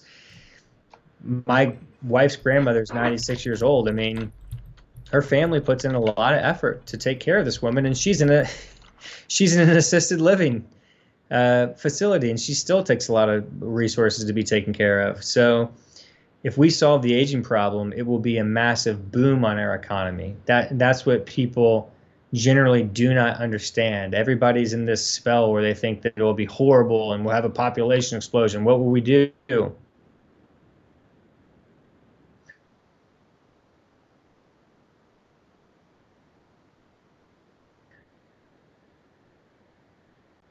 What about if we saw the human brain rejuvenated? You broke up there for about So 6 I know these seconds. Just so you know. You broke up there for about 6 seconds. I was just saying, my wife's 96-year-old grandmother, if she truly gets aging cured for herself, which I don't believe that she will, I don't think we're that close, and she doesn't look like she has much time left, to be fully honest. Sorry, Grandma Faye. But if she did, theoretically, that means that her health is rejuvenated in every way, including her brain, so she can contribute to the economy as she sees fit. If she wants to work and needs to work for money, then she can. If she doesn't and doesn't want to or doesn't need the money, then she doesn't have to, right? Yeah. But the point is that that's what curing aging really means. And I don't think people fully understand the depth and the gravity of what we're trying to explain the world would actually be like, reality would be like, if we've actually solved the human aging problem. So, well said. Yeah. And just think about how also the trauma, how much trauma it causes, not just the person who's getting older, but the people who have to suffer the loss of their grandma or their mother or their, anybody.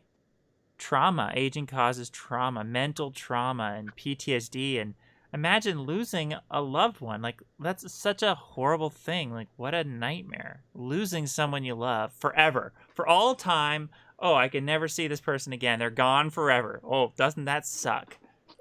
It's a nightmare. We don't really imagine it. It's happened to me. I lost all my grandparents and other friends and family. So it's happened to all of us. We've all lost people we love. It's a nightmare. Yeah. It's hell world. It's hell world.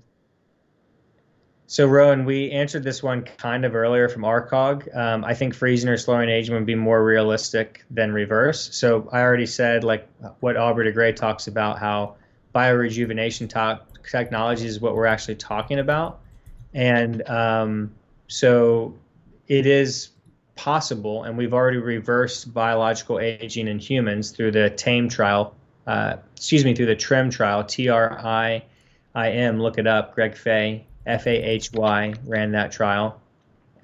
But to be clear, there's already things that you can do to slow your aging that are like natural things, like living a healthy lifestyle, getting good sleep, eating healthy foods. You're going to be aging at a rate that's slower than people living an unhealthy lifestyle.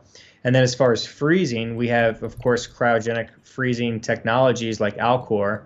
However, we have never woken a person up from one of those. So we don't know if they're actually going to be able to wake up, which is a huge problem. We need to actually try and wake one of these people up and see if they will live. The problem is like, who wants to sign up to do that?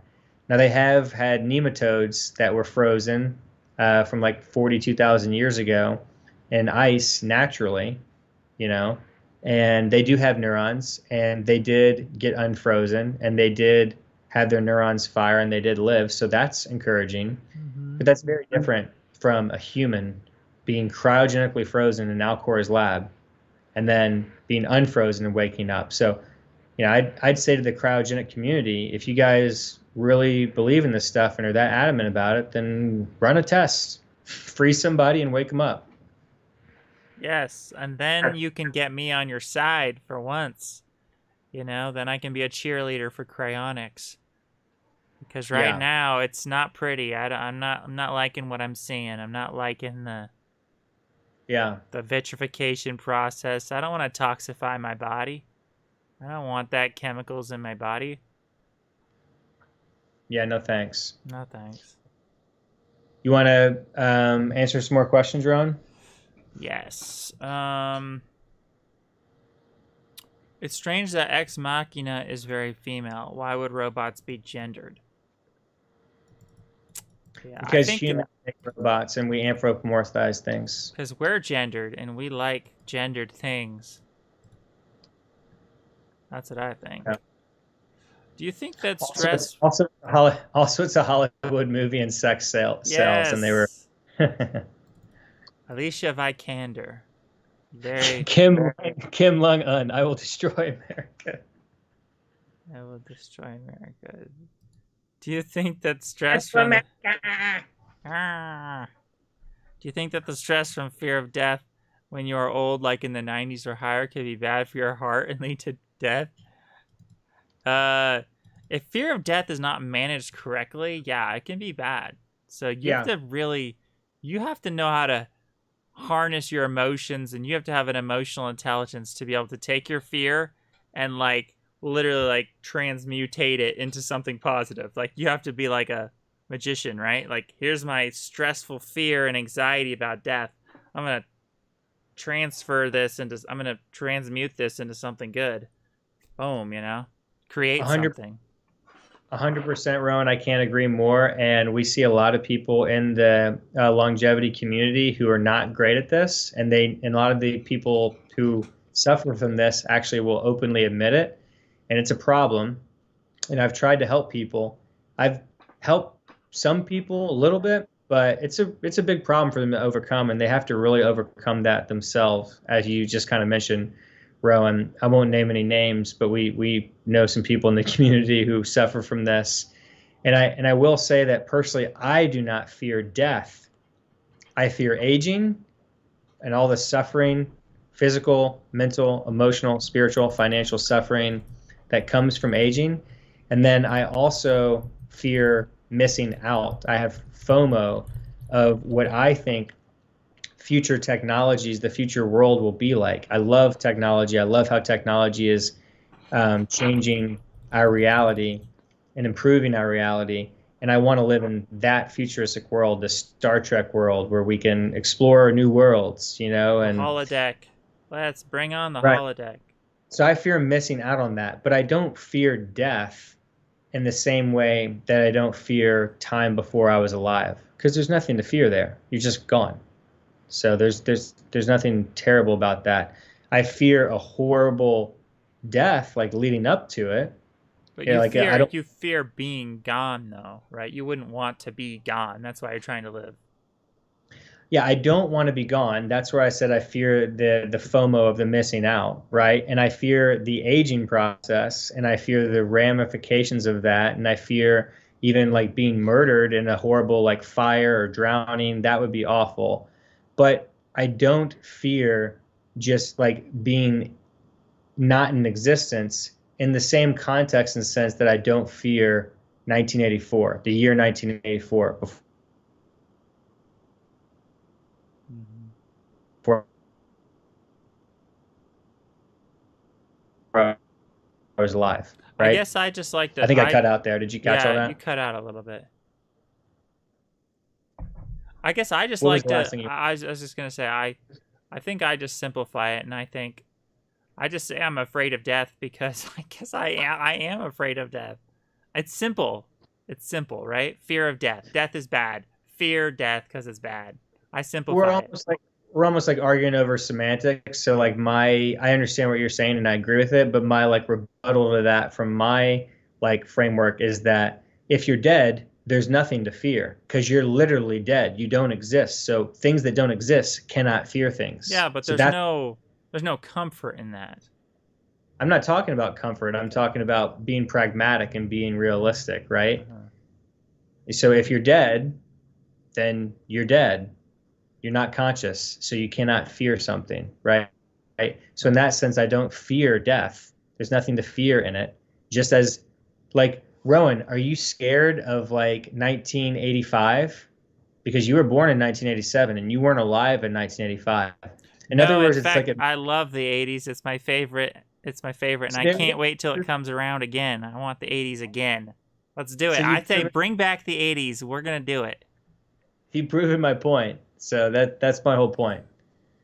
It's just like semantics and it can get like trippy. Let's answer some more questions. Okay. Ooh.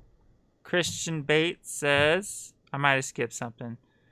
Do you think there are 7 categories of aging, and which one do you think will be fully cured first?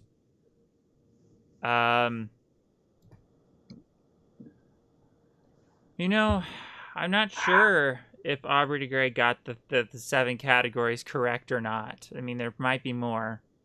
You know, there might be other ones that we haven't figured out. What do you think?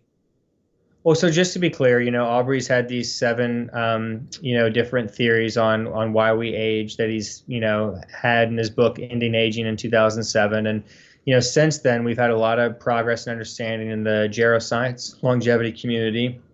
And the scientific consensus in the geroscience community right now is that there's 9 hallmarks of aging: genetic instability, epigenetic alterations, telomere attrition or low deceleration, loss of proteostasis, mitochondria dysfunction, deregulated nutrient sensing, cellular senescence, stem cell exhaustion, and altered intracellular communication. So those are 9 things that are the hallmarks of aging. Aubrey de Grey basically says that there's 7 because there's crossover between a couple of those. So we're, again, kind of just arguing over semantics. It's not necessarily important.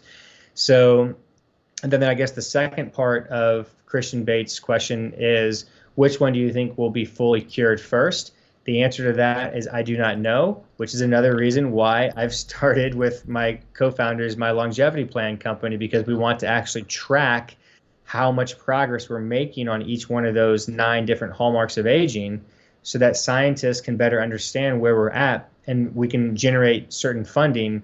We're all kind of like playing in the dark right now. How are you going to get anything accomplished when you're blind, right? So we're trying to create some light in here so that we can all see and communicate better where we're at. So I don't know which one will be cured first.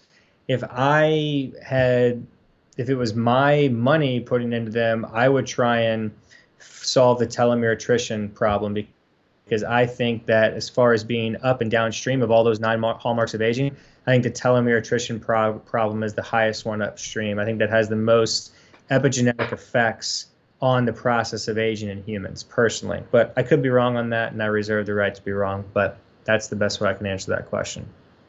Is inflammation one of the causes of aging? No. No.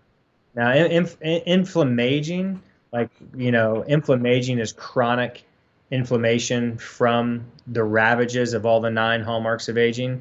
That's like something that's just happening because of all of those things, essentially.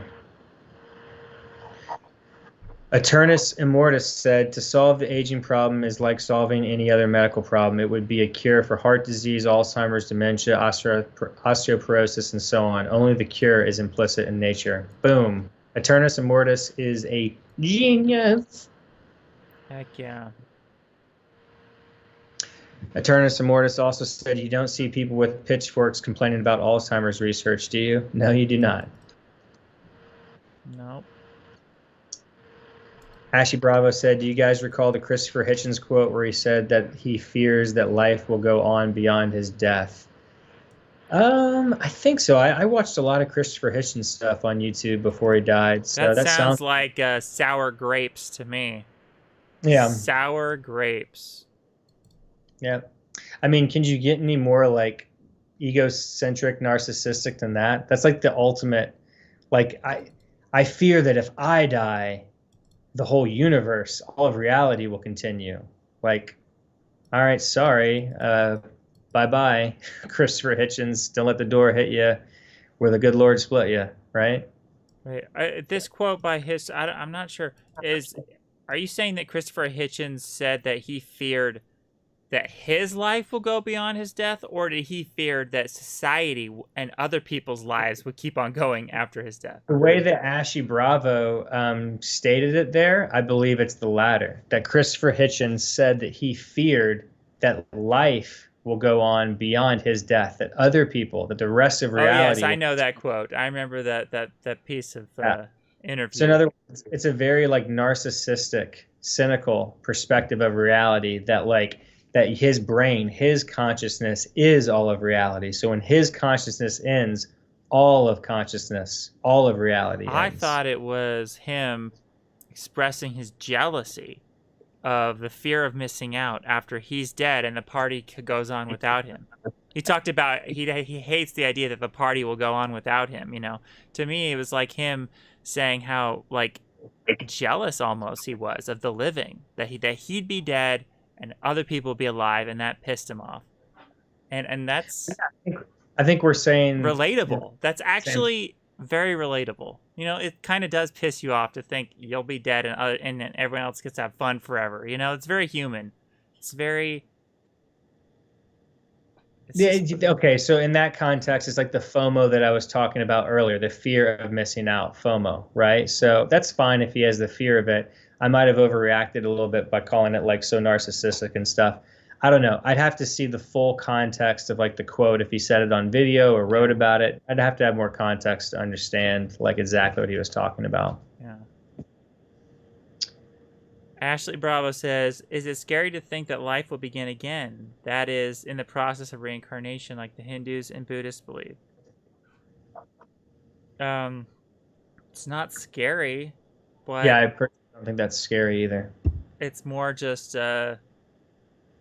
it's wishful thinking. It's a hope. I mean, it's also kind of pointless. The whole thing about reincarnation to me is like, even if that was true, if you can't remember your past lives, what's the point of ever having them? Like, it's pointless.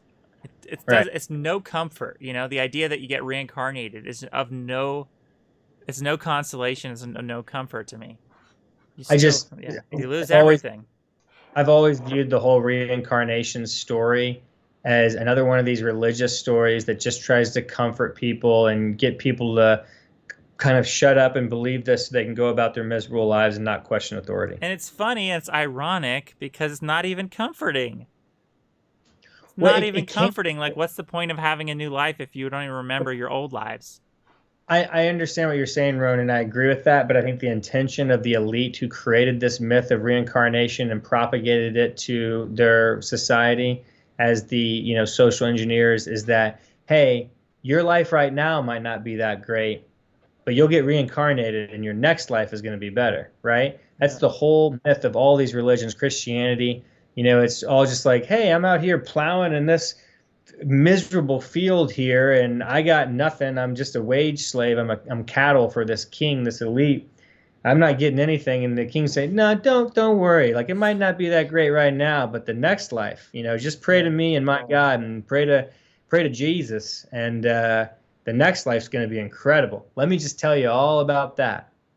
Yeah. You know, so it gets them to focus on this bullshit that there's no proof of so they can be distracted from their reality, which is horrible. Well said. It's very good propaganda. It's worked for, years on billions of people. Yeah.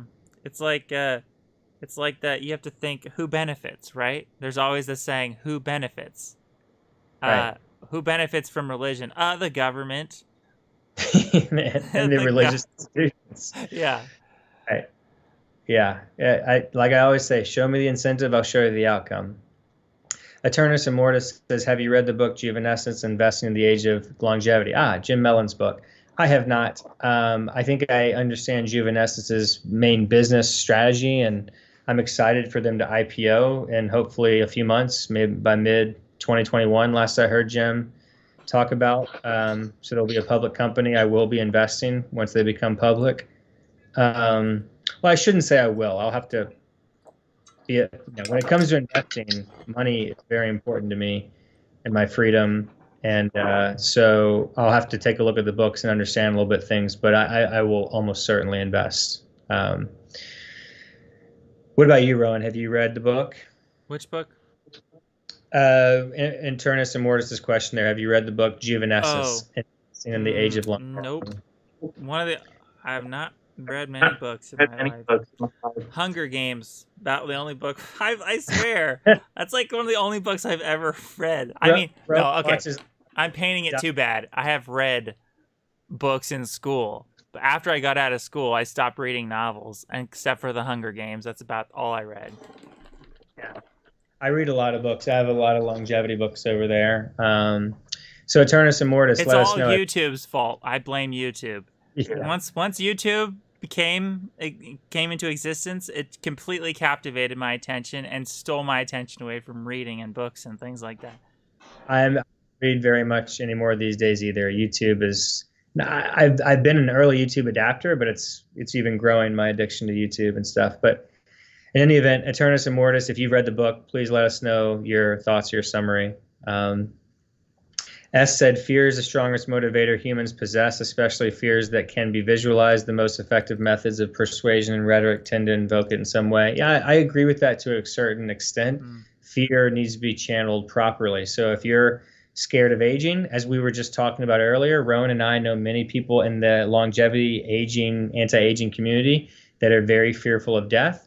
Some of them channel that fear and motivate them to do good work in this community, while others, they get paralyzed from it, and you have a lot of negative, things happen to them because of that. So yeah, the fear needs to be harnessed in a positive way. Yeah. Here's a great quote on fear while we're on the topic of fear. I think this is the right type of attitude when it comes to fear. I mean, this is why I think fear, when properly harnessed, is a superpower.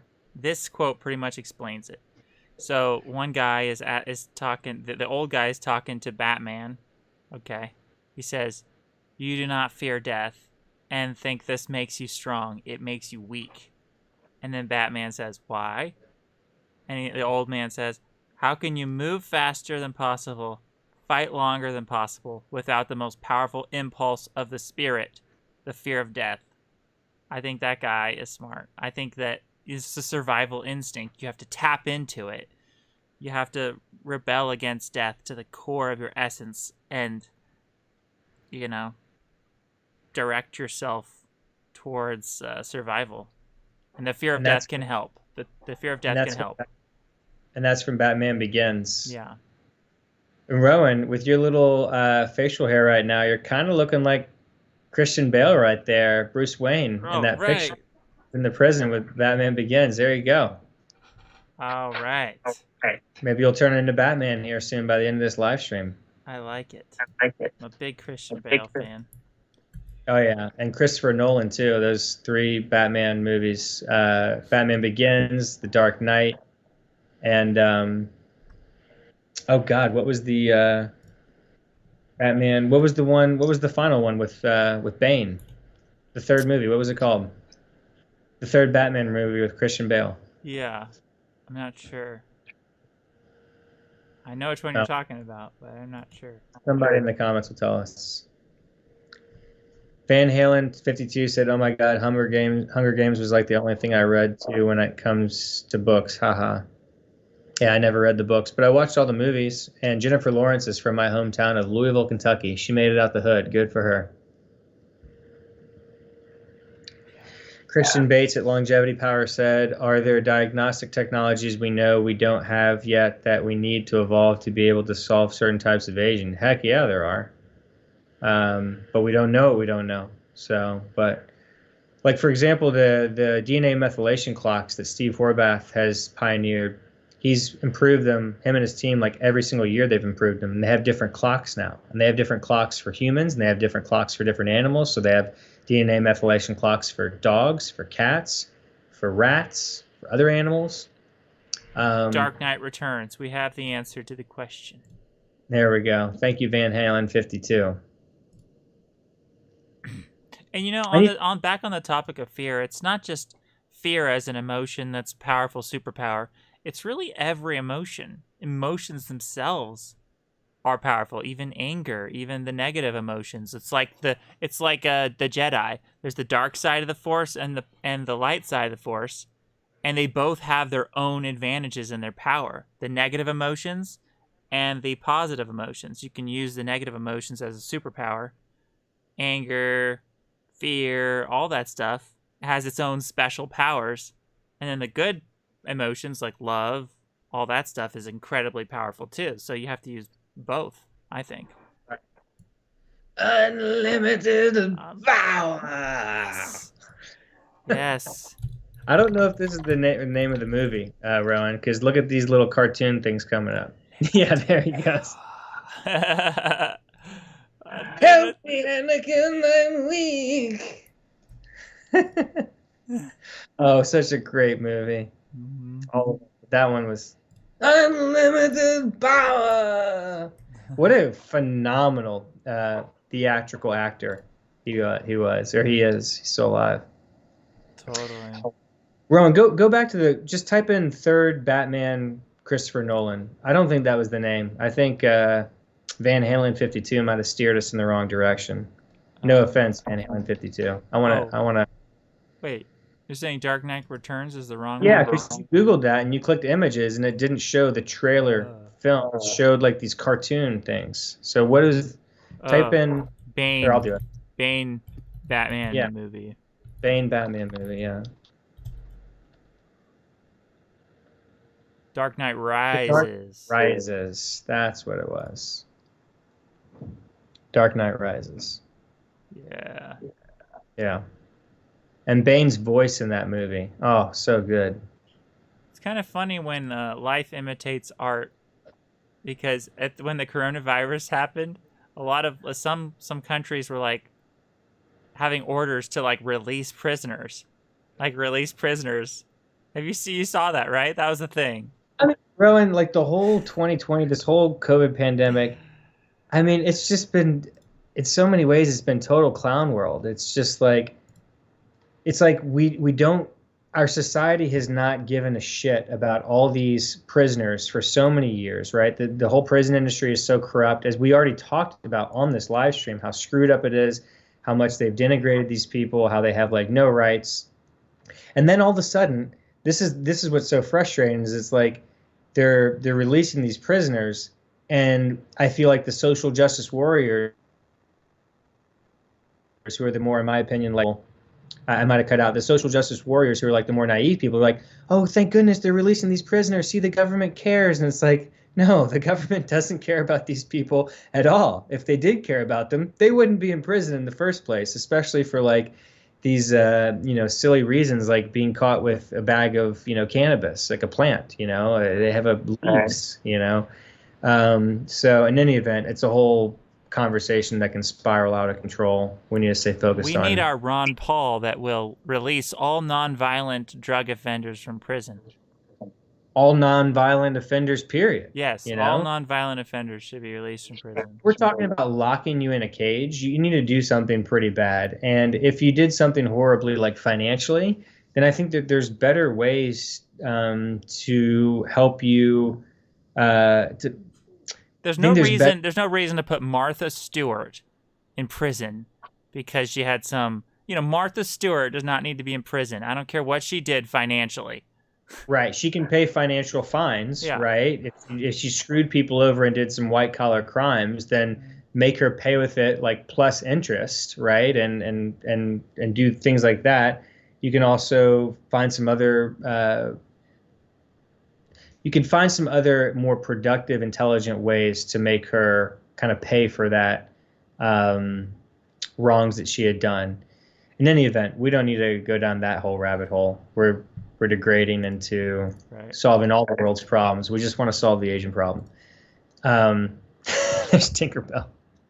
Rowan, can you scroll up? I think we missed a lot of questions like higher. Yeah. Like we go up like way higher. Let me see if there's any that we missed. Okay, so yeah. So do you think the happy birthday song is a coping mechanism for aging process? Yes. I've thought about it. I think it very well could be. Yes, definitely. Was it the Spanish explorers in the New World that were looking for the supposed fountain of youth? Yes, they were. And I believe there is a Captain Jack Sparrow movie where they were focusing on that, right? Yes. Yes. Right? The Caribbean? Mm-hmm. I have a few quote pages on Captain Jack Sparrow talking about eternal life. Do you think that stress from the fear of death when you're old, like in the 90s, or okay? Yeah, we already did that one. Go up a little bit higher. I feel like we might have missed a few. See, this is what Jack Sparrow said. He literally said that in one of the movies. Yeah. Yeah. My wife and I, when we were in Bulgaria in 2018, we took like a solid week to just kind of chill in Bulgaria in our hotel. We went hiking and stuff, but we were just traveling so much in 2018 through Southeast Asia and Europe. We traveled all across America to like 20 states during the summer. So if you don't know my story, my wife and I, we quit our job, sold our home, and February 2018. Then we traveled the world. We went to like 25 countries. But by the time we got to Bulgaria in like October, we were just wiped. I personally were like, I hadn't been keeping up with like news, research. So I took like a week to just chill in Bulgaria, catch up on stuff on the internet. And we watched all the Pirates of the Caribbean movies. I'd only seen like one or two of them at the time, Awesome. and it had been years earlier. So we watched all of them, and I remember that quote when he said that. Awesome. I like the one with the mermaids. That's a cool part. I like Yeah. the mermaid part. So Van Halen too said, "Do you think that stress?" Okay, we already did that one. Okay. We've answered all those.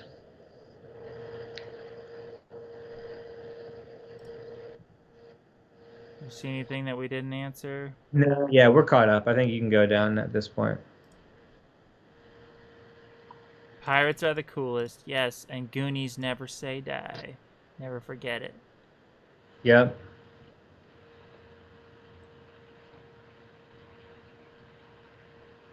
Okay, Gaber R said, "LOL, this guy's a doofus and doesn't understand the moral issues with white-collar crimes." Okay, that's fine. You can call me a doofus. I do understand the moral issues with white-collar crimes.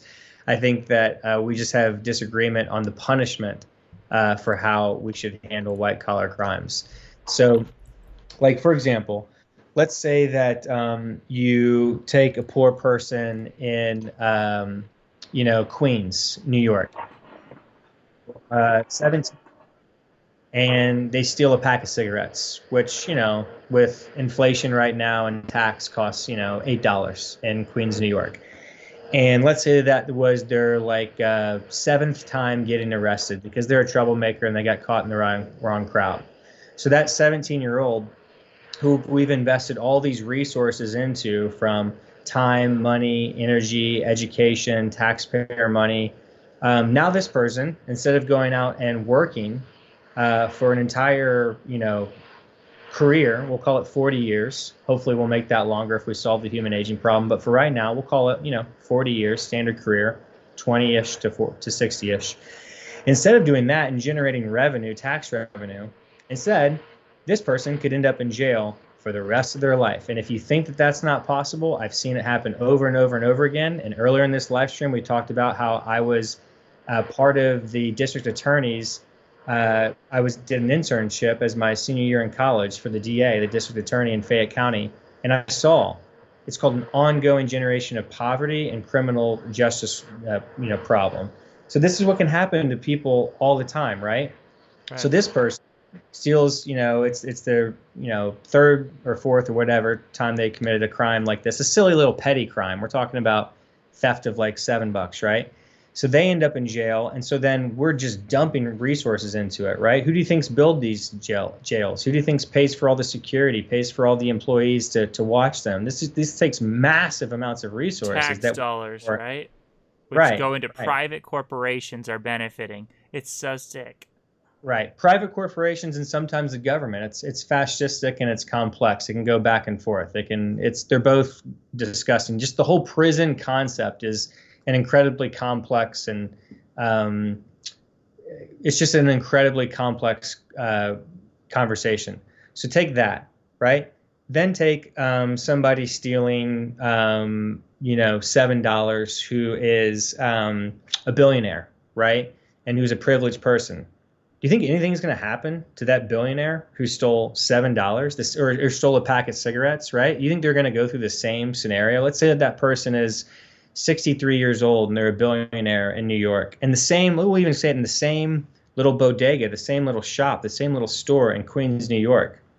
You think they're going to go through the same, justice system and have the same ramifications as that 17-year-old boy? And we'll make that 17-year-old boy we'll make him a minority, right? Black, brown, whatever you make him.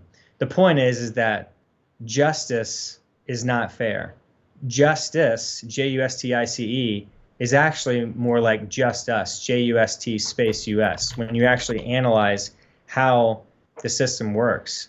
So I understand the moral issues of white collar crimes, and I understand that white collar crimes are important, But what we were talking about with somebody like, Martha Stewart, for example, instead of putting her in prison, right, and taking all these resources to put her in prison and taking away her productivity value of tax generation, right, and other value that she's putting out into the economy, you can just take the money that she had stolen or whatever it was, or white collar crime, give that back to the people that it was actually stolen from. Because first of all, that doesn't happen so much, right? If you look into that whole scenario, that's a whole another rabbit hole in this conversation, where normally the people that were stolen from don't actually get the money back, right? Look at Bernie Madoff right now. The guy stole like $50 billion or something, right? Running the largest pyramid Ponzi scheme. I've studied this extensively. He's in prison right now, in a high-end prison, right? So he's in this very high-end prison, and all the money that he stole from all these different families, Kevin Bacon was one of those people, most of those people aren't getting that money back, right? Some of them are. There has been some money that's been collected from Bernie Madoff class action lawsuits and some money returned, but it's a fraction of the money. So I don't know.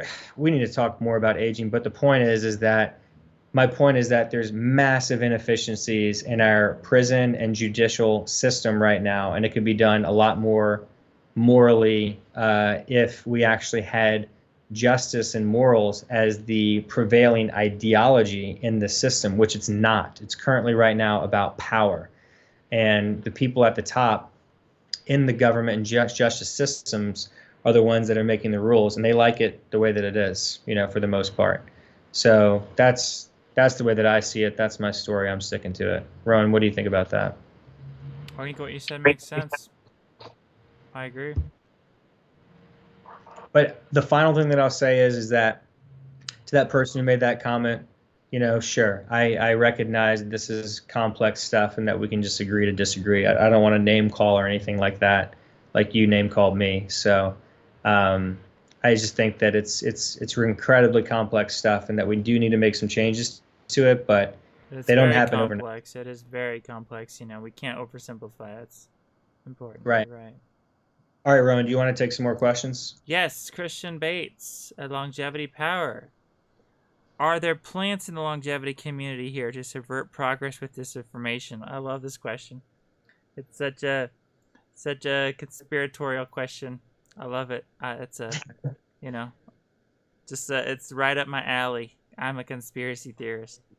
Or maybe I should ask, is there some divisionary incentives going on? I believe there could be total plants in the longevity community. I believe that kind of thing, I think the elites, they want to have all their bases covered. They want to have their plants everywhere. They want to have their moles. They want to have they want to have this kind of thing. They want to have control. It gives them more power. Why wouldn't they have a plant? It makes sense.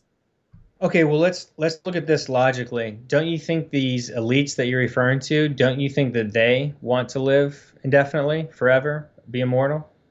Or no? I think that they do. Okay, so if they do, how would it behoove them? How would it benefit them to put plants in the longevity industry, moles, to be spreading disinformation? How would that help them achieve their goal of wanting to live longer, healthier lives? It would only help their goal because it would keep everyone else down, right? Yeah, but again, that's not helping their goal. Their goal isn't to keep everybody down. Their goal is to cure aging, to solve the aging problem, right? We just established that. You agreed to that. Yes. Yeah, So you're right. I guess it wouldn't really help. And I'm not, so first of all, I'm not saying that there aren't moles in the longevity, or anti-aging community. There very well could be. I just don't see any evidence of it personally. But there could also be good plants. I'm not saying all the plants are bad. Oh, well, he said subvert progress with disinformation. Oh, right. So that's insane that they're bad. There could be good plants, right? Because there could even be. So you're saying people who are being paid by big money or big government to be in this industry and help out. That would be your definition of a good plant or a good mole or something, right? Yeah. Yeah, or even like, I mean, this is crazy far out there, but like there could be, you know, there could be people who've already figured out how to live forever, and maybe they put a plant out there because they want to gather information, they want to see what people are trying to do. Like that's totally crazy, but it's possible. Yeah, I mean, I don't see any evidence that there's any person on planet Earth that's solved the human aging problem or figured out how to do it, even if they haven't put that technology, that biotech into themselves.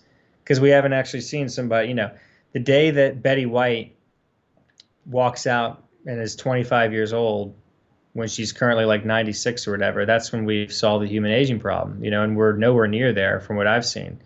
We have people that look younger than their age quite a bit, and that's good. But I haven't seen dramatic age reversal. We've already talked about the TREM trial on this live stream with Greg Fay. That's encouraging, but that's 2.5 biological years over 1 year of time, and we don't even know if that will persist if the trial continues. So, and we don't even know if there's negative effects after a while, right? It's like steroids, right? Yeah. You have. It is. I admit that is top very conspiratorial to think maybe people have already figured out how to live forever. That's about as conspiratorial as you get, but it's possible. I just keep my open mind to it. This is a massive universe we're in, and I personally believe we're in a multiverse, right? The universe is, according to physicists, been around for about 13.8 billion years. The Earth has been around for about 4.5 billion years. It took about 500 million of those years to kind of form and settle, and they say that, the first single-celled organisms were formed around 4 billion years ago. So if you do the math, 4 billion years, Right. 13.8 billion years, that's a lot of billion years that there could have been other planets Right. where you could have had life intelligently evolve. Right. And then if there's superorganisms, super intelligence, then they could have easily figured out how to travel here. And so I'm aliens could be among us. There's how many movie plots is that where there's like aliens secretly among human beings, right? I'm totally open to all that stuff. My single point is that I see no evidence of it, right? I'm open to the idea. I think it's cool. I think it's just as cool as all the people who think it's cool. Yeah. But I see no evidence of it, right? So I'm a person who likes to live on objective evidence and make decisions based off that. So right. I'd love to see it. I'd love to see George W. Bush walk out there and look like he's 25 years old again. I'd love to see Bill Clinton reverse his aging as much as I just. But if they could, would they show you? That's the question. Would they show you? What do you mean? I mean, like they could wear an old aging human suit to pretend like they're getting old to trick you. I mean, they could, but that's getting pretty conspiratorial. We're getting into Men in Black territory right there. Right. That's too much over the top. They might pop out as a big giant cockroach and then. Right. Me sugar in water. Trehalose in water, please. Right. Trehalose. Yeah, when I interviewed Michael, I always like to say, the mind's like a parachute. It has to be open to work, right? And I love that quote, like, keep an open mind. Michael Fossil told me, yeah, keep an open mind, but not so open that your brains fall out. And for me, when we're talking about wearing like conspiratorial, old people suits, but they're really young underneath, like Bill Clinton and elites, like that's your brains are falling out. We could do a whole stream on aliens. Wouldn't that be cool? Like aliens, like what is these alien abductions? What's that about? What's people see spaceships coming out of the ocean, like what's going on with the aliens? Are they here? Are they among us? Brent, are they here? I don't know. I've never seen any. Do they control our government? Maybe, possibly. The real question is, does it even matter, right? Because are the people that are at the top of our government, are they so different from the majority of the population that they are essentially aliens, right? Right. Remember, when you're using that word alien, you're not just talking about, a species from another planet. We use that term as an actual political term. You know, we have illegal aliens. Oh, they're coming in from Mexico. They're illegal aliens, you know? And so I would argue that for your average Joe Schmo American or citizen of the planet, these elites that run central banks and the highest areas of government at the federal level, they're essentially aliens. I mean, their value system is so different from the average person that's just trying to, you know, work a job, put food on their table, do good for them and their family, and provide. It's just, you know, you might as well call it aliens in that context. Very out of touch, right? Very out of touch.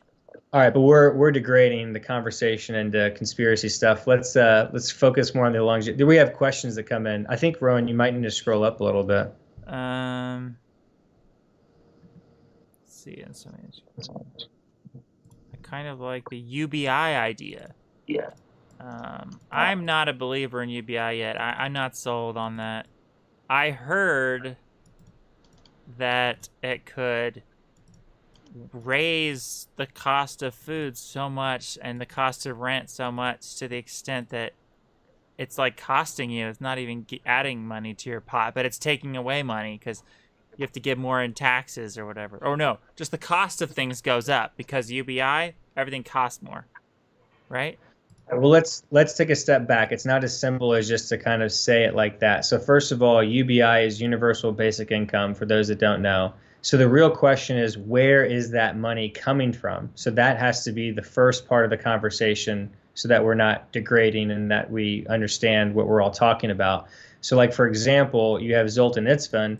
His whole thing from, you know, years ago has been the UBI will come from a federal dividend, right, of land, a federal land dividend. So taking land that the federal government already owns, that they are just basically owning as an asset for them, and monetizing that land by selling it to private corporations and then using that money to fund universal basic income for citizens.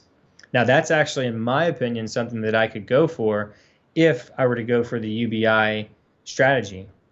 Taking a step back from that, I actually am not a supporter of UBI. I don't think it's a good idea. However, regardless of that, if UBI does happen, then I'm okay with it, because if you're going to give me more money, then I believe that I'm going to take that money and I'm going to be able to allocate that capital more efficiently than most people on the planet. So that's just going to make me more wealthy. Yeah. So there's two sides of it. Like, do I think UBI is smart? No, I don't. I don't think it's a good thing. Do you think if UBI happened, would you be okay with it? Sure, I'd be fine with it. Give everybody on this planet or this country of USA the same amount of money. I'm cool with that because I believe I'm going to come out on top. That's going to benefit me more than most people because I know how to allocate capital better than most people. It just hurts the stupid people who don't know how to spend their money. Yeah, you're never going to get away from that, right? Stupid is as stupid does, right? You had Forrest Gump teach us that a long time ago, right? Mm-hmm. So you can't escape the idiocracy, right? You can give people as much free stuff as you want, right? Which is not really free. You're always giving it from something else. It's transferring wealth in some capacity. And this federal land dividend we talked about is just transferring that land that currently the federal government has as wealth and transferring that wealth by monetizing it into fiat currency and then transferring it, you know, digitally to individual bank accounts of citizens, right? That's a transfer of wealth in that capacity, but you're still not giving those people, those citizens who got that UBI, any skills to know what to do with that money. So they can go buy video games with it, buy cheese poofs, right? And that can stimulate the economy in certain ways, but it can not add any real value or improvement to the individual citizen's life. So what I'm more about is giving people skills, right? Making people more intelligent, telling them, like, instead of, you know, giving them a fish, teaching them how to fish, right? So right. I just think the whole UBI conversation is just silly. I'm so over it. It's been going on for so long. Either do it or don't, whatever. I'll be fine either way. And this isn't about like me. You as an individual, like watching this, you should have the same mindset, right? You shouldn't ever be reliant on the government for anything. You need to create your own success in life. You need to be the controller of your own destiny. You need to be the hero of your own journey, of your own story. So never rely on the government for anything. I mean, nowhere in my life plan do I have like, oh, what is the government going to do? No, it's all about like what I'm going to accomplish, what I'm going to be able to do, and the people that I'm working with in my life to accomplish my dreams, wants, wishes, hopes, desires, aspirations. It has nothing to do with what the government, is planning. Or if it does in any way, it's me like getting out of this country if things get too crazy and going to a different place where the government environment is more favorable to the individual. You've cut the umbilical cord from the government as much as you can, as much as you could. And drank all the Wharton's jelly that came out of the umbilical cord. As much as you can. I guess they won't let us cut it completely. We're kind of attached to the government as our mother.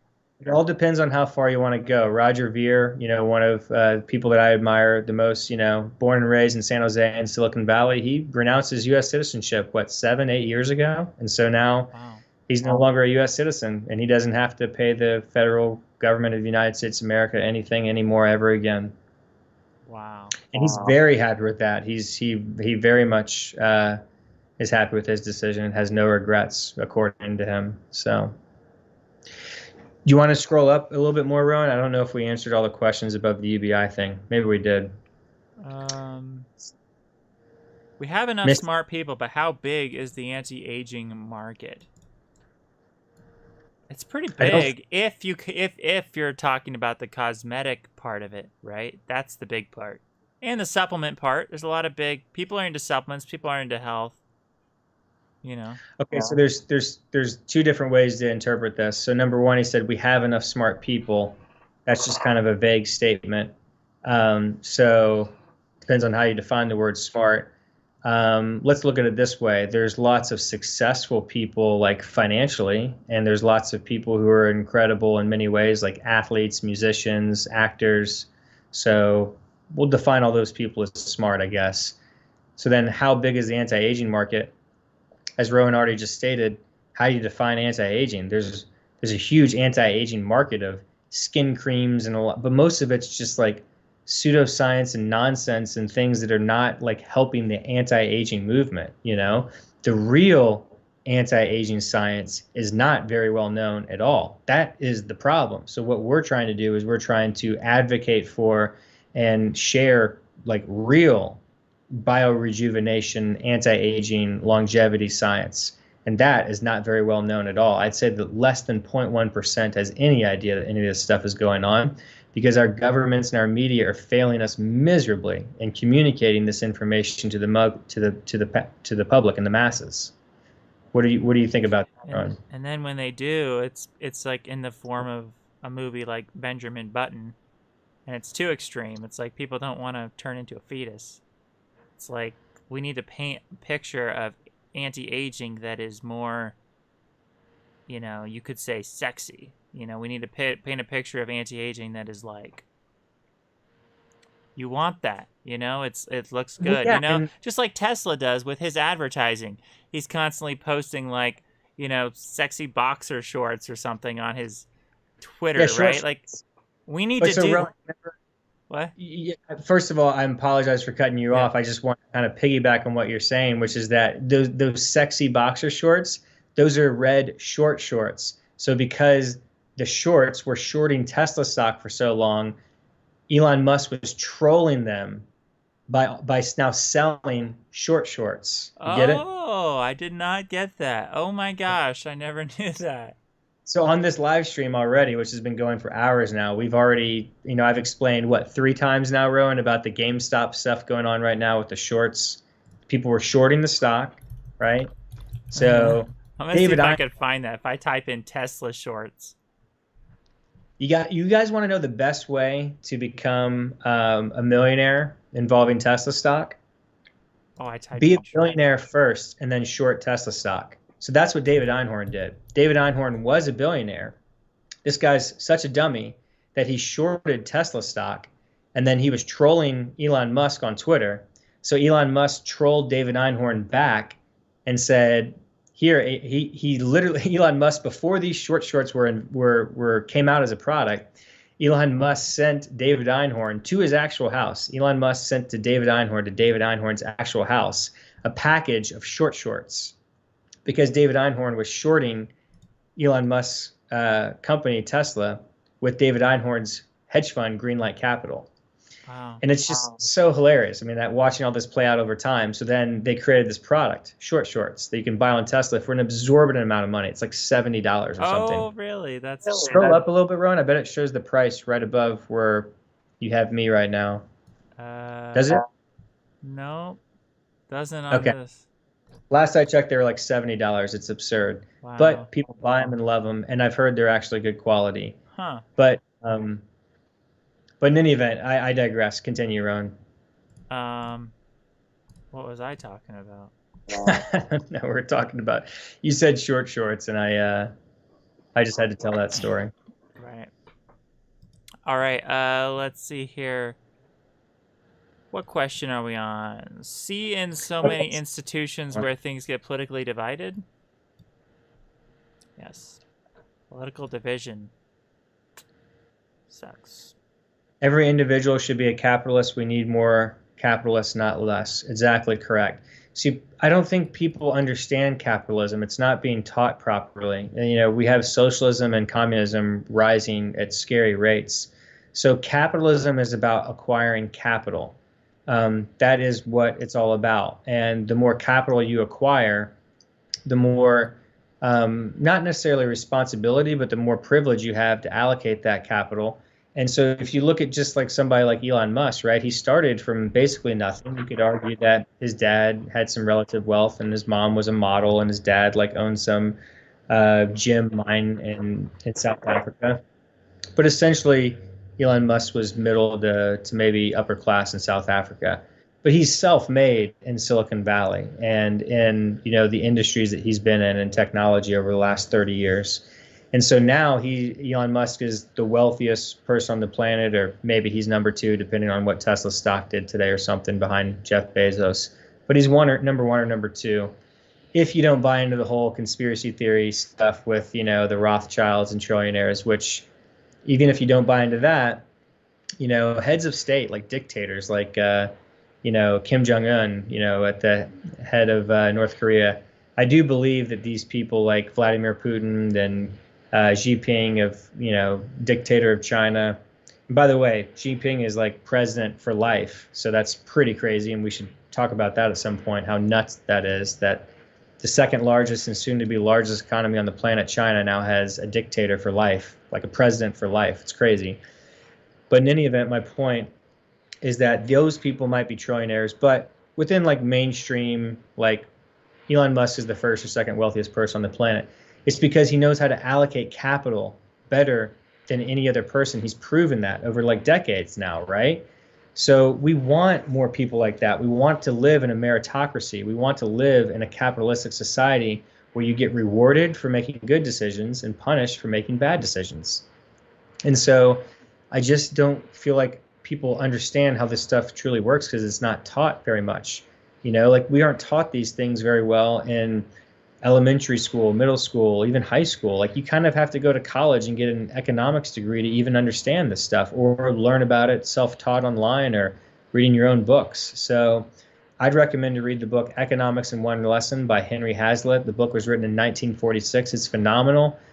It will teach you so much about how economics actually works, not the propaganda, the Keynesian propaganda that's taught so much today, but how economics actually works. So rant over from me. Rowan, what do you think about it? So basically, the more capitalist, the better, right? Because capitalism fuels progress, technological progress.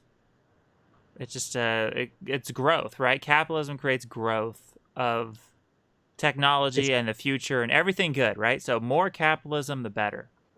It's overwhelming in the data, and it corresponds very strongly correlates with life extension as well too. So if you look at the longest lived societies, you have Hong Kong being number one with an average age with a life expectancy of about 85 years. Macau is very close behind them at around 85 as well too. So Hong Kong and Macau are like the two just most capitalistic little pockets of China. And you look at Japan, been very capitalistic. They've had socialism, you know, policies in some ways, but they've been very capitalistic for many decades. their life expectancy is 82. You can just go on and on and on and on. Even within subgroups of like the U.S., you can look at life expectancy, and you can look at the people that live the longest in America have been free market type people. So it's not 100%, but it's strongly correlated to centenarians in America. Wealth is correlated with longevity as well too. So all these things are like correlated; they go hand in hand. Capitalism, free market, wealth creation, and longevity, all those things. Right. And it makes sense because the more money you have, the more you can spend on healthcare, the more you can spend on just resources to just live a longer, healthier life if you so choose to do so. And I would argue that a healthy person would want to continue to stay alive. Right. That shouldn't be that to figure out. And is basically true that the more capitalistic a government is, then that means the less we're paying taxes to support socialism. So we want capitalism also to make it so the government's not stealing our money, right? Of course, right. There's three ways that governments fund themselves, that they create money. One is taxation, also known as theft. It's just like literally taking money from somebody and giving it to somebody else. Another way is through the central banks do it through inflation, otherwise known as the hidden tax. So they can inflate the money supply, which is what they've been doing like crazy for the last 10 years and even ramped it up in the last year through something they call quantitative easing. But that's just, inflation. They're just creating more money.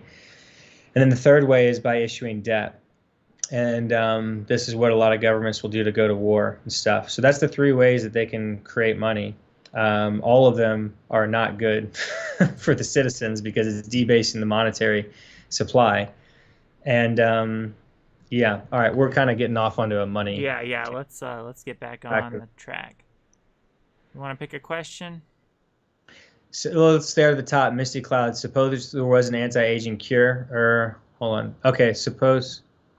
Oh yeah. Let's go. Let's stay at the top. Every individual should be a cat. Okay, below that one, Ashy Bravo. Can you elaborate on the idea that the traditional idea of heaven in Christianity was really just a propaganda tool to pacify the poor, working, and serf class of medieval Europe?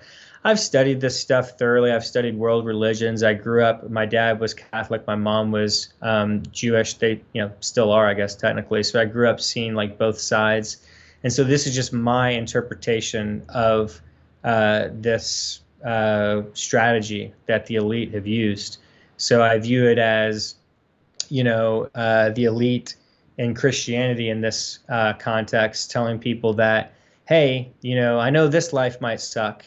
I know everything might not be so great, but if you do exactly as I say, and you just listen to me being like the Pope, or me being like the head of Christianity, whatever, you just, I thought it was so weird with Christianity. Like you walk into the little confession booth and you tell this stranger on the other side of this booth, like all your sins. I've always thought that is so weird to have to. A brilliant propaganda tool, right? Yeah. Like, how do you blackmail people in life? You get them to you get dirt on them so that you can blackmail them. This is what Jeffrey Epstein and Ghislaine Maxwell do. This is what all sorts of intelligence agencies do, like the CIA, right? This is how they manipulate people. This is what. So in any event, it's just how I perceive things, and it's so obvious to me, right? So this is clearly bullshit that they've made up, because there's no way that any human can know what happens when you die, right? So they're telling you that all this stuff is going to happen in heaven, and they're just telling you if you follow all the rules and you do what we say and you be a good little boy or girl, then you're going to get all this awesome stuff once you die. I mean, come on, how much do you need to like critically think to figure this out? This is not hard to figure out. So that's the way that I see it. And hopefully that shares some more context for Ashy Bravo. And that should basically put fear into every religious person, that their whole religion could be basically a propaganda to coerce their behavior and to manipulate their behavior right? Yeah, it's just so obvious, right? You look at the more recent mainstream religions of like Mormonism, right? And you look at Joseph Smith, how he created this. He was like 13 when he created this religion. Could you imagine any 13-year-old walking up to you and telling you that they understand the nature of reality and what happens when you die and God and all the questions we want to know, like better than like Elon Musk, right? Geniuses who've been studying this stuff for their entire lives. Like it's a joke, right? The whole Mormonism stuff is a joke. The whole story. South Park did a great episode on that, which I recommend you guys watch. And then take it even to more recent. L. Ron Hubbard, right? The guy who created Scientology in the 1950s. I mean, he was a science fiction writer. He was quoted as saying the easiest way to control people is through creating a religion, right? So he did it. And you lure people in with certain little grains of truth, right? With Dianetics, right? If you look at Dianetics, what he created, he has a lot of things that were mainstream, psychology at the time, things that he had figured out that are, good tools to help you, like good self-help things, lure them in through that way, and then hit them with the crazy, you're going to live like trillions of years and thetan levels and all this science fiction nonsense stuff. So I've researched Scientology very thoroughly, and it is a massive manipulation tool, which works very well to this day. And they're tied into the government now, and they have, taxation exemption to give them even more power and a real estate portfolio in the billions. And it's really sad. It's a matrix of power and control. I mean, these people in Scientology, many of them are either in a prison in their minds that they've created themselves, or they're in a physical prison, because once they actually realize that they're kind of in this Scientology cult, most of them can't get out. You look at David Miscavige, who's the head of Scientology. His dad got him into it. His dad's like in his 70s or 80s now, John Miscavige. When the guy finally got deprogrammed, John Miscavige, the father of David Miscavige, and realized that Scientology was all a cult and he was part of this for decades, he couldn't get out. He had to escape, and he's been on Joe Rogan. Watch David Miscavige on Joe Rogan. Watch Leah Remini on Joe Rogan. There's a really good Scientology show with Leah Remini on Netflix now, and there's a good documentary called Going Clear on HBO about Scientology. So if you want to learn about how this matrix of power works, study that. And then you'll realize it's very similar to the matrix of power that they use in communist regimes like in North Korea. It's very similar to other communist regimes that they've used throughout history in communist Russia and in other communist places, either now or previously.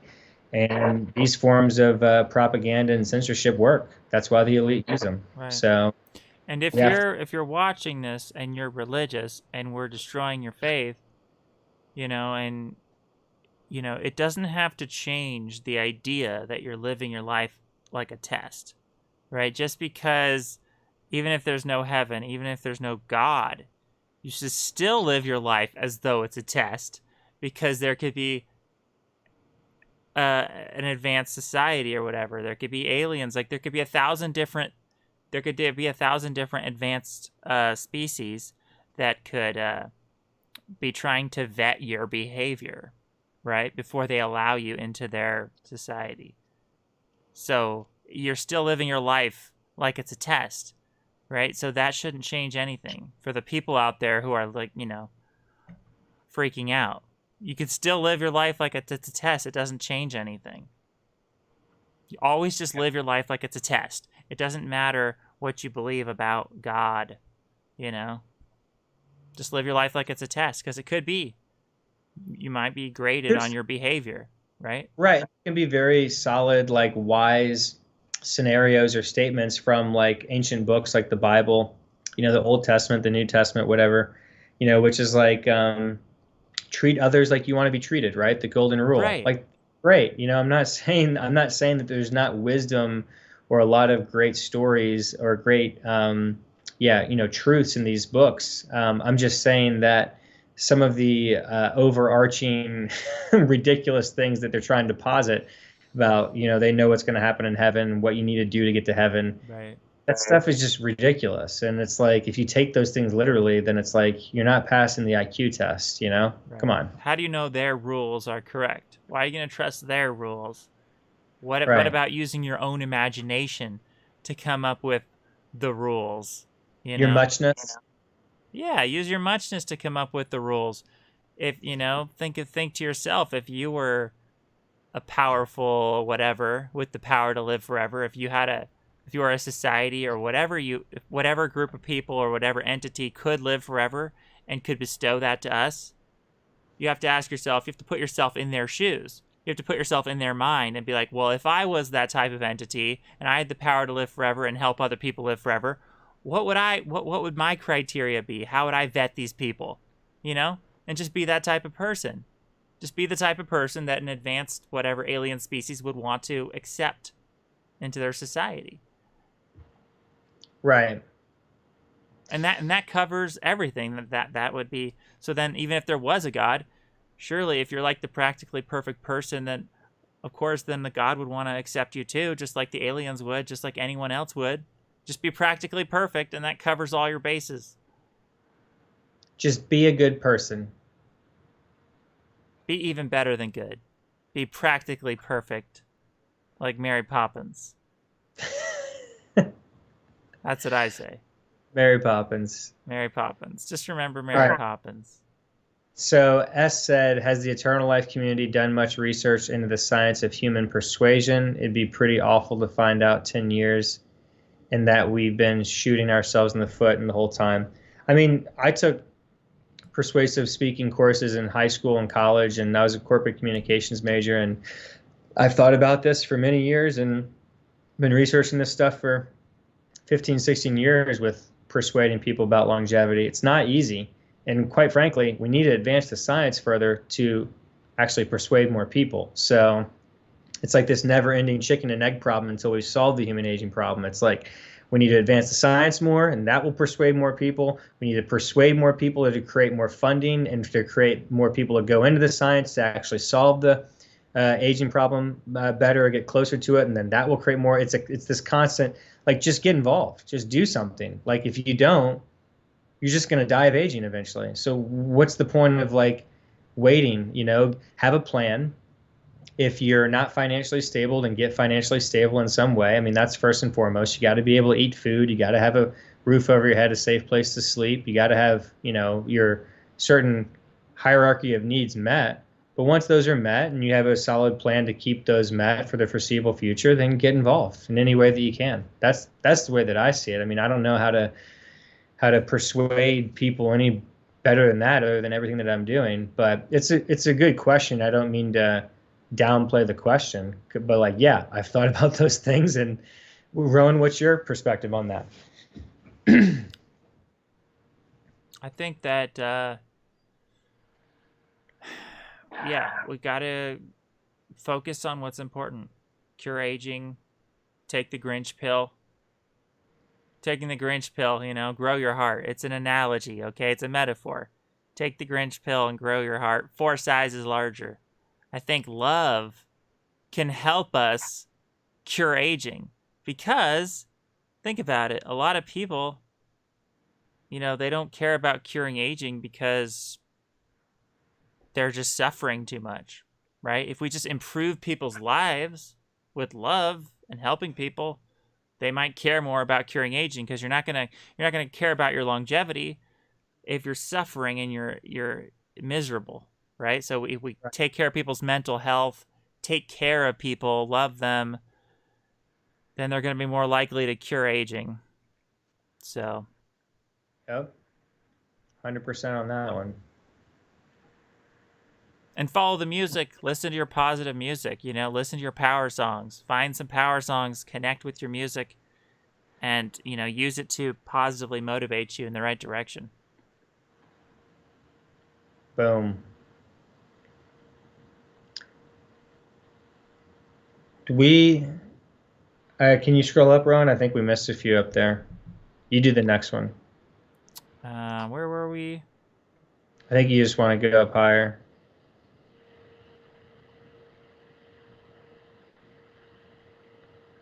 Okay, there we go. Okay.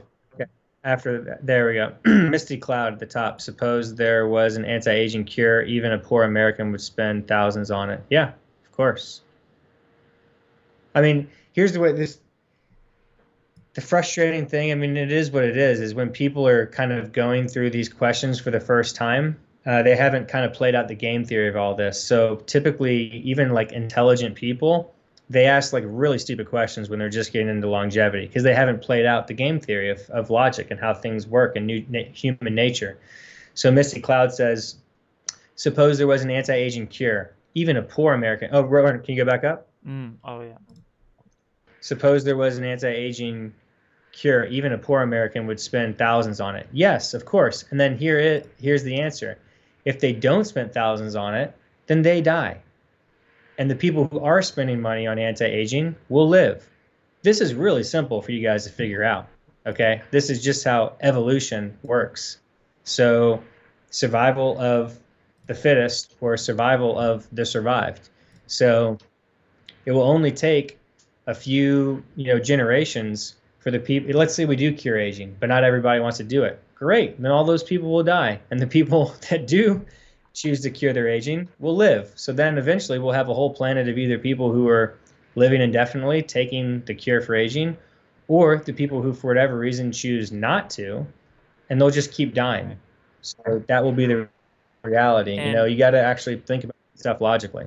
And all of us, we could all be like Schindler by just taking one person by the hand and taking him with us into the future, and just grab onto one person. And if you can just convince that one person, hey, take your health seriously.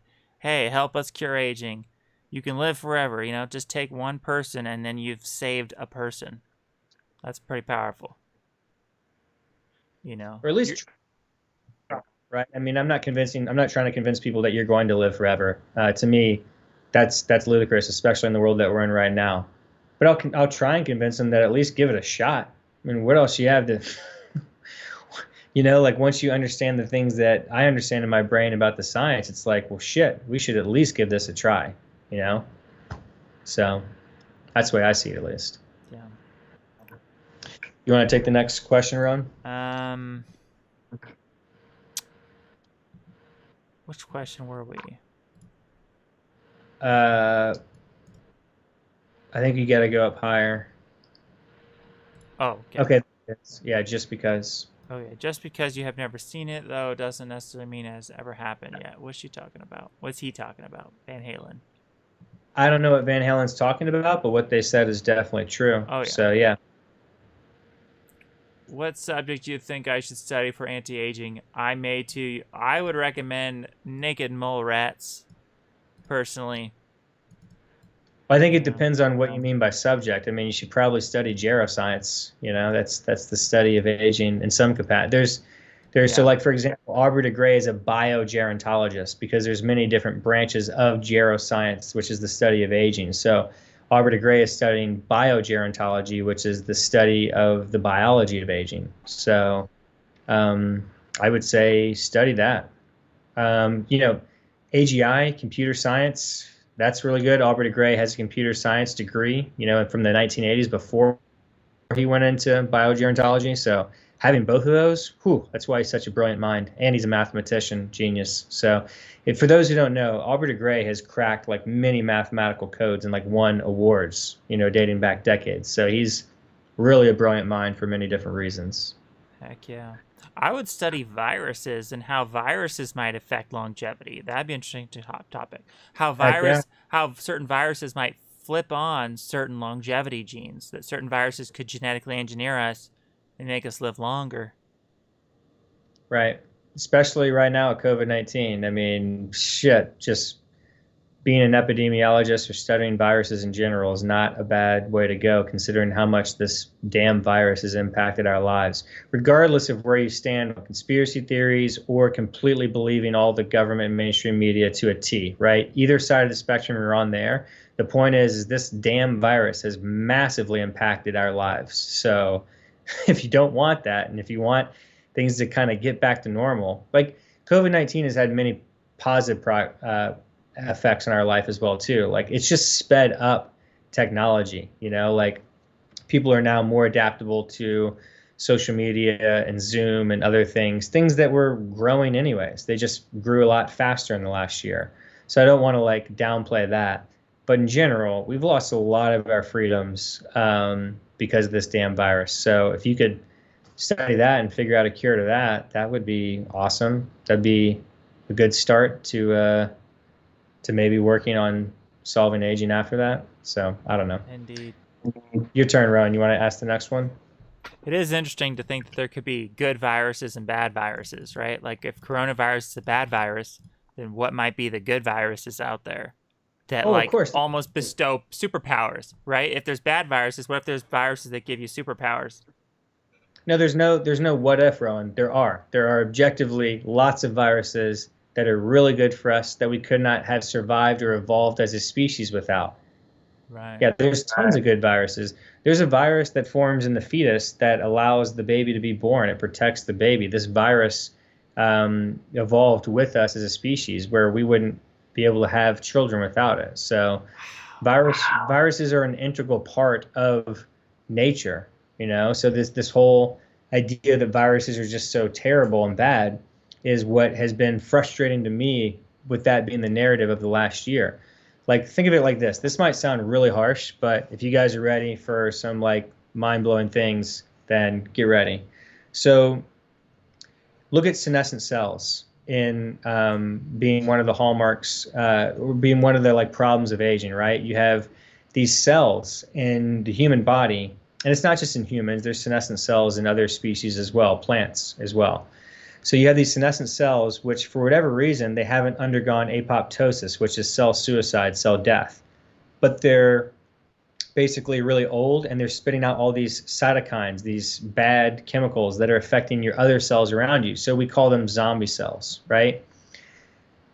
What if we already have these senescent cells amongst us, these incredibly sick, very biologically old people who are draining our society, right? Because we've gotten to this point in our human society where we have 7.8 billion people, but so many of them are really sick because we're keeping them alive with all these drugs and healthcare and things, but they're just barely alive, and they're not contributing to the economy of the world in any meaningful way. What if COVID-19 is the senolytic drug like Fisetin or rapamycin that's come in to wipe them out? Right? We don't know how COVID-19 came about. Whether you believe that it came about in a wet market from a bat, biologically, or you believe that it was created in a lab. I personally believe there's strong evidence it was created in a lab. I can show you guys that video created April 1st, 2020, that has over like 2 million views last time I checked, that shows very strong evidence that COVID-19 was actually created in the lab in Wuhan, China. But regardless of even that, the point is that we don't have consensus proof of how COVID-19 came about. So if you follow my logic here, it's like, what if COVID-19 is a senolytic in this sense that's trying to wipe out the weak senescent cells, being those individuals of the giant 7.8 billion superhuman community? Now, I know that can sound really insensitive and horrible, and I totally get that. I'm just saying, like, if you think about it in that way, maybe this is like COVID-19 is just Mother Nature in a way fighting back. Right. Maybe. I'm not saying it's, I'm not actually proselytizing it is one way or the other. I'm just It reminds me of that M. Night Shyamalan movie where the plants start releasing a poisonous toxin to kill the humans because the humans are hurting the planet.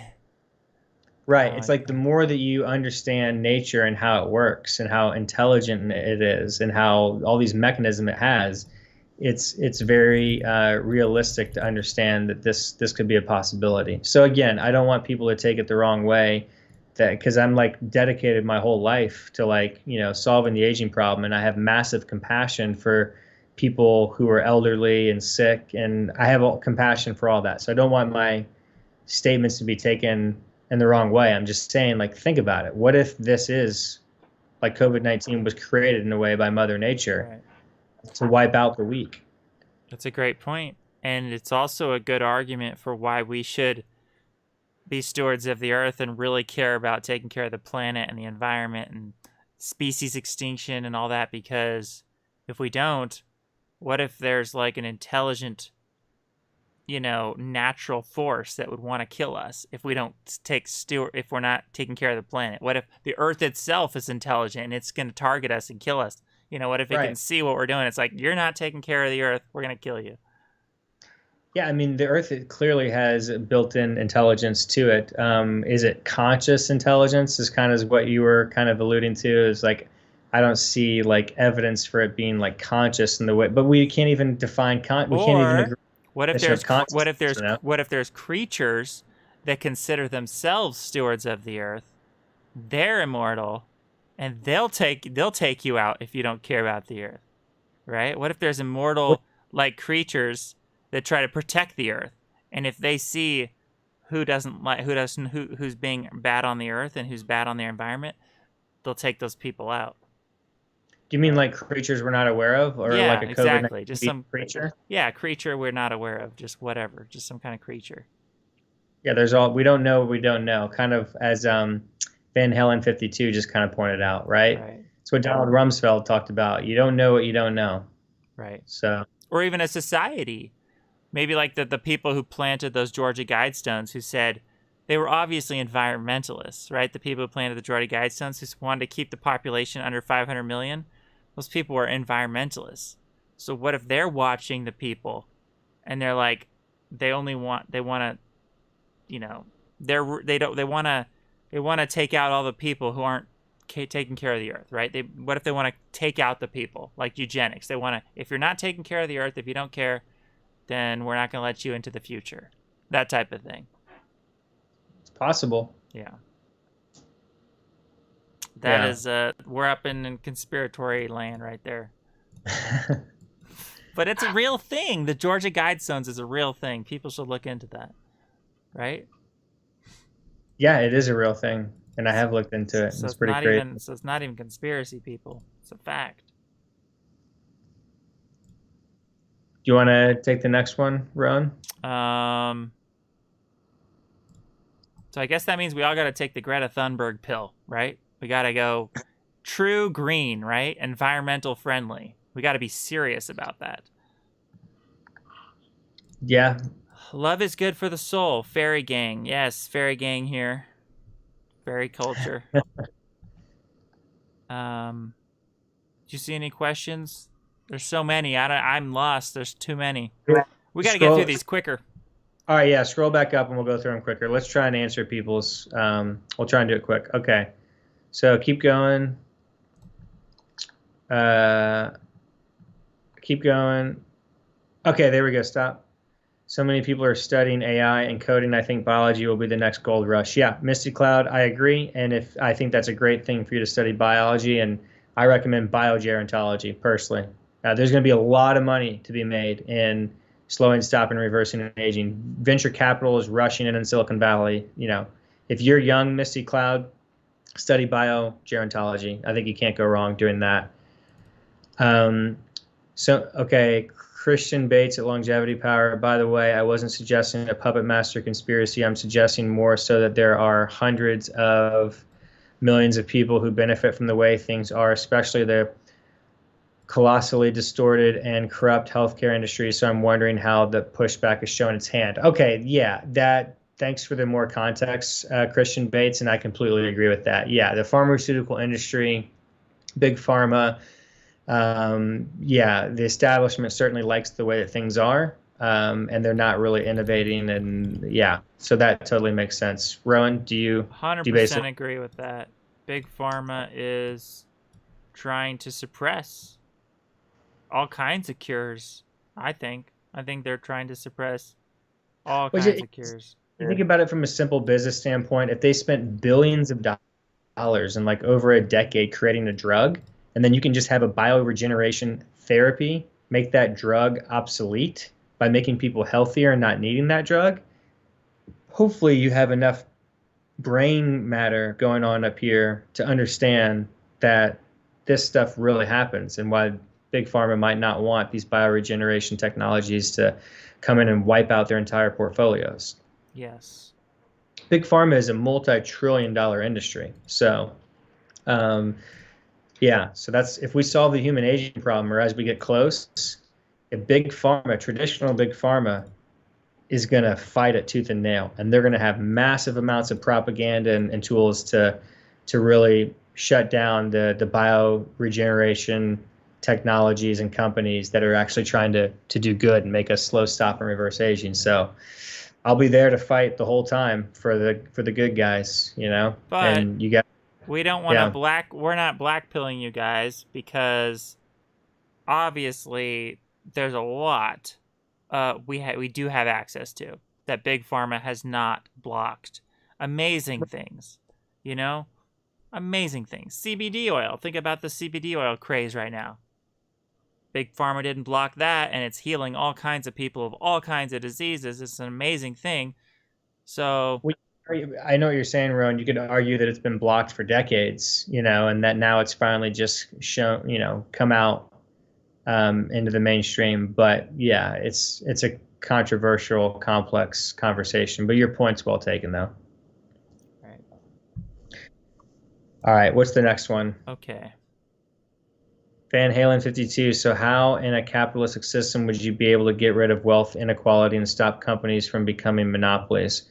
All right, so it's a complex question. I'll make it like as succinct as possible. So last night on our longevity channel, Alex was reading about 0 to 1, which I highly recommend is the best business book that you can read. It's written by Peter Thiel, based off a presentation he was teaching at Stanford Business School in 2015. And so the purpose of capitalism is to acquire capital. The best way to acquire capital is to create a monopoly. Okay, so that's the whole point of capitalism, is creating a monopoly. Now, there's good monopolies and bad monopolies. A good monopoly is one that's created from scratch, like from a garage, one day, and then it just grows and grows and grows through a meritocracy capitalistic society where they're adding the most value to the world, doing the best that they can to create value in the world. A bad monopoly is something like a bureaucratic, government that we have right now. That's why big government is the enemy of the planet, because they're just really bad monopolies. They're giving you horrible services and there's no other options. You know what? If you want to drive a car in America legally, you have to register with the DMV. There's no way around it. The DMV is a monopoly. Their service is awful. Everybody knows it. We want to avoid that. But monopolies, like you could argue Tesla right now is a monopoly. Well, they fought tooth and nail and innovated to get that monopoly status, and they're going to have to continue to do so to keep that monopoly status. So that definition of monopoly with the example of Tesla right now in 2021, good. DMV, bad. As simple as that. I mean, I could go on and on and on and talk for hours, but that's like the most concise and simplest way I can explain it.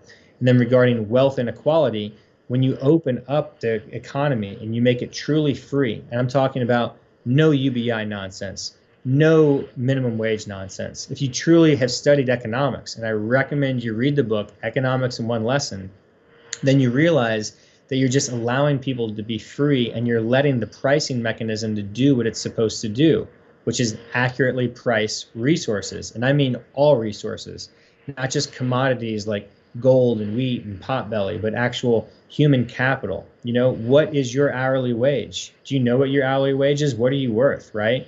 And so when the government is telling you what the hourly wage minimum should be, then you can, what do we know happens throughout history whenever the government puts in a minimum wage? Employers have to lay employees off that they deem they're not worth that minimum wage. So right now you have Biden talking about making a federal minimum wage of $15 an hour. Now that might sound really low, and it is, and I would never take a job for $15 an hour. But if Biden does have the $15 minimum wage, go through, then there are going to be plenty of businesses that are going to have to lay off employees who are currently getting paid, $8 an hour, $9 an hour in middle of nowhere Mississippi or Kentucky or something like that. And then those people are not going to have their shitty jobs that they have right now for $8 or $9. And then they're going to have to then go into the socialist, system to collect unemployment and go through that whole rigmarole and whatever. And so it's just, if you just let the free market happen, people will get paid what they're supposed to get paid. And if they cannot get what they need, then that's why we should have better, charities and things like, you look in places like San Francisco, even though there are places to go to sleep at night, you have people not taking up those resources. So they end up just like sleeping in a tent or something like that on the street. That has to do with like mental health and stuff, homelessness. Most of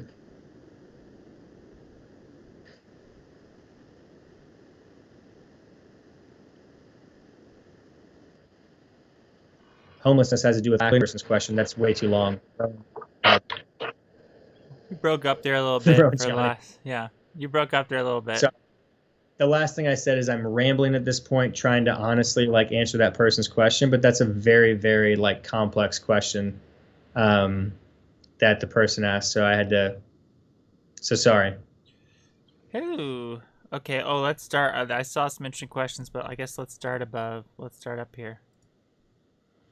Where are we going here? Where were we? You have to go higher. Okay, so there it is. Van Halen 52. I don't think taxing is a bad thing, really. Like we need roads, libraries, schools, and they need to be paid for, so it's not all bad. Okay, so taxing is just theft. All it is taxing is taking money from one individual or one entity and just giving it to another entity. So you should read economics in one lesson to understand. That's what taxation is. So then when it comes to like building roads, I don't know if you know this, Van Halen 52, but there are private roads. When I traveled Europe in 2018 and 2010 quite a bit, a lot of roads in Europe are very private. In fact, when I was in the south of France in Nice and we drove into Monaco, which is its own nation state, it's one of the wealthiest nation states per capita on the planet, if not the wealthiest. It's the second smallest country in the planet, right behind the Vatican from a landmass standpoint. There's the highest amount of billionaires per capita in Monaco, yachts everywhere, right? When I was getting close to Monaco in south of France, all the roads were private. It was kind of ridiculous. We were paying tolls of like, 2-3 euros every like 4 or 5 minutes. So we ended up paying like 12 euros or something just to drive through these private roads. Wow. It seems kind of ridiculous. Yeah. However, you're actually paying for what you're using. So that shows you the true price of what it costs. At least it shows you what people are willing to pay in the sense of the true price, because you wouldn't be using the road if you didn't want to pay for it. You have a choice, right? So this whole thing of like we need taxes to build roads, it's nonsense. It's just propaganda that people believe, and people spew it out their mouths and other people believe it, and then they just spew this. If we can build, if the free market can build a smartphone that can do everything that my iPhone can do, then surely the free market can pave a road on the ground. We're talking about like just pavement going on a flat surface. That's not hard to do. So the free market can solve that. Libraries, like I haven't been to a library in years. We have the internet, so that's out of there. Schools are propaganda machines at this point, and the schools are shut down for like the last year with COVID. Has anybody really missed them? I mean, I understand that like a lot of parents miss them, but my point is that schools are basically daycares and propaganda machines, right? Our schooling system is insanely corrupt and it needs to be improved, and the internet and good parents can improve that system, and the free market and private schooling systems can improve that. So I can just go on and on and on, but it's a whole conversation. Taxation is theft. It's just taking money from one entity and giving it to another. So the free market can easily solve all those problems. Rowan, do you want to take the next question? It's an economy question. You should take it. I'm not much good on the economy. Okay, Christian Bates at Longevity Power says, based Austrian economics, think you're here, right on. I think he's referring to me or both of us, Rowan. He says, yeah, government regulation, as Henry Hazlitt and other deduce, completely stifles and distorts the longevity space. Correct, yeah. But at the same time, if the governments want to actually take all this money they're already stealing from all of us through taxations and allocate it towards anti-aging, biorejuvenation, longevity research, then I'm all for it. I'm just not sitting around holding my breath and like commenting on the internet that it's the only way to save us is big government. No, it's not. That's nonsense. We can do this with the free market and strategies that I've already outlined on this live stream hours ago about investing in longevity and genomics companies that are already publicly traded. So that's how we can solve the human aging problem, through the private free market economy. Van Halen 52 says, why couldn't healthcare be a part of that too? One could argue healthcare is more important than all those things, and everyone should have access to it regardless of your personal income. I don't really know what they're referring to. Would be a part of that too. What were they? Do you know the context there, Ron? Does that make any sense? No, I don't know. All right, we'll have to pass that one because I don't get it. Attornus Immortus replied to Van Halen 52 and said, it depends. In order to maximize the amount of tax dollars received, you need to aim for the sweet spot. Don't tax people too much, otherwise they would see a decrease in tax receipts. Yeah, it's a fair point by Eternus Immortus, but people need to realize the world that we're moving into as the internet becomes more pervasive and we're moving to a more global, decentralized society, is that governments are going to have to compete for our resources and our capital. So, like, just as I gave an example of Roger Ver renouncing his U.S. citizenship, he's like, peace, I'm out of here. I never want to pay your ridiculous taxes in America ever again. And he's happy with that choice. So now he's going to governments, entities, he's going to certain nation states that fit his value system. And he's making the governments actually more align with the true value that he's outputting, and not having the governments be parasites sucking up his resources. So I would recommend you read the book, The Sovereign Individual. It's a pretty good book that talks about these things. The book was written in the late 90s, and it was pretty prophetic in many ways and pretty wrong in other ways, but there's some interesting ideas in there. But the important thing is that governments are going to have to compete for our services as citizens more and more in the future, because people can just get up and leave, you know? It's easier to do that now than ever before and have less of an impact because we have the internet. Does that make sense, Rowan? Did I explain that in a way that makes sense? I mean, economics. My mind's still having a hard time wrapping Forget- around to some things. It's just a forget- different language. Forget economics. Think of it this way, right? If a government is being oppressive to you right now on this planet, you have a easier and more opportunity to leave that country, renounce your citizenship, and just go somewhere else. Or maybe not even renounce your citizenship, just go somewhere else. And I'm speaking from a privileged American's point of view, right? But this is true for many other people. I understand that there's limiting factors here, like, do you speak, you don't speak a language, so you can't go to that country. I understand that there's limits to that. But my general point is that now more than ever, you can just get up and leave, and you have the internet to still use to earn a living, right? Yes. You can be a digital nomad much easier now, and that this is only becoming more true as we march further into the future. That's my general point. You don't have to understand. Very true. Yes. Understand that. Very true. There's no reason, in other words, why we can't be doing this live stream from Bulgaria or Hungary, or wherever. Name your place. As long as they have internet and we have a safe place to live, we can do this live stream from there. That's my point. Point well taken. What's the next one? Attorney said, "Don't tax people too little. Look up Laffer curve." Yeah.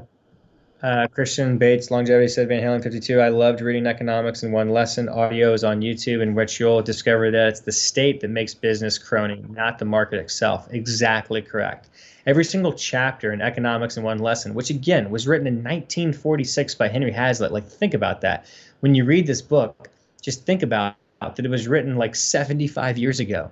But there's just fundamental truths in there. Rowan, I recommend you read the book. It's on the internet for free. The audio's on YouTube. You will totally understand it because it's written in basic English and language. What's the book called? It's called Economics in One Lesson by Henry Hazlitt. Google it. You can download the PDF. It's easy. You can listen to it on the audio on YouTube. It's brilliant. It's every single chapter explains a different way to understand economics. So, like, there's a chapter on tariffs and why tariffs are bad, right? There's a chapter on taxation. There's a chapter on inflation, so on and so forth. Christian Bates says, and that the state makes everyone poorer, and we can deduce how the bigger the central planning, the more it stifles innovation. Exactly correct, and the book breaks it down. Basically, government can't possibly calculate longevity. Only the millions of individual minds in the private space can optimize human flourishing. Correct. Eternus Immortus said, love is good for the soul. Fairy gang. Yeah. Fairy gang forever. All right, Rowan, you got to scroll it up a little bit. Yes. Okay.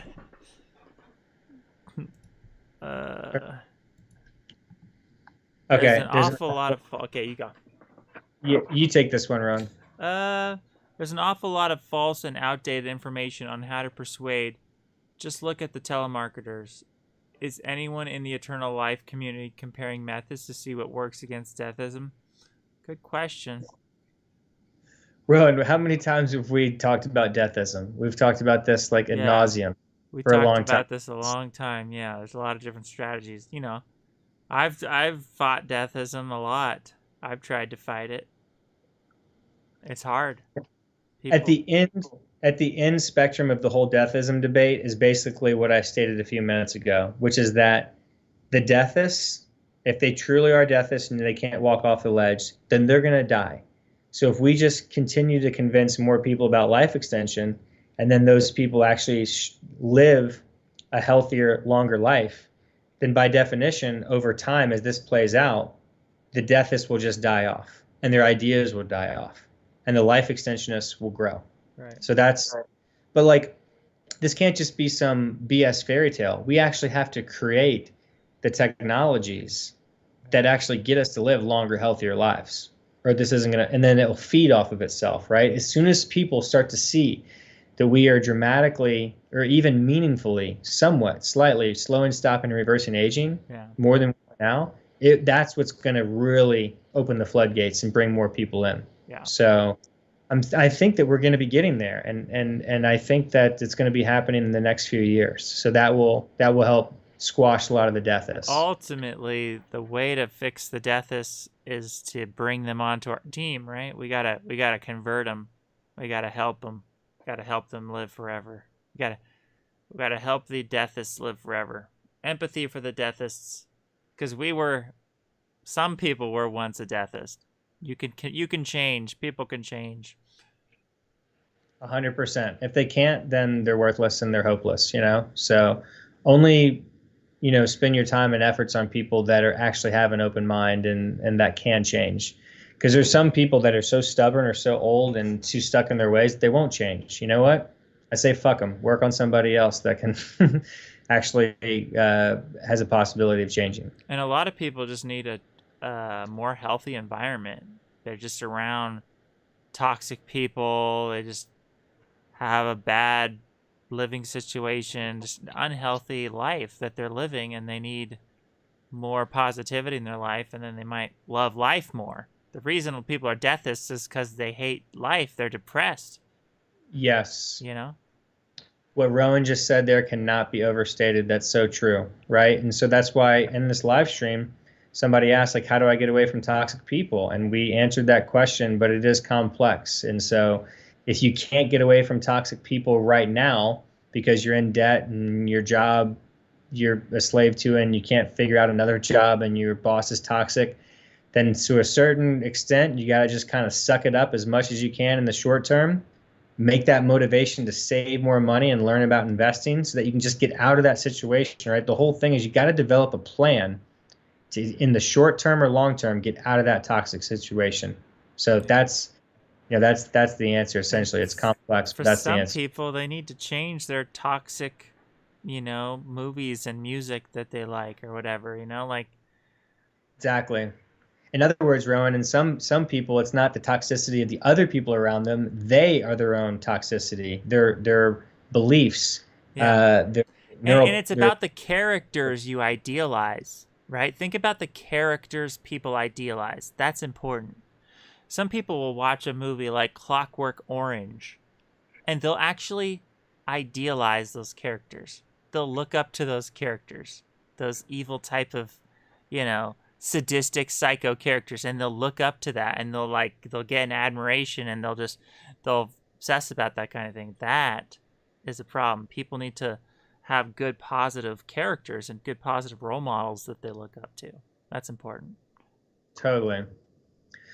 All right, next one, Van Halen 52. I was talking about a person living super, super long and has cured aging and could have already happened, even if the odds are extremely low of that. Kind of a stretch, optimistic type of viewpoint. Yeah, that's what Rowan and I were talking about earlier. I'm saying it's possible, but I see no evidence of it, so I wouldn't put it as a probability, like as a high probability.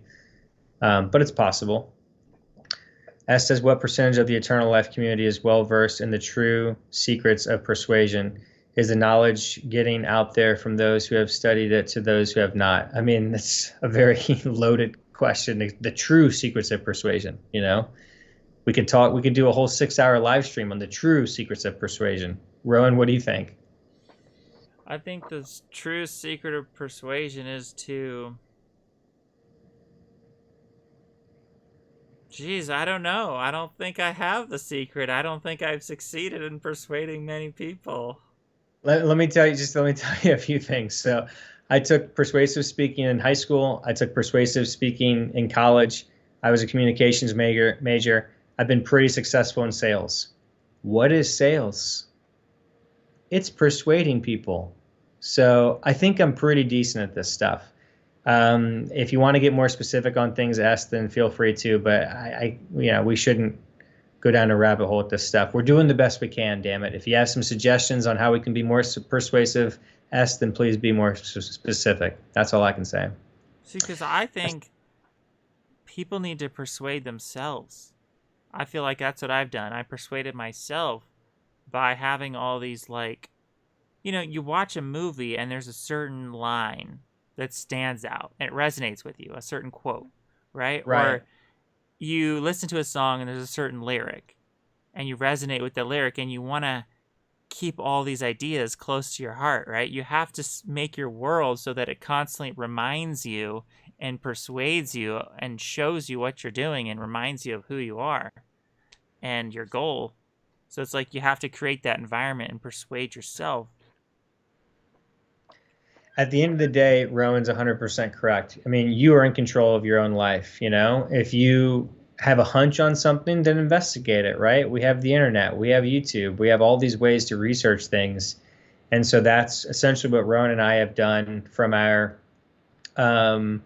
intuition that maybe we could potentially slow, stop, and reverse the aging process. And we've just been doing that for a long time now. So everybody needs motivational speakers, even if that motivational speaker isn't, the typical Tony Robbins or whatever. Your motivational speaker could be a character from a movie or something. Your motivational speaker could be your favorite song, that's motivating you. It's a motivational speaker. You got to find those motivational speakers in your life that can insert positivity into your brain. 100%. So Ashley Bravo said, is Vladimir Putin also a president for life or dictator? So Vladimir Putin, to my understanding, has not been deemed by the government of Russia to be president for life. They do these BS, elections every few years in Russia, and he keeps getting reelected. So he's like essentially a dictator in that sense, because I don't believe those elections are legitimate. I think that he's, cheating because he has the whole government captured through his, a massive, power structure that he has. I mean, look at the videos going around right now of this, $1 billion palace or so in the Black Sea that apparently is his, that he denies is his, but I believe is his. This palace is like incredible. If you haven't seen it, just type into YouTube Vladimir Putin mansion or whatever, and you can see it.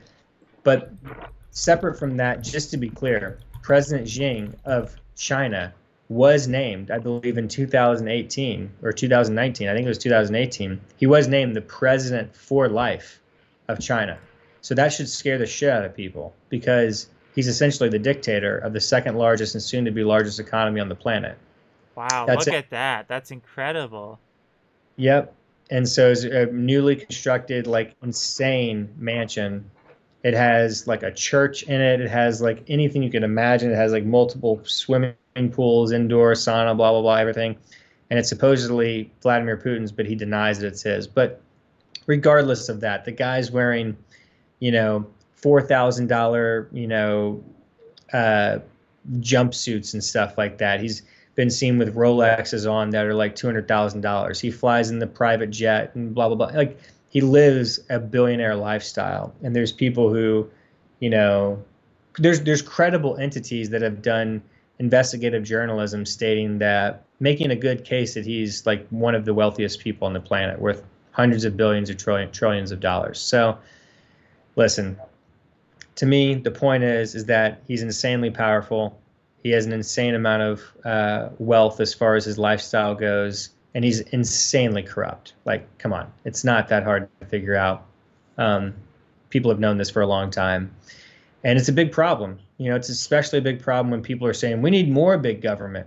We need more government. We need more time. Like, what are you talking about? No, we need less government, and we need less people saying to have big government.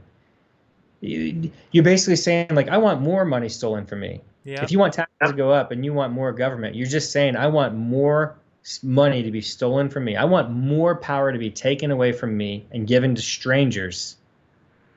Yep. You're saying you want a nanny. You want a big nanny state to just And people control feel- you. Yeah. It's horrible. And George Carlin says, you have no rights. There is no Bill of Rights in America. You have temporary privileges. You have the Bill of Temporary Privileges, because rights aren't rights if people can just take them away. You either have rights or you don't have rights. And COVID-19 has proven to Americans and many people on this planet that you don't have these rights you thought you had. You have temporary privileges. And if you let these elite people take them away from you, then you no longer have those privileges. And our privileges are shrinking, if you guys haven't paid attention.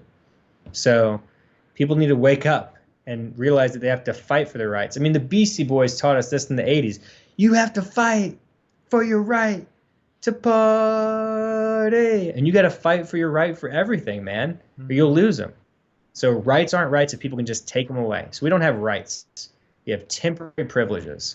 Let's call a spade a spade. Let's be let's be as honest as possible.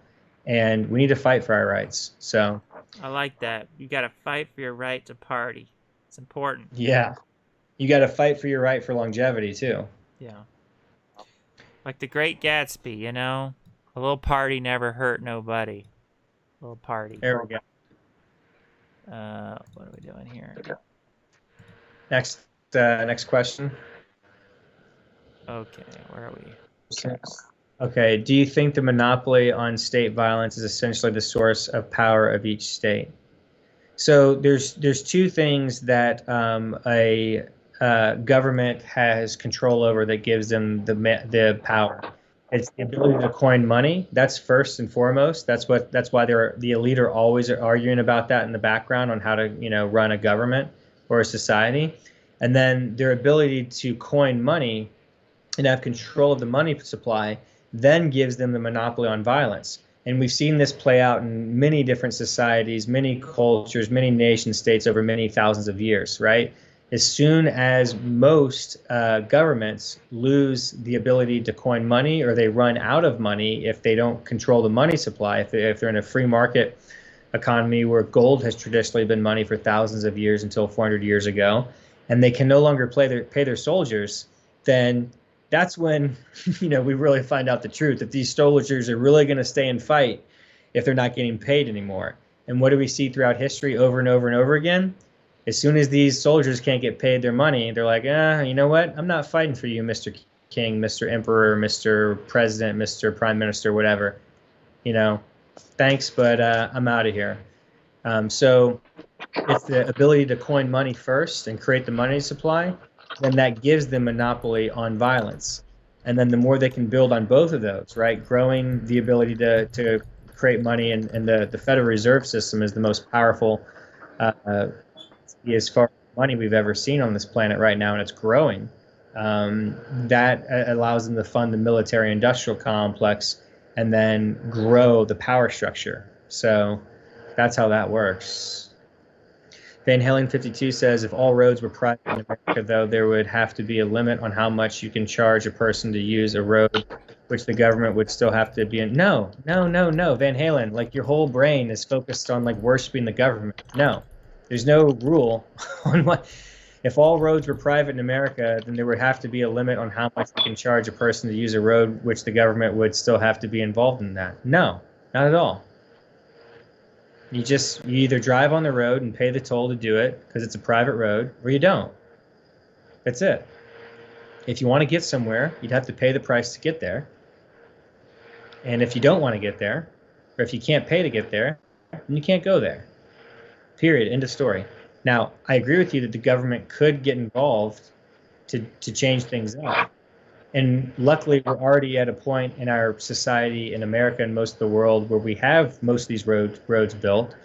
But the problem is that our government at this point is so corrupt and bankrupt in many ways that they can't keep the infrastructure of our country healthy.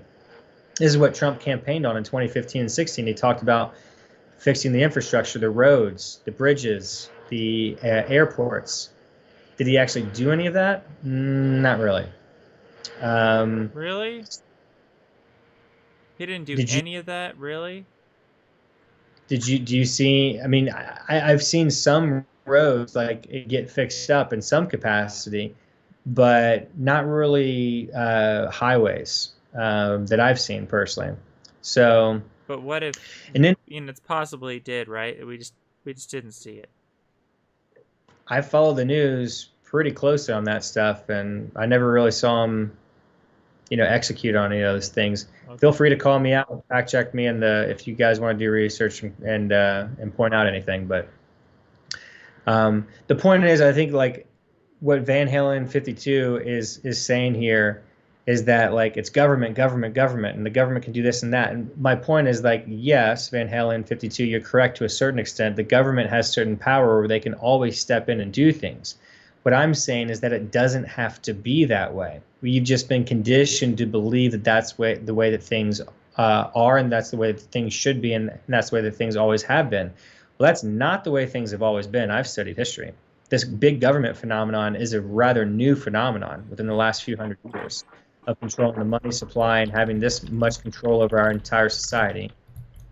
And then second of all, I don't believe from all my research this is the way things should be optimally. And then third of all, I want to work to make sure that we limit big government moving forward, because I view them as the biggest problem that we have on this planet for all the reasons that I've talked about by studying economics and history. I Ashley agree. Bravo. I honestly agree. Yeah. Study economics and history, and you will understand the big government in most cases is the problem. Okay. Ashley Bravo says, and those that wield the monopoly of violence can use the fear of death and the proxy, the fear of aging, to manipulate the population to act or behave in particular ways. Hold on a second. I read it more of like a comment and it turned into a question. Oh, did I?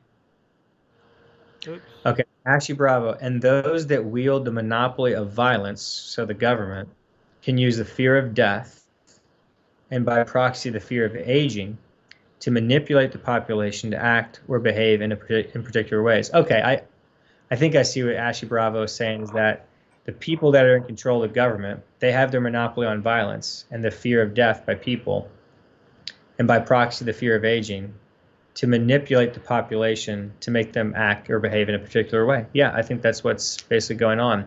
Because if you think of the inverse of that, if we have solved the human aging problem and people are biologically immortal, then they're kind of like superhumans in a way. Like imagine if you could have the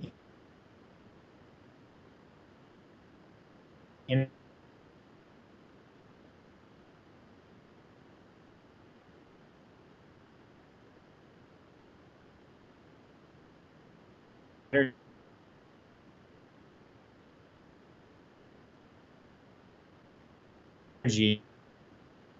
I think I froze there for a bit. Yeah, you froze there. You're back. I was just saying, imagine if you can have your energy of your 20s and your youth of your 20s, but then wisdom of like, hundreds, thousands, millions of years old, right? So you're turning into like a superhuman there. So if you're in that state, then what do you need like the government for in many cases, right? Right. Except to like protect you in many ways, which is what we essentially want the government to be doing anyways, right? Yeah. Thought Criminal said, with increasing the minimum wage and unemployment, you need to take into account the number of people who become unemployed because of minimum wage increase. Exactly. Yeah, that's what I stated earlier. If 1% of the low wage workers become unemployed, but the other 99% are no longer broke, the additional unemployment might be worth it. That's true, but that's not what actually happens. So if you study economics and history, historically, it's higher than that. But of course, it depends on many factors, like how much you're raising the minimum wage, and many, many other factors.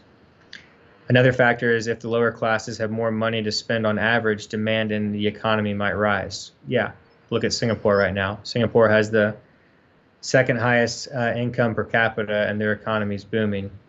Qatar's number one, for those who are curious. Thought Criminal, Rowan, what do you think of anti-nationalism. Also, are you familiar with Anti-natalism. Oh, okay, anti-natalism. Are you familiar with In Mindum and David Benatar? I have looked into. I mean, I know about antinatalism because it's the worst form of deathism. It's horrible. It's horrendous. Those people want to kill everyone. They just want they want the they want the human species to be extinct. They're really stupid, really dumb. And David Benatar, I think he's just one of the proponents. I don't know. I know about antinatalism. I'm not sure about the proponents and who's, you know. I didn't spend much time debunking it because it's just like obviously stupid. You know, it's just like I maybe made one video on it or something because it's like this is absurd that there's actually people that promote this philosophy. They basically want to sterilize everyone and have the human race go extinct. It's stupid. The guy who made the Cthulhu, what's his name? Oh, H.P. Lovecraft. Yeah, he was an antinatalist. So these are like the most bleak, nihilistic, deathist people you can imagine. All I can say is let's not let any of those people get the nuclear codes, right? Yeah, exactly. Oh my gosh. Oh. Christian Bates says a movie idea taxation... right there. I want to see a movie where the antinatalist gets the nuclear codes. No, let's not. That's a dystopian because that might give people some ideas, right? No, you're right. Oh my gosh. Right, because look at the people. You know, there's those theories out there that the kids who like go in and shoot up high schools have been playing too many to shoot 'em up, you know, games or watching other, you know, high schools get shot up on the news, and then it gets the idea implanted in their heads, and then they go and do it. So we definitely don't want that movie to be And the Batman shooter. Think about what that psychotic guy. He got influenced by the Joker. See, this is why. This is why I really tell people, you know, care about the characters that you idealize and role model yourself after, you know? Be careful. Don't like watch a movie and just latch on to some stupid character and admire this character and emulate it. Like, think about it. The Joker. That's such a popular character. A lot of people admire the Joker. Like, literally. They put Joker posters on their walls and they have that spirit of the Joker around them. I know. And it can influence them. It's like a dark spirit that can drive them to bad things, I think. It's creepy. It's weird. Yeah. Yeah.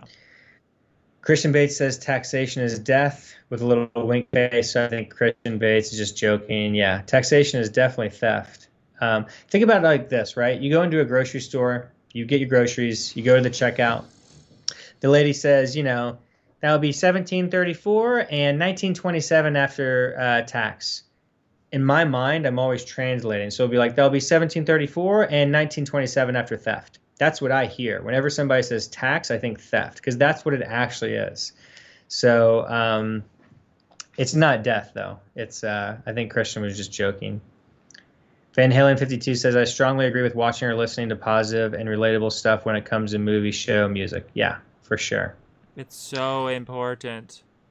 So important. It is so important. You know? Listen, the whole point of like our whole transhumanism movement is the radical longevity. Want you to live as long and healthy as scientifically possible in any way that you can to do that, right? As long as you're not hurting other people. And then the other part is we're trying to make reality as awesome as possible as well, too. So you have to do as much as that as you can. The point of life is whatever you want it to be, but I think one of the aspects of life is just to be happy. Find your happiness, right? That word happy is a very vague word.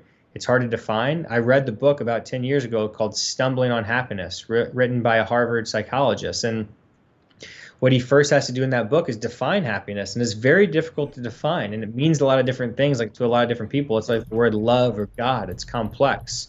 And it's perceived in different ways by different cultures throughout different time.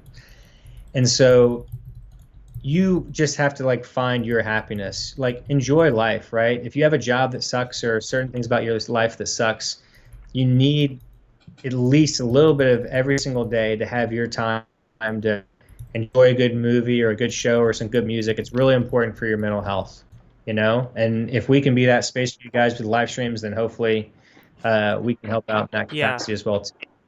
It's also important as a way to shape your own consciousness, right? Because we have to be intentional with how we shape our consciousness. Because if you don't shape your consciousness, the world will shape your consciousness. Your consciousness will be shaped by like random things.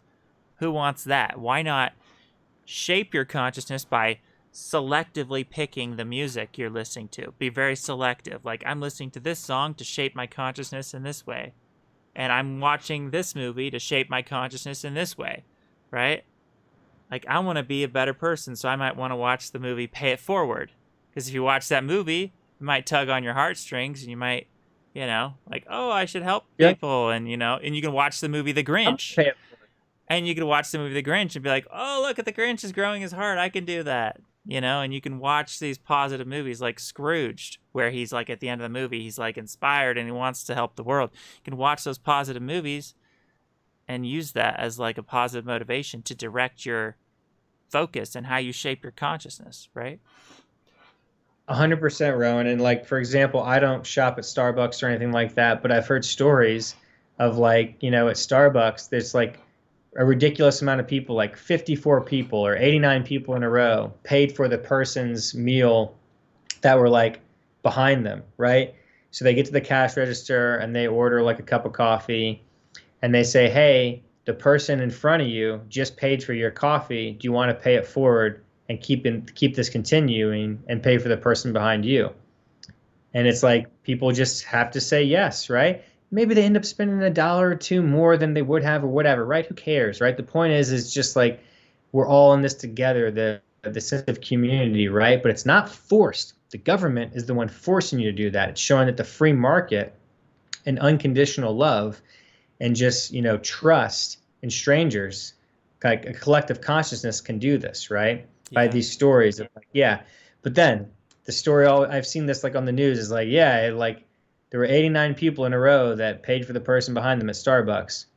Well, who was that 89th person, that Grinch that just came up and were like, man, no, I get a small latte and it's only $2.13. I don't want to pay for $4.44 of that person behind me. No. And then it ends, right?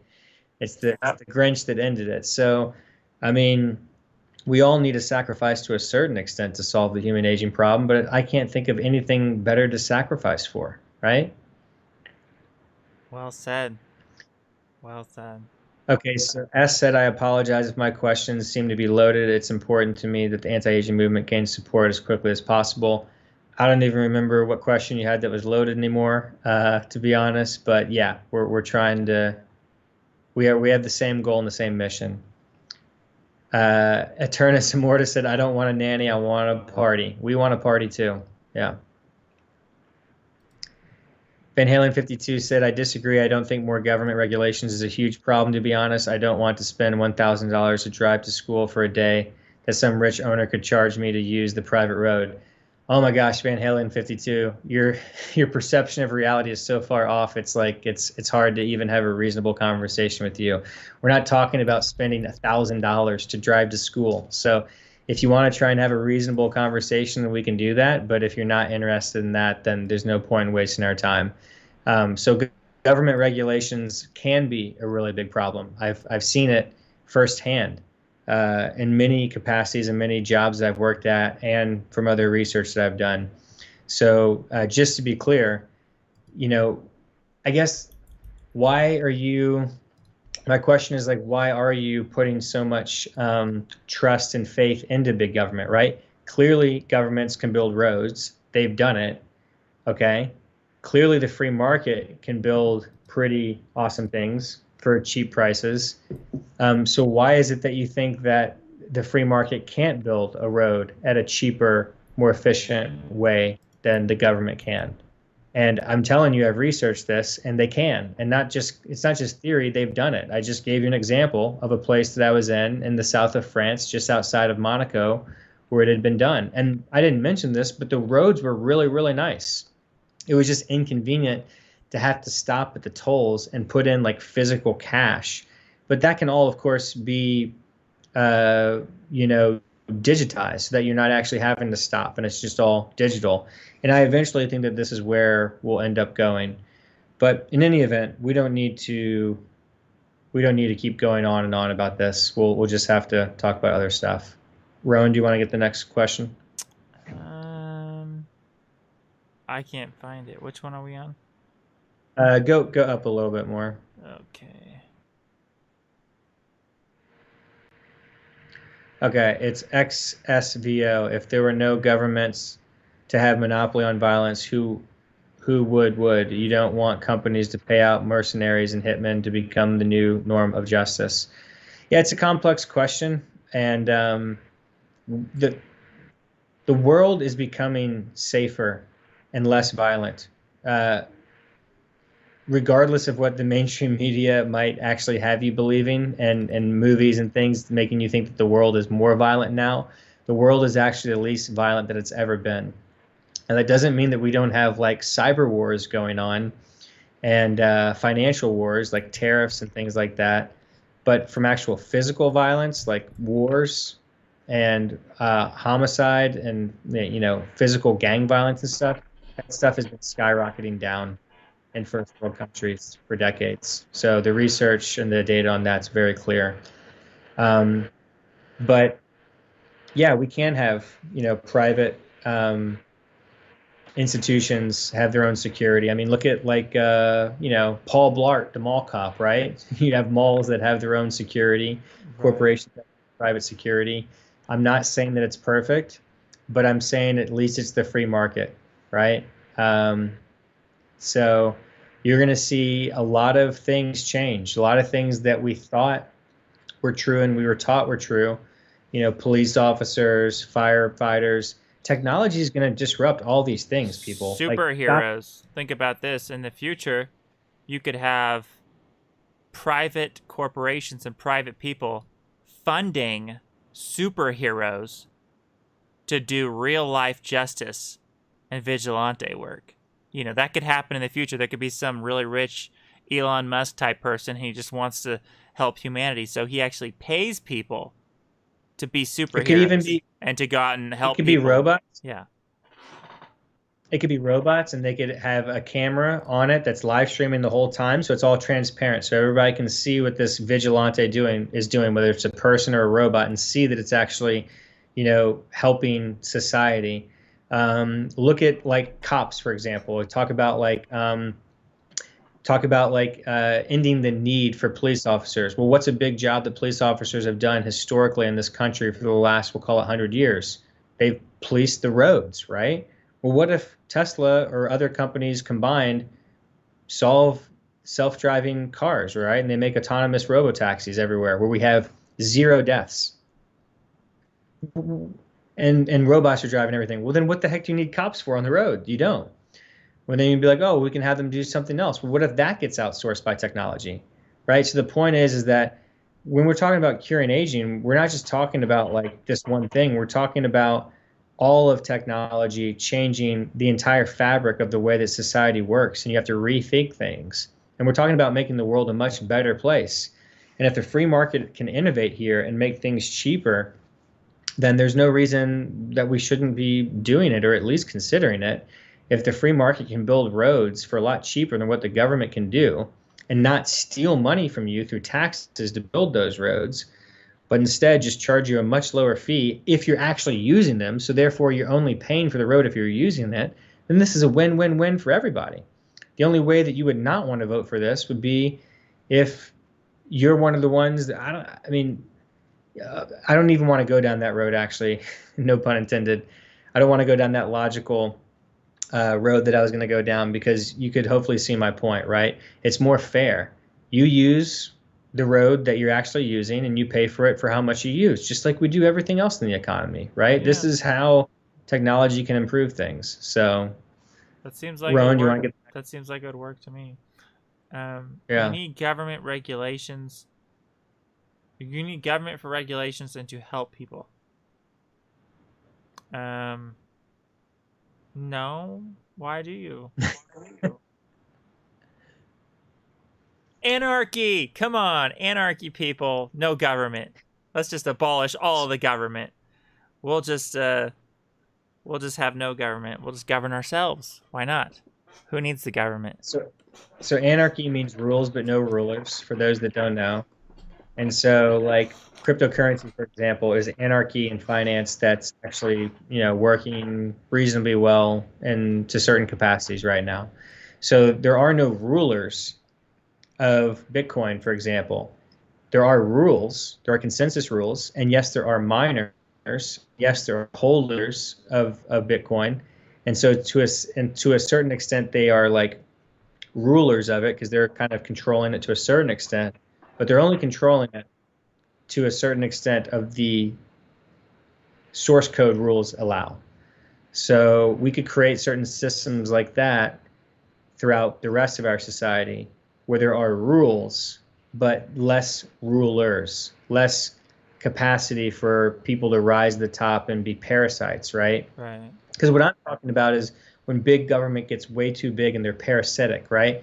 It's all these people in big government telling you that they're doing so good and you should love me because I'm the best. When really, like, they're not adding the value that they're actually posing that they are, and they're actually taking more value than they're actually giving.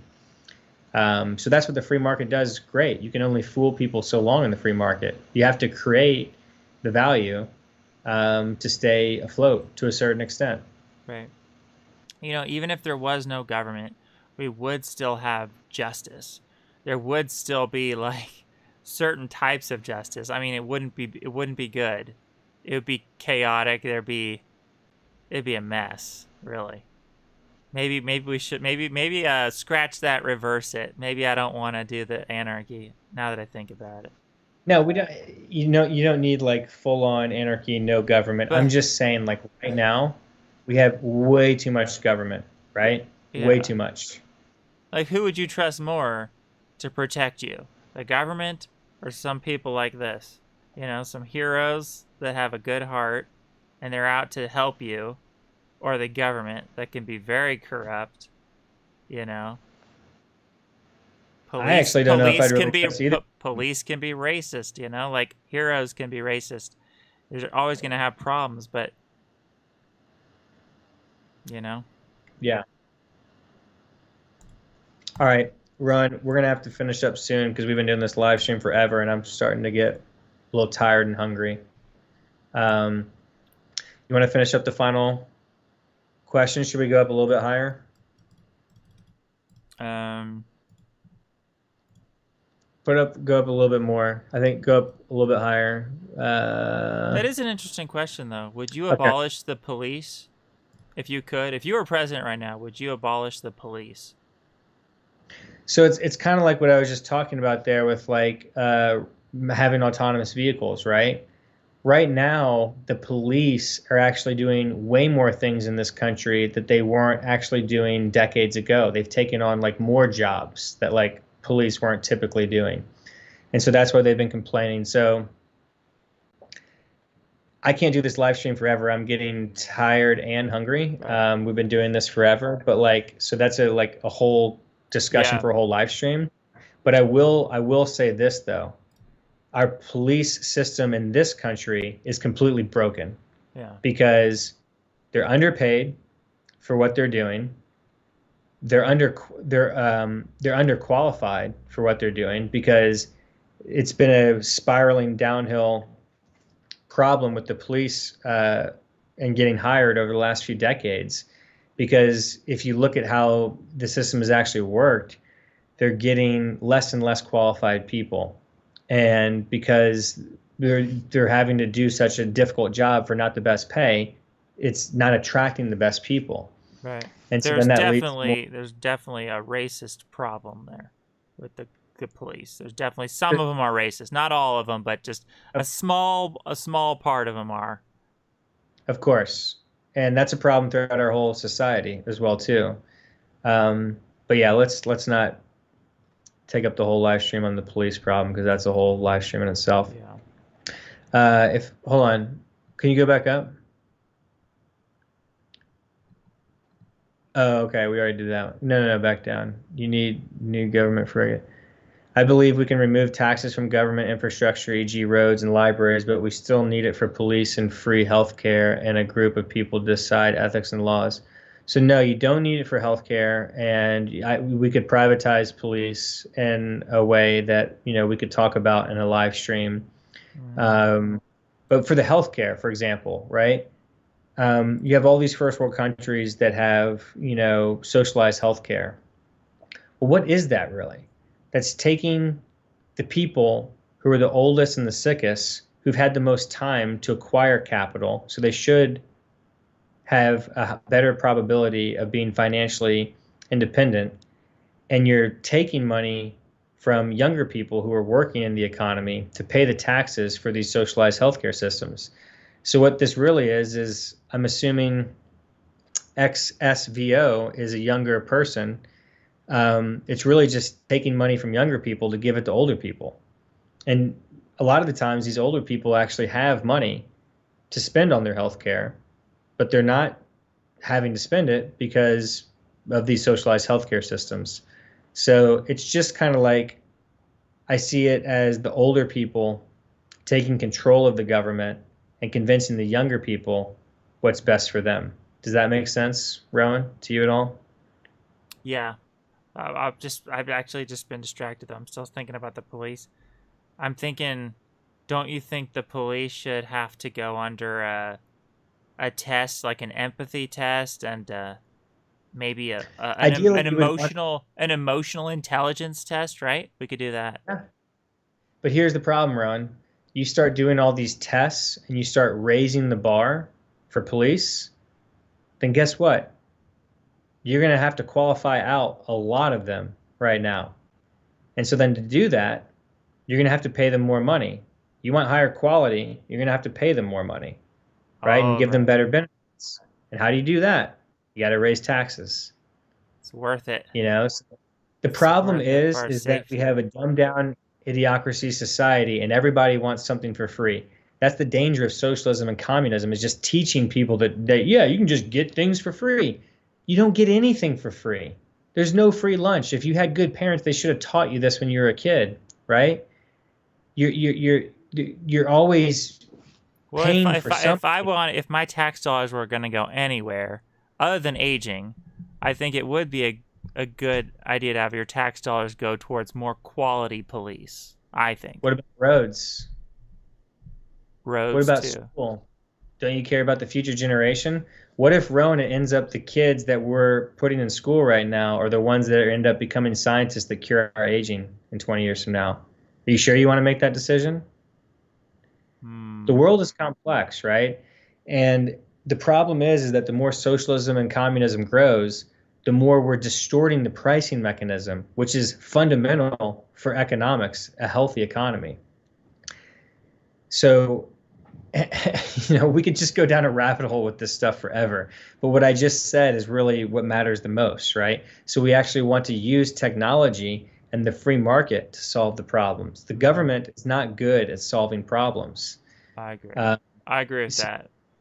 Look at again. So you're saying a private police that would be better, right? Let's look at all the technologies we have right now. We have live streaming, like we're doing right now. Cameras. Why not set up a private police force? Even the freaking robots by like Boston Dynamics, right? They have these dogs running around now and other robots they can create. We have autonomous vehicles that will be coming online soon as we get to full self-driving autonomous vehicles. We're at like kind of level 2 or 3 right now. Level 5 is full autonomous. Hopefully we'll be there within a few years.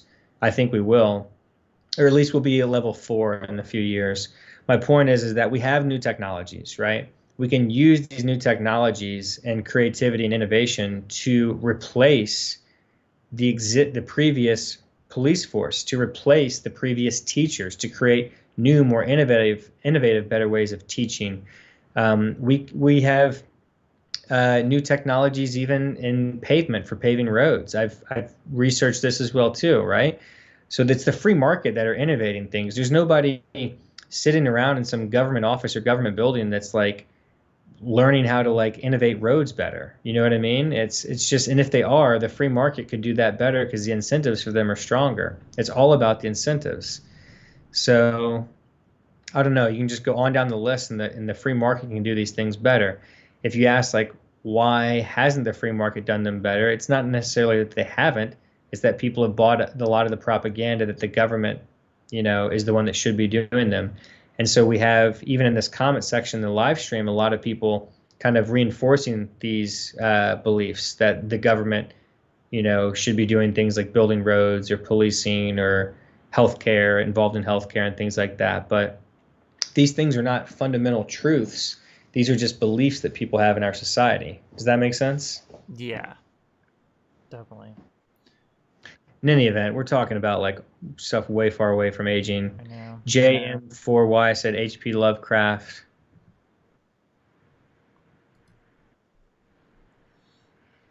I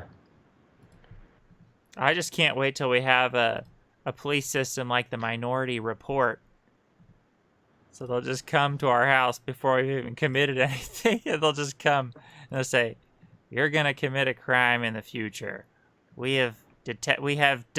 Our algorithm has figured out that you're likely to be this type of person, so you're going to jail." Microsoft is already working with some governments to kind of do stuff like that. I've seen stories on it. It's kind of crazy. All right, Ron, let's try and fast forward through the rest of these. Can you scroll up? And I want to try and at least answer all the questions for people, or at least okay. JM4Y. H.P. Lovecraft was one of the best artists in the world, but I had no idea he was an. Is it natalist? Is that how you pronounce it, Ron? Yes. Okay, I didn't either. Thought Criminal said, have either of you heard of the theory of age of Malthusian industrialism? It's Natalie Carlin's theory of what the future will be like if transhumanism doesn't happen. I have not. Have you heard of that, Ron? Oh, I missed that. Sorry, what was that? I wasn't paying attention. I was looking. Have either of you heard of the theory of age of Malthusian industrialism? It's Natalie Carlin's theory of what the future will be like if transhumanism doesn't happen. I have not. Never heard of it. It doesn't sound good.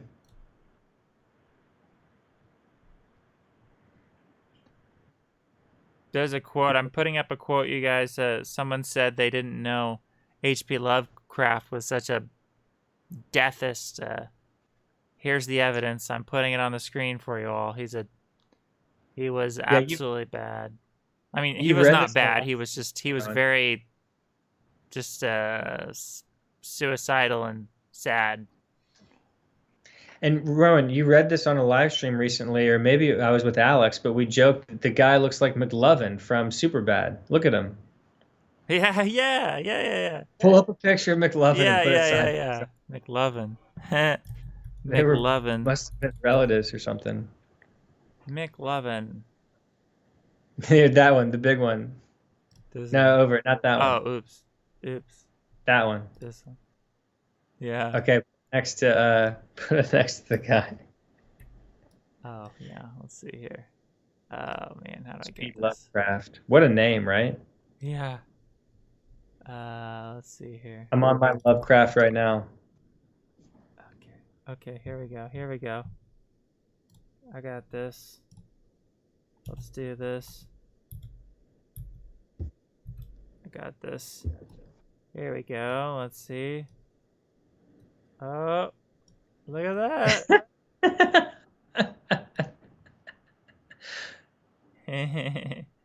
That's hilarious. Oh my goodness. On the topic of suicide, I think we should take our anti-suicide pledge. I think we should do it as often as possible. I vow that I will never commit suicide in my life, and if you ever see me, if for some reason I end up dead and they say it's a suicide, it was not a suicide. I would never commit suicide. I was murdered, or it was an accident, or something. I would never commit suicide ever, under any circumstance. That's the vow. Yep. I pledge exactly what Rowan just said. I would never commit suicide under any circumstance either. Yep. And get other people to say the suicide pledge or anti-suicide pledge, and get it recorded on the internet. Yep. It's important. All right, Rowan. Let's power through the rest of these questions. Okay, thought criminal. Okay, so no, we hadn't heard of that. But let's hope transhumanism does happen. Eternus Immortus said Van Halen 52. Prices are determined by demand and supply and competition. If prices are too high, people will simply use a competitor's road that is cheaper. Exactly. Yeah, I mean, it's Van Halen 52, like 100% no offense to you. We're not trying to be rude to you, but you clearly don't understand like economics. So just read economics, read economics in one lesson and it will make more sense to you. You're right with me, Eternus. I don't understand economics, so you're not alone. You're not alone in this world. But the point is like we want to make it simpler for people because like it's like a magic trick, right? Once you understand this stuff, it's so simple, right? So look at what Eternus Immortus just said there, right? Van Halen 52 is like, I don't want to pay $1,000 just to like drive my kid to school. It's like, well, that's not what we're talking about, and that's ludicrous, right? That's come on, like let's try and live in reality here. And saying things like that really kind of like shows your hand that you don't know what you're talking about. Like, no offense, Van Halen 52, but I'm just being honest, right? So that would just never happen. And if a road is too expensive, then competition. It's an incentive then for another company to go out there and build a cheaper road, right? So that's how the free market system works. I'm just being honest. So Van Halen 52 said, I put more faith in government rich owners, to be honest. Well, that's probably a problem, Van Halen 52. Yeah, sorry, I should probably stop. Haha. We will have to just agree to disagree on this. Yeah, let's honestly, Van Halen 52, I'm sure you're a great person. You're obviously a longevity enthusiast, so you're definitely a great person. We don't mean to, get any negative energy or anything. Thank you for answering my questions. Yeah, of course, Eternus, but what if there are roads that I would absolutely need to go on and they cost thousands of dollars? But again, Van Halen 52, roads are not going to cost thousands of dollars. That's absurd, right? I said $2 in south of France, and I said I had to do a few of them, so it was like $12, right? But again, if you say you need to go on those roads, you have to define the word need, right? What do you mean by need? Like, are you going to die if you don't do it? Want is the key, right? Because the owner of that road knows that I don't agree roads should be private in America. That's fine. We have plenty of roads already built out right now in America. So I think we're good on that. We can. Van Halen 52 said no government equals chaos. No rules would be chaotic. So no government does not actually equal chaos. So again, like I said with anarchy, anarchy means rules, but no rulers. So like Bitcoin is an anarchy system, right? So we're trying to remove the rulers because the rulers are the people who can corrupt things. We do want rules. We all agree there's rules that are important. There's rules to the universe. There's rules to reality. If there was no government, it would turn into the law of the jungle, though, right? It would be just like in the jungle when you got those monkey tribes fighting each other and tearing each other to pieces and eating each other. Like, it would just be madness, wouldn't it? Well, okay, so it depends on what you mean by no government. So what I'm talking about is changing the power structure, the way that society is governed. So if you had, like, it's hard to even fathom no government because there has to be some type of rules. So we have to establish the difference between having no rules and no government. Those are completely separate things. Does that make sense? So we definitely want rules, and we definitely all want to agree on those rules as a society. Right. What I'm saying is that the government, the way that it is right now, is not necessarily the way that it has been in the past, should be now, or will be in the future. That's what I'm saying. So I've studied history, and I've seen how governments have evolved over time. I think I have a pretty good perception of like what's the problems with the governments right now. And then I've studied technology and trends where I think we're going in the future, and I see massive disruption coming to our entire society, including the way that government functions as well too, including the way that money works, which is, as we already talked about, the most important thing that gives governments their power to have a monopoly of violence over us, which is what keeps us all in line, right? Because if you play out the logic scenario, like I'm not going to pay my taxes. Okay, well, then what's going to happen next? They're going to send you like a note via email or a letter in the mail say you need to pay your taxes. You don't pay your taxes. This is eventually going to end in violence. It's eventually going to end to a government goon coming to your home, collecting the money, or them just garnishing the money directly from your bank account digitally, right? And taking it directly from your paycheck or coming after you in that way. And if it doesn't end in that way digitally, then they're eventually going to use violence to throw you in a prison cell. That's the logical outcome of this scenario. So it all comes down to violence. That's how they have control over everything. And so if you think about this from a moral standpoint, you have to ask yourself, is it moral for these strangers to coerce your behavior through either the violence or threat of violence? I would argue that it's probably not very healthy for us to have a society set up in this way. Yeah. But the alternatives, right? The alternatives are, Basically it's like a prison, because that's basically just how a prison operates.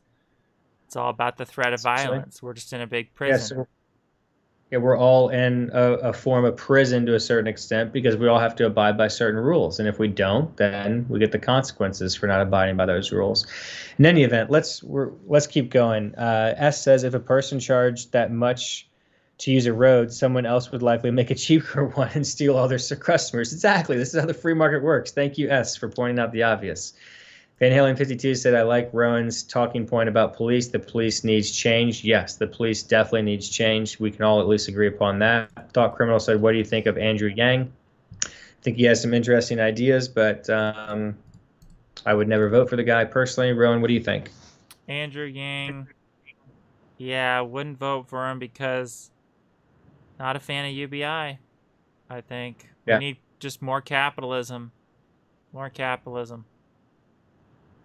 Thought Criminal said, if you want to cure aging, wouldn't it make sense to try to implement eugenics, repro genetics to raise the average IQ so that there are more geniuses who can contribute to science? Well, the problem with that, Alex actually talked about this on his live stream last night on our longevity channel. So I would recommend you watch that from yesterday for a full analysis. But that can get really, really dangerous because, like, where do you cut off the IQ, right? You know, who are we basically cutting out of society?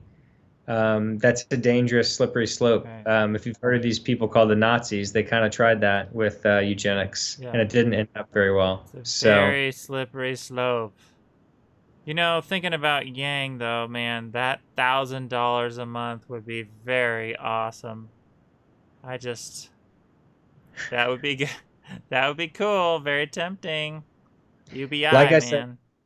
Like I said with the UBI thing earlier on this live stream, I said, listen, I'm not for UBI, but I'm also not going to like vehemently like oppose it, because if they're going to do it, then I'll take the free money, and I think I'll allocate that capital more efficiently than most people, which means it's just a better situation for me than I'm already currently in. So in that sense, like, I think that UBI will improve my reality, and it can improve a lot of people's reality. However, at the same time, I'm not advocating for it because I know that there's better ways to allocate resources.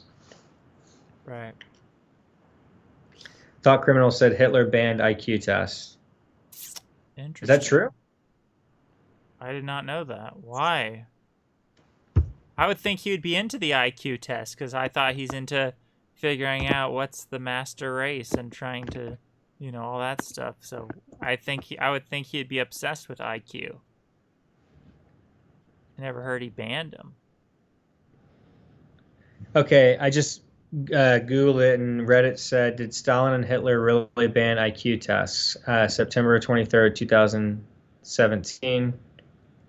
I have come across a passage in the Structure of Measurement of Intelligence by the psychologist Hans Eysenck, who claims at page 16 that Hitler, and now it's like not coming up. It's not coming up. I don't know what's going on. I'd never heard that, or if I did, I forgot. So something tells me Hitler's emotional IQ was not very high.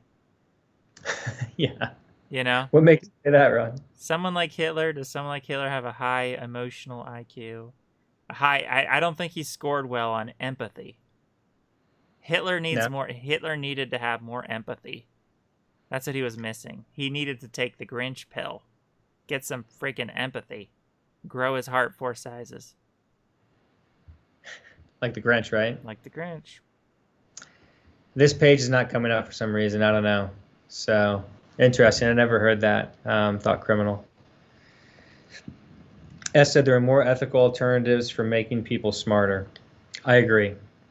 Misty Cloud said, why does Europe not have a Silicon Valley? Well, that's because Europe is very, very socialist and they don't have the right incentive structure.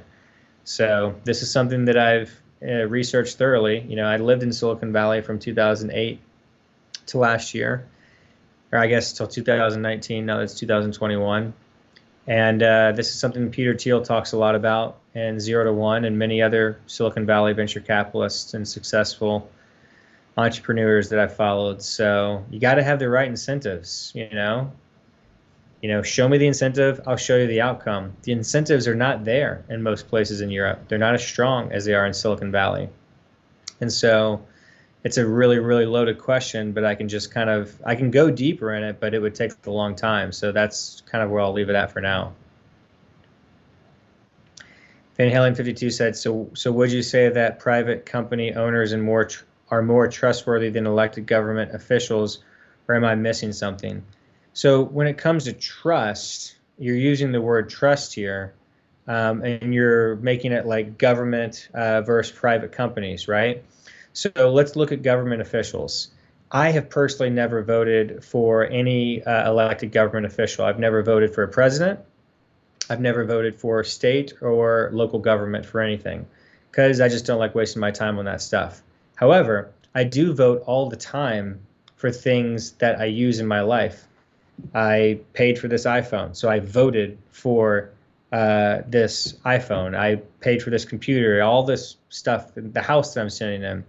So I'm voicing my opinion with my money to give more resources and financial power to these corporations that I've bought these products or services from.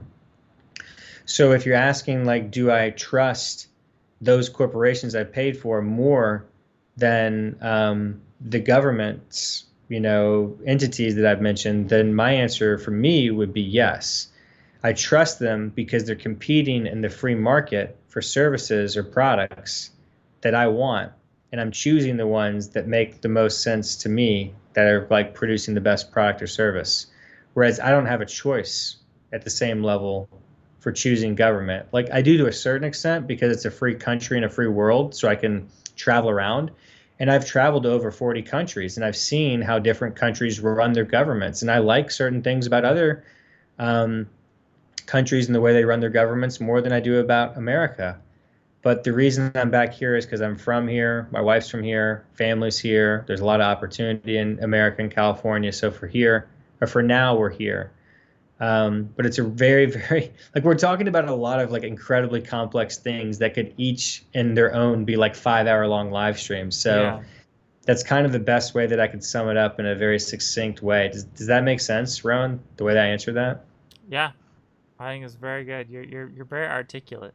I think it's like, if you ask me a question, I'm in California. Do I trust Governor Newsom, the governor of California? No, I don't trust him. I've caught him lying multiple times. He's a pathological liar, right? He's do as I say, not as I do. He's like, wear a mask, social distance, don't go. And then we catch the guy not wearing a mask at some winery in freaking, Napa Valley, right, sitting next to all these people at a dinner table not wearing masks just a couple months ago, right? These people are pathological liars over and over and over. I've caught Trump pathologically lying multiple times, right?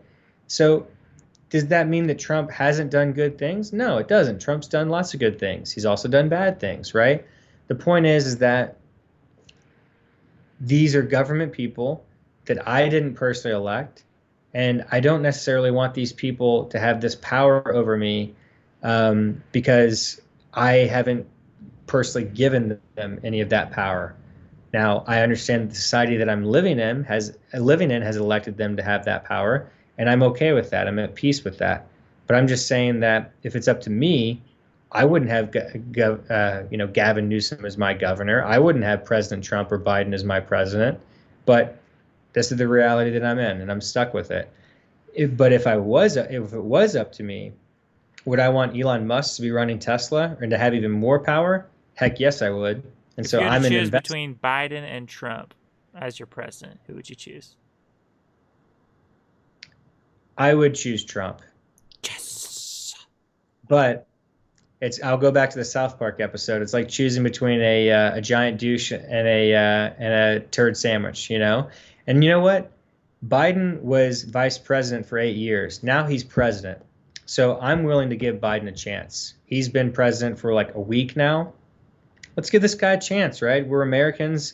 And even if you're not an American, like if America succeeds, it's going to be good for the whole world in the long term, because America succeeding in all of our technologies and things is going to be good for the world. So Biden did say something really cool in his inauguration. He talked about he said stuff like we should all put each other in each other's shoes. We should all did you hear that part when he talked about you should put yourself in each other's shoes? I watched the entire inauguration. I did remember him saying that empathy is key, right? You know? Yeah. And so he said some good stuff, man. I'm willing to give the guy a chance, you know? Should. It's just, it is what it is. He's our president now. Give him a chance. We'll give him a chance. Yeah. It's just when he elects Ezekiel Emanuel to be like the health czar of COVID-19, it's mind-boggling, because Ezekiel Emanuel is the guy who's in the documentary I talked about from earlier in this live stream from 2015, The Age of Aging, directed by Ron Howard, who talks about how he wants to give up all of his, health care, and he's not going to take any medications after the age of 75. That's what Ezekiel Emanuel has said. Wow. And meanwhile, now Biden elects Ezekiel Emanuel to basically be running the COVID-19, which is Asian is the foremost risk factor for morbidity and mortality for COVID-19. We're living in clown world, Rowan. Oh my gosh. Right? Oh my gosh. Pull your hair out. And these are these government people who are so incompetent. It's just mind-boggling. Yeah, I remember that Ezekiel guy. He was totally a deathist. He was totally like pro-aging, wasn't he? He was totally saying it's great. Aging is good. Yeah, he's a total deathist. He literally said that he's not going to take any more medications after the age of 75. That's what he has said. Now, maybe he's changed his stance on that recently. Biden hired that guy for what now? It's like he's something to do with COVID-19 within the government, which is just mind-boggling, because aging is the foremost risk factor for morbidity and mortality of COVID-19. So in other words, what I'm saying is that this is why I don't trust these people in government. They're sitting here disrupting our entire way of life, right? In many capacities with the COVID-19 pandemic, and saying that we're doing it to protect you, when really it's overwhelmingly just having morbidity and mortality on elderly people, and extreme elderly, right? There are some people dying in their 50s and 60s, but really it's the advanced stage where the numbers go up higher, 70s, 80s, 90s. Yes, you've had a few people that have tested positive with COVID-19 that have died in like their 20s and 30s, but it's extremely rare, and that's a whole conversation. We're talking about like 0.001%, and I would strongly argue that those people had other underlying undiagnosed chronic morbidities or comorbidities that they just either weren't aware of or weren't diagnosed. So, but my point is that government's disrupting our whole life on this for this COVID-19 pandemic that's clearly affected by aging, but at the same time, they're doing nothing to try and make people healthier as they age. That's what's so frustrating about this, when we know that there's science and things that they could be doing to invest in to make that better. So in any event, it is what it is, right? Absolutely. Our government's so incompetent, and if I could just pick one word for our government, it would just be incompetent, Yeah. I'd have to think about it a little bit more, but that's definitely a good word that comes to mind at first. Can we scroll up, Rowan? Let's try and really, really power through these now at this point. Yeah. Okay, there we're good. So Europe does not have YouTube, Google, Facebook, etc. Yeah. So Misty Cloud, you're answering your own question. They don't have those things because they haven't been as innovative, right? So we don't want to go more socialistic and communist like the way that Europe has gone. We want to be less, more free market, so we can continue to innovate. Misty Cloud, UK literally has no major tech companies, car companies, etc. Exactly. You're proving our point. So more free market, lower taxes, less regulations, less social policies. So I did a video last year, or maybe it was in 2019 on my YouTube channel. Just look for it. 4 ways to spend money. Okay, just look it up. I copied it from Milton Friedman. If you watch this video, it'll take you like 5 minutes. It will explain what I'm trying to say here very succinctly. There's 4 ways to spend money. Awesome. First way is to spend money, your own money, on yourself. That's the most efficient way because you know what it is that you want and what you perceive that you need, and it's your money, so you're not stealing it from anybody else. That's the free market. The second best way to spend money is to spend your own money on somebody else, right?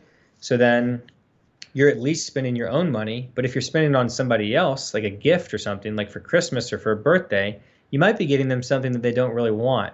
So then they smile like, oh, thank you for getting me this sweater, Grandma. That's really nice. I like it.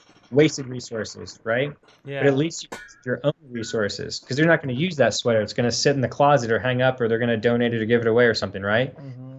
Third way to spend money is spending somebody else's money on you. So this is when you're a kid and you borrow mom and dad's credit card. So at least you're spending money on something that you actually want, but you're spending somebody else's money. It's mom and dad's, right? So you'll spend frivolously because it's not your money. You're not going to value it as much because it's not your money, okay? The fourth way to spend money is the government. It's the most ridiculous form of spending money because you're spending somebody else's money on somebody else. You completely remove the whole incentive structure. So I just posit this to any of the, government-loving people here in this live chat. Like, think about this. This is like really basic and simple, what I just explained. And this is like not new information. This has been known for a long time. And so then you can also look at like, what are the most successful societies that we were talking about, creating the most innovation? They're the most free market societies that are closer to number 1 than they are to number 4. You move closer to number 4, we have a bunch of strangers. Government is a bunch of strangers that you don't know, that you didn't elect, that are wearing costumes, that walk into some building with a flag in front of it, and they're making decisions on where other people's money should be spent on other things. This is madness. This is complete madness. And they're stealing the money through taxation or inflation or deficit, spending to use this money. So I'd rather just keep the money and spend it on things I want to spend it on. Do you remember this episode? Yeah, with the DMV. Yeah. We haven't been too nice to the government in this stream. I think maybe we need to pray for forgiveness.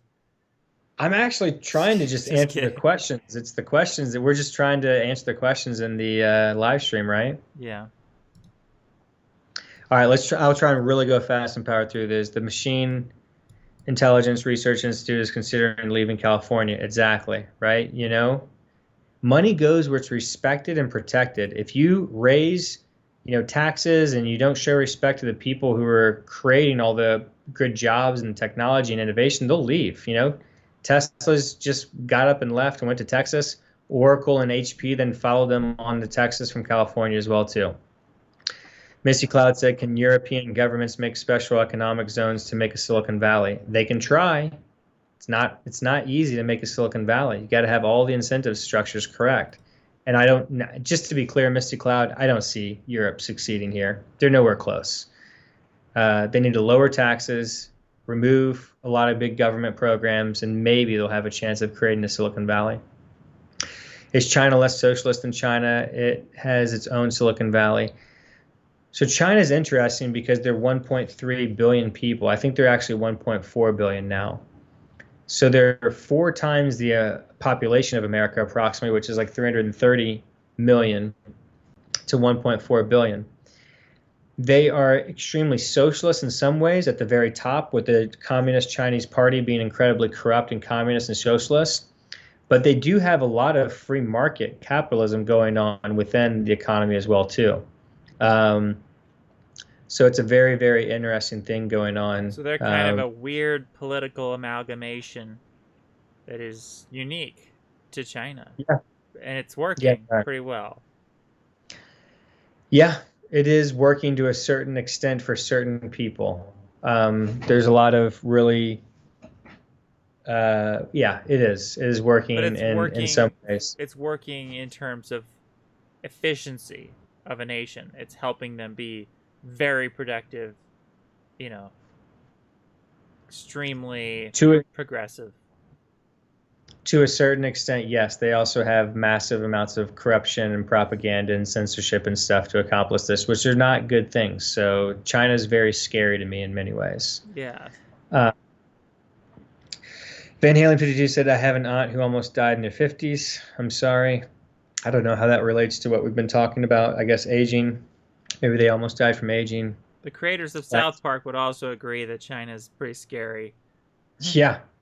If you watch the last season of South Park from the 2019 episode, S said, I must depart now, but I thank you both for the stream. You've given us all things to ponder. Thanks for joining, S. We appreciate you being here and hope you can join us again. We're about to depart as well. Yeah. Van Halen 52 said, yes, I would want to spend more money to help people. You're also paying for yourself, and we like you to pay for the roads, schools, libraries, and what should be is healthcare as well.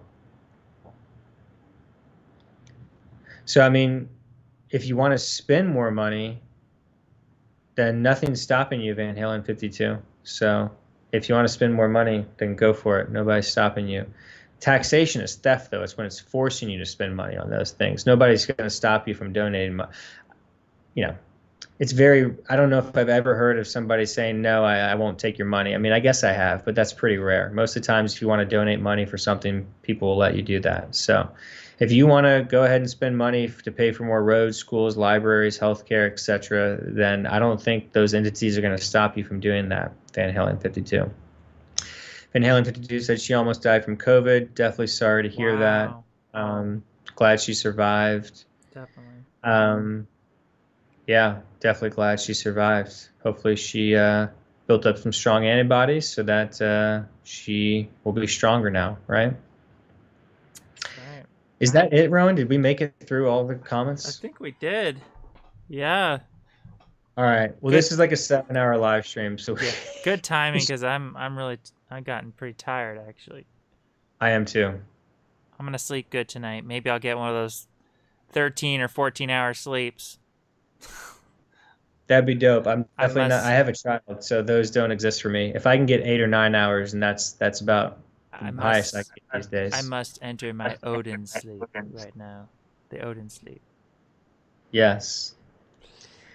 Well, hey, thanks everybody for joining. It seemed like a very civil, healthy conversation. Maybe got a little heated there with the government stuff and things like that. But, you know, I appreciate everybody's perspective, and we're all focused on getting smarter, learning together, positivity, solving the human aging problem. Because if we don't do that, then we're all just going to be fucking dead, you know, in a few measly decades or years anyways, right? That's right. We got to do something. We got to figure it out. We got to figure out the cure. Final thing that I'll say on this whole big government stuff and aging, I'm all for big government funding any type of research to find the cure to aging or solve the human aging problem or even chip away at the problem in any capacity, okay? I'm all for it. I'm advocating for it. I'm in touch with all sorts of academia and researchers and in touch through with Keith Comedo, who's working with government people to do this. I'm all for it. I'm just saying I don't see enough happening in government, and they're the ones that actually have the power to do it. So let's try and convince them to do it. But until that happens, I need to take action and things that I can actually do with, you know, trying to get innovative ways for the free market to solve this problem. Yeah, like the government, I've gotten pretty pessimistic about the idea that the government's going to cure aging.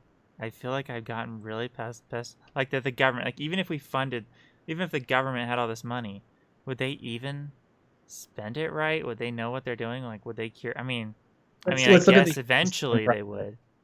look at the Human Genome Project back in the 90s under Clinton, right? When he funded all these billions of dollars to get, for the Human Genome Project. They failed, and then Craig Venter came in, and like I think it was like a year or something, or maybe 2 years tops, he completely, did it. Right. And he did it with like way less money. We're talking about orders of magnitude less money.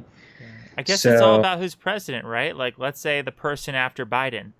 What if the person after Biden is someone like you that's super, against aging? Then 100%. radical things could happen. Yes, if we got somebody like me or you, Rowan, or Alex Zavaronkov, or Aubrey de Grey or David Sinclair as president of the United States of America, we could cure aging in a few years. There you go. Look at what COVID taught us, right? I mean, they created these vaccines within months when normally it takes 10 years to create vaccines. Now, regardless of the whole conversation of how safe they are and things like that, I mean, they did it within a very short period of time. So the point is that things can change very quickly, and we got to keep an open mind and a positive attitude. Yeah. So don't take the black pill. That's the message. Never take the black pill. Avoid all those black pills. Be positive. Stay positive. Don't succumb to the negativity, right? Definitely. Final plugs for me. Watch Lifespan News every Tuesday on Life Extend Show and on YouTube, and our other videos that come out every other Thursday about aging, science. Subscribe to all of our featured channels. Check Rowan's featured channels here on Eternal Life Fan Club. We're all trying to solve human aging on the featured channels of Rowan. And longevity plan, sign up. I'll put a link in the comment below on this video after it's done live streaming. Longevityplan.net. Sign up. It's free. Create an account. Help us solve the human aging problem. That's it for me, Ron. Awesome. And my final will be music. Let's remind everyone to listen to the music that will truly inspire them, right? Listen to the music that's going to inspire you to strive for your eternal life, I think so. Just the right music is so powerful. So, boom. Thank you, guys. We'll see you next time. It's been a wonderful stream. Thank you, Brent. It's been awesome. Thank you, Rowan, for having me. Have a good night.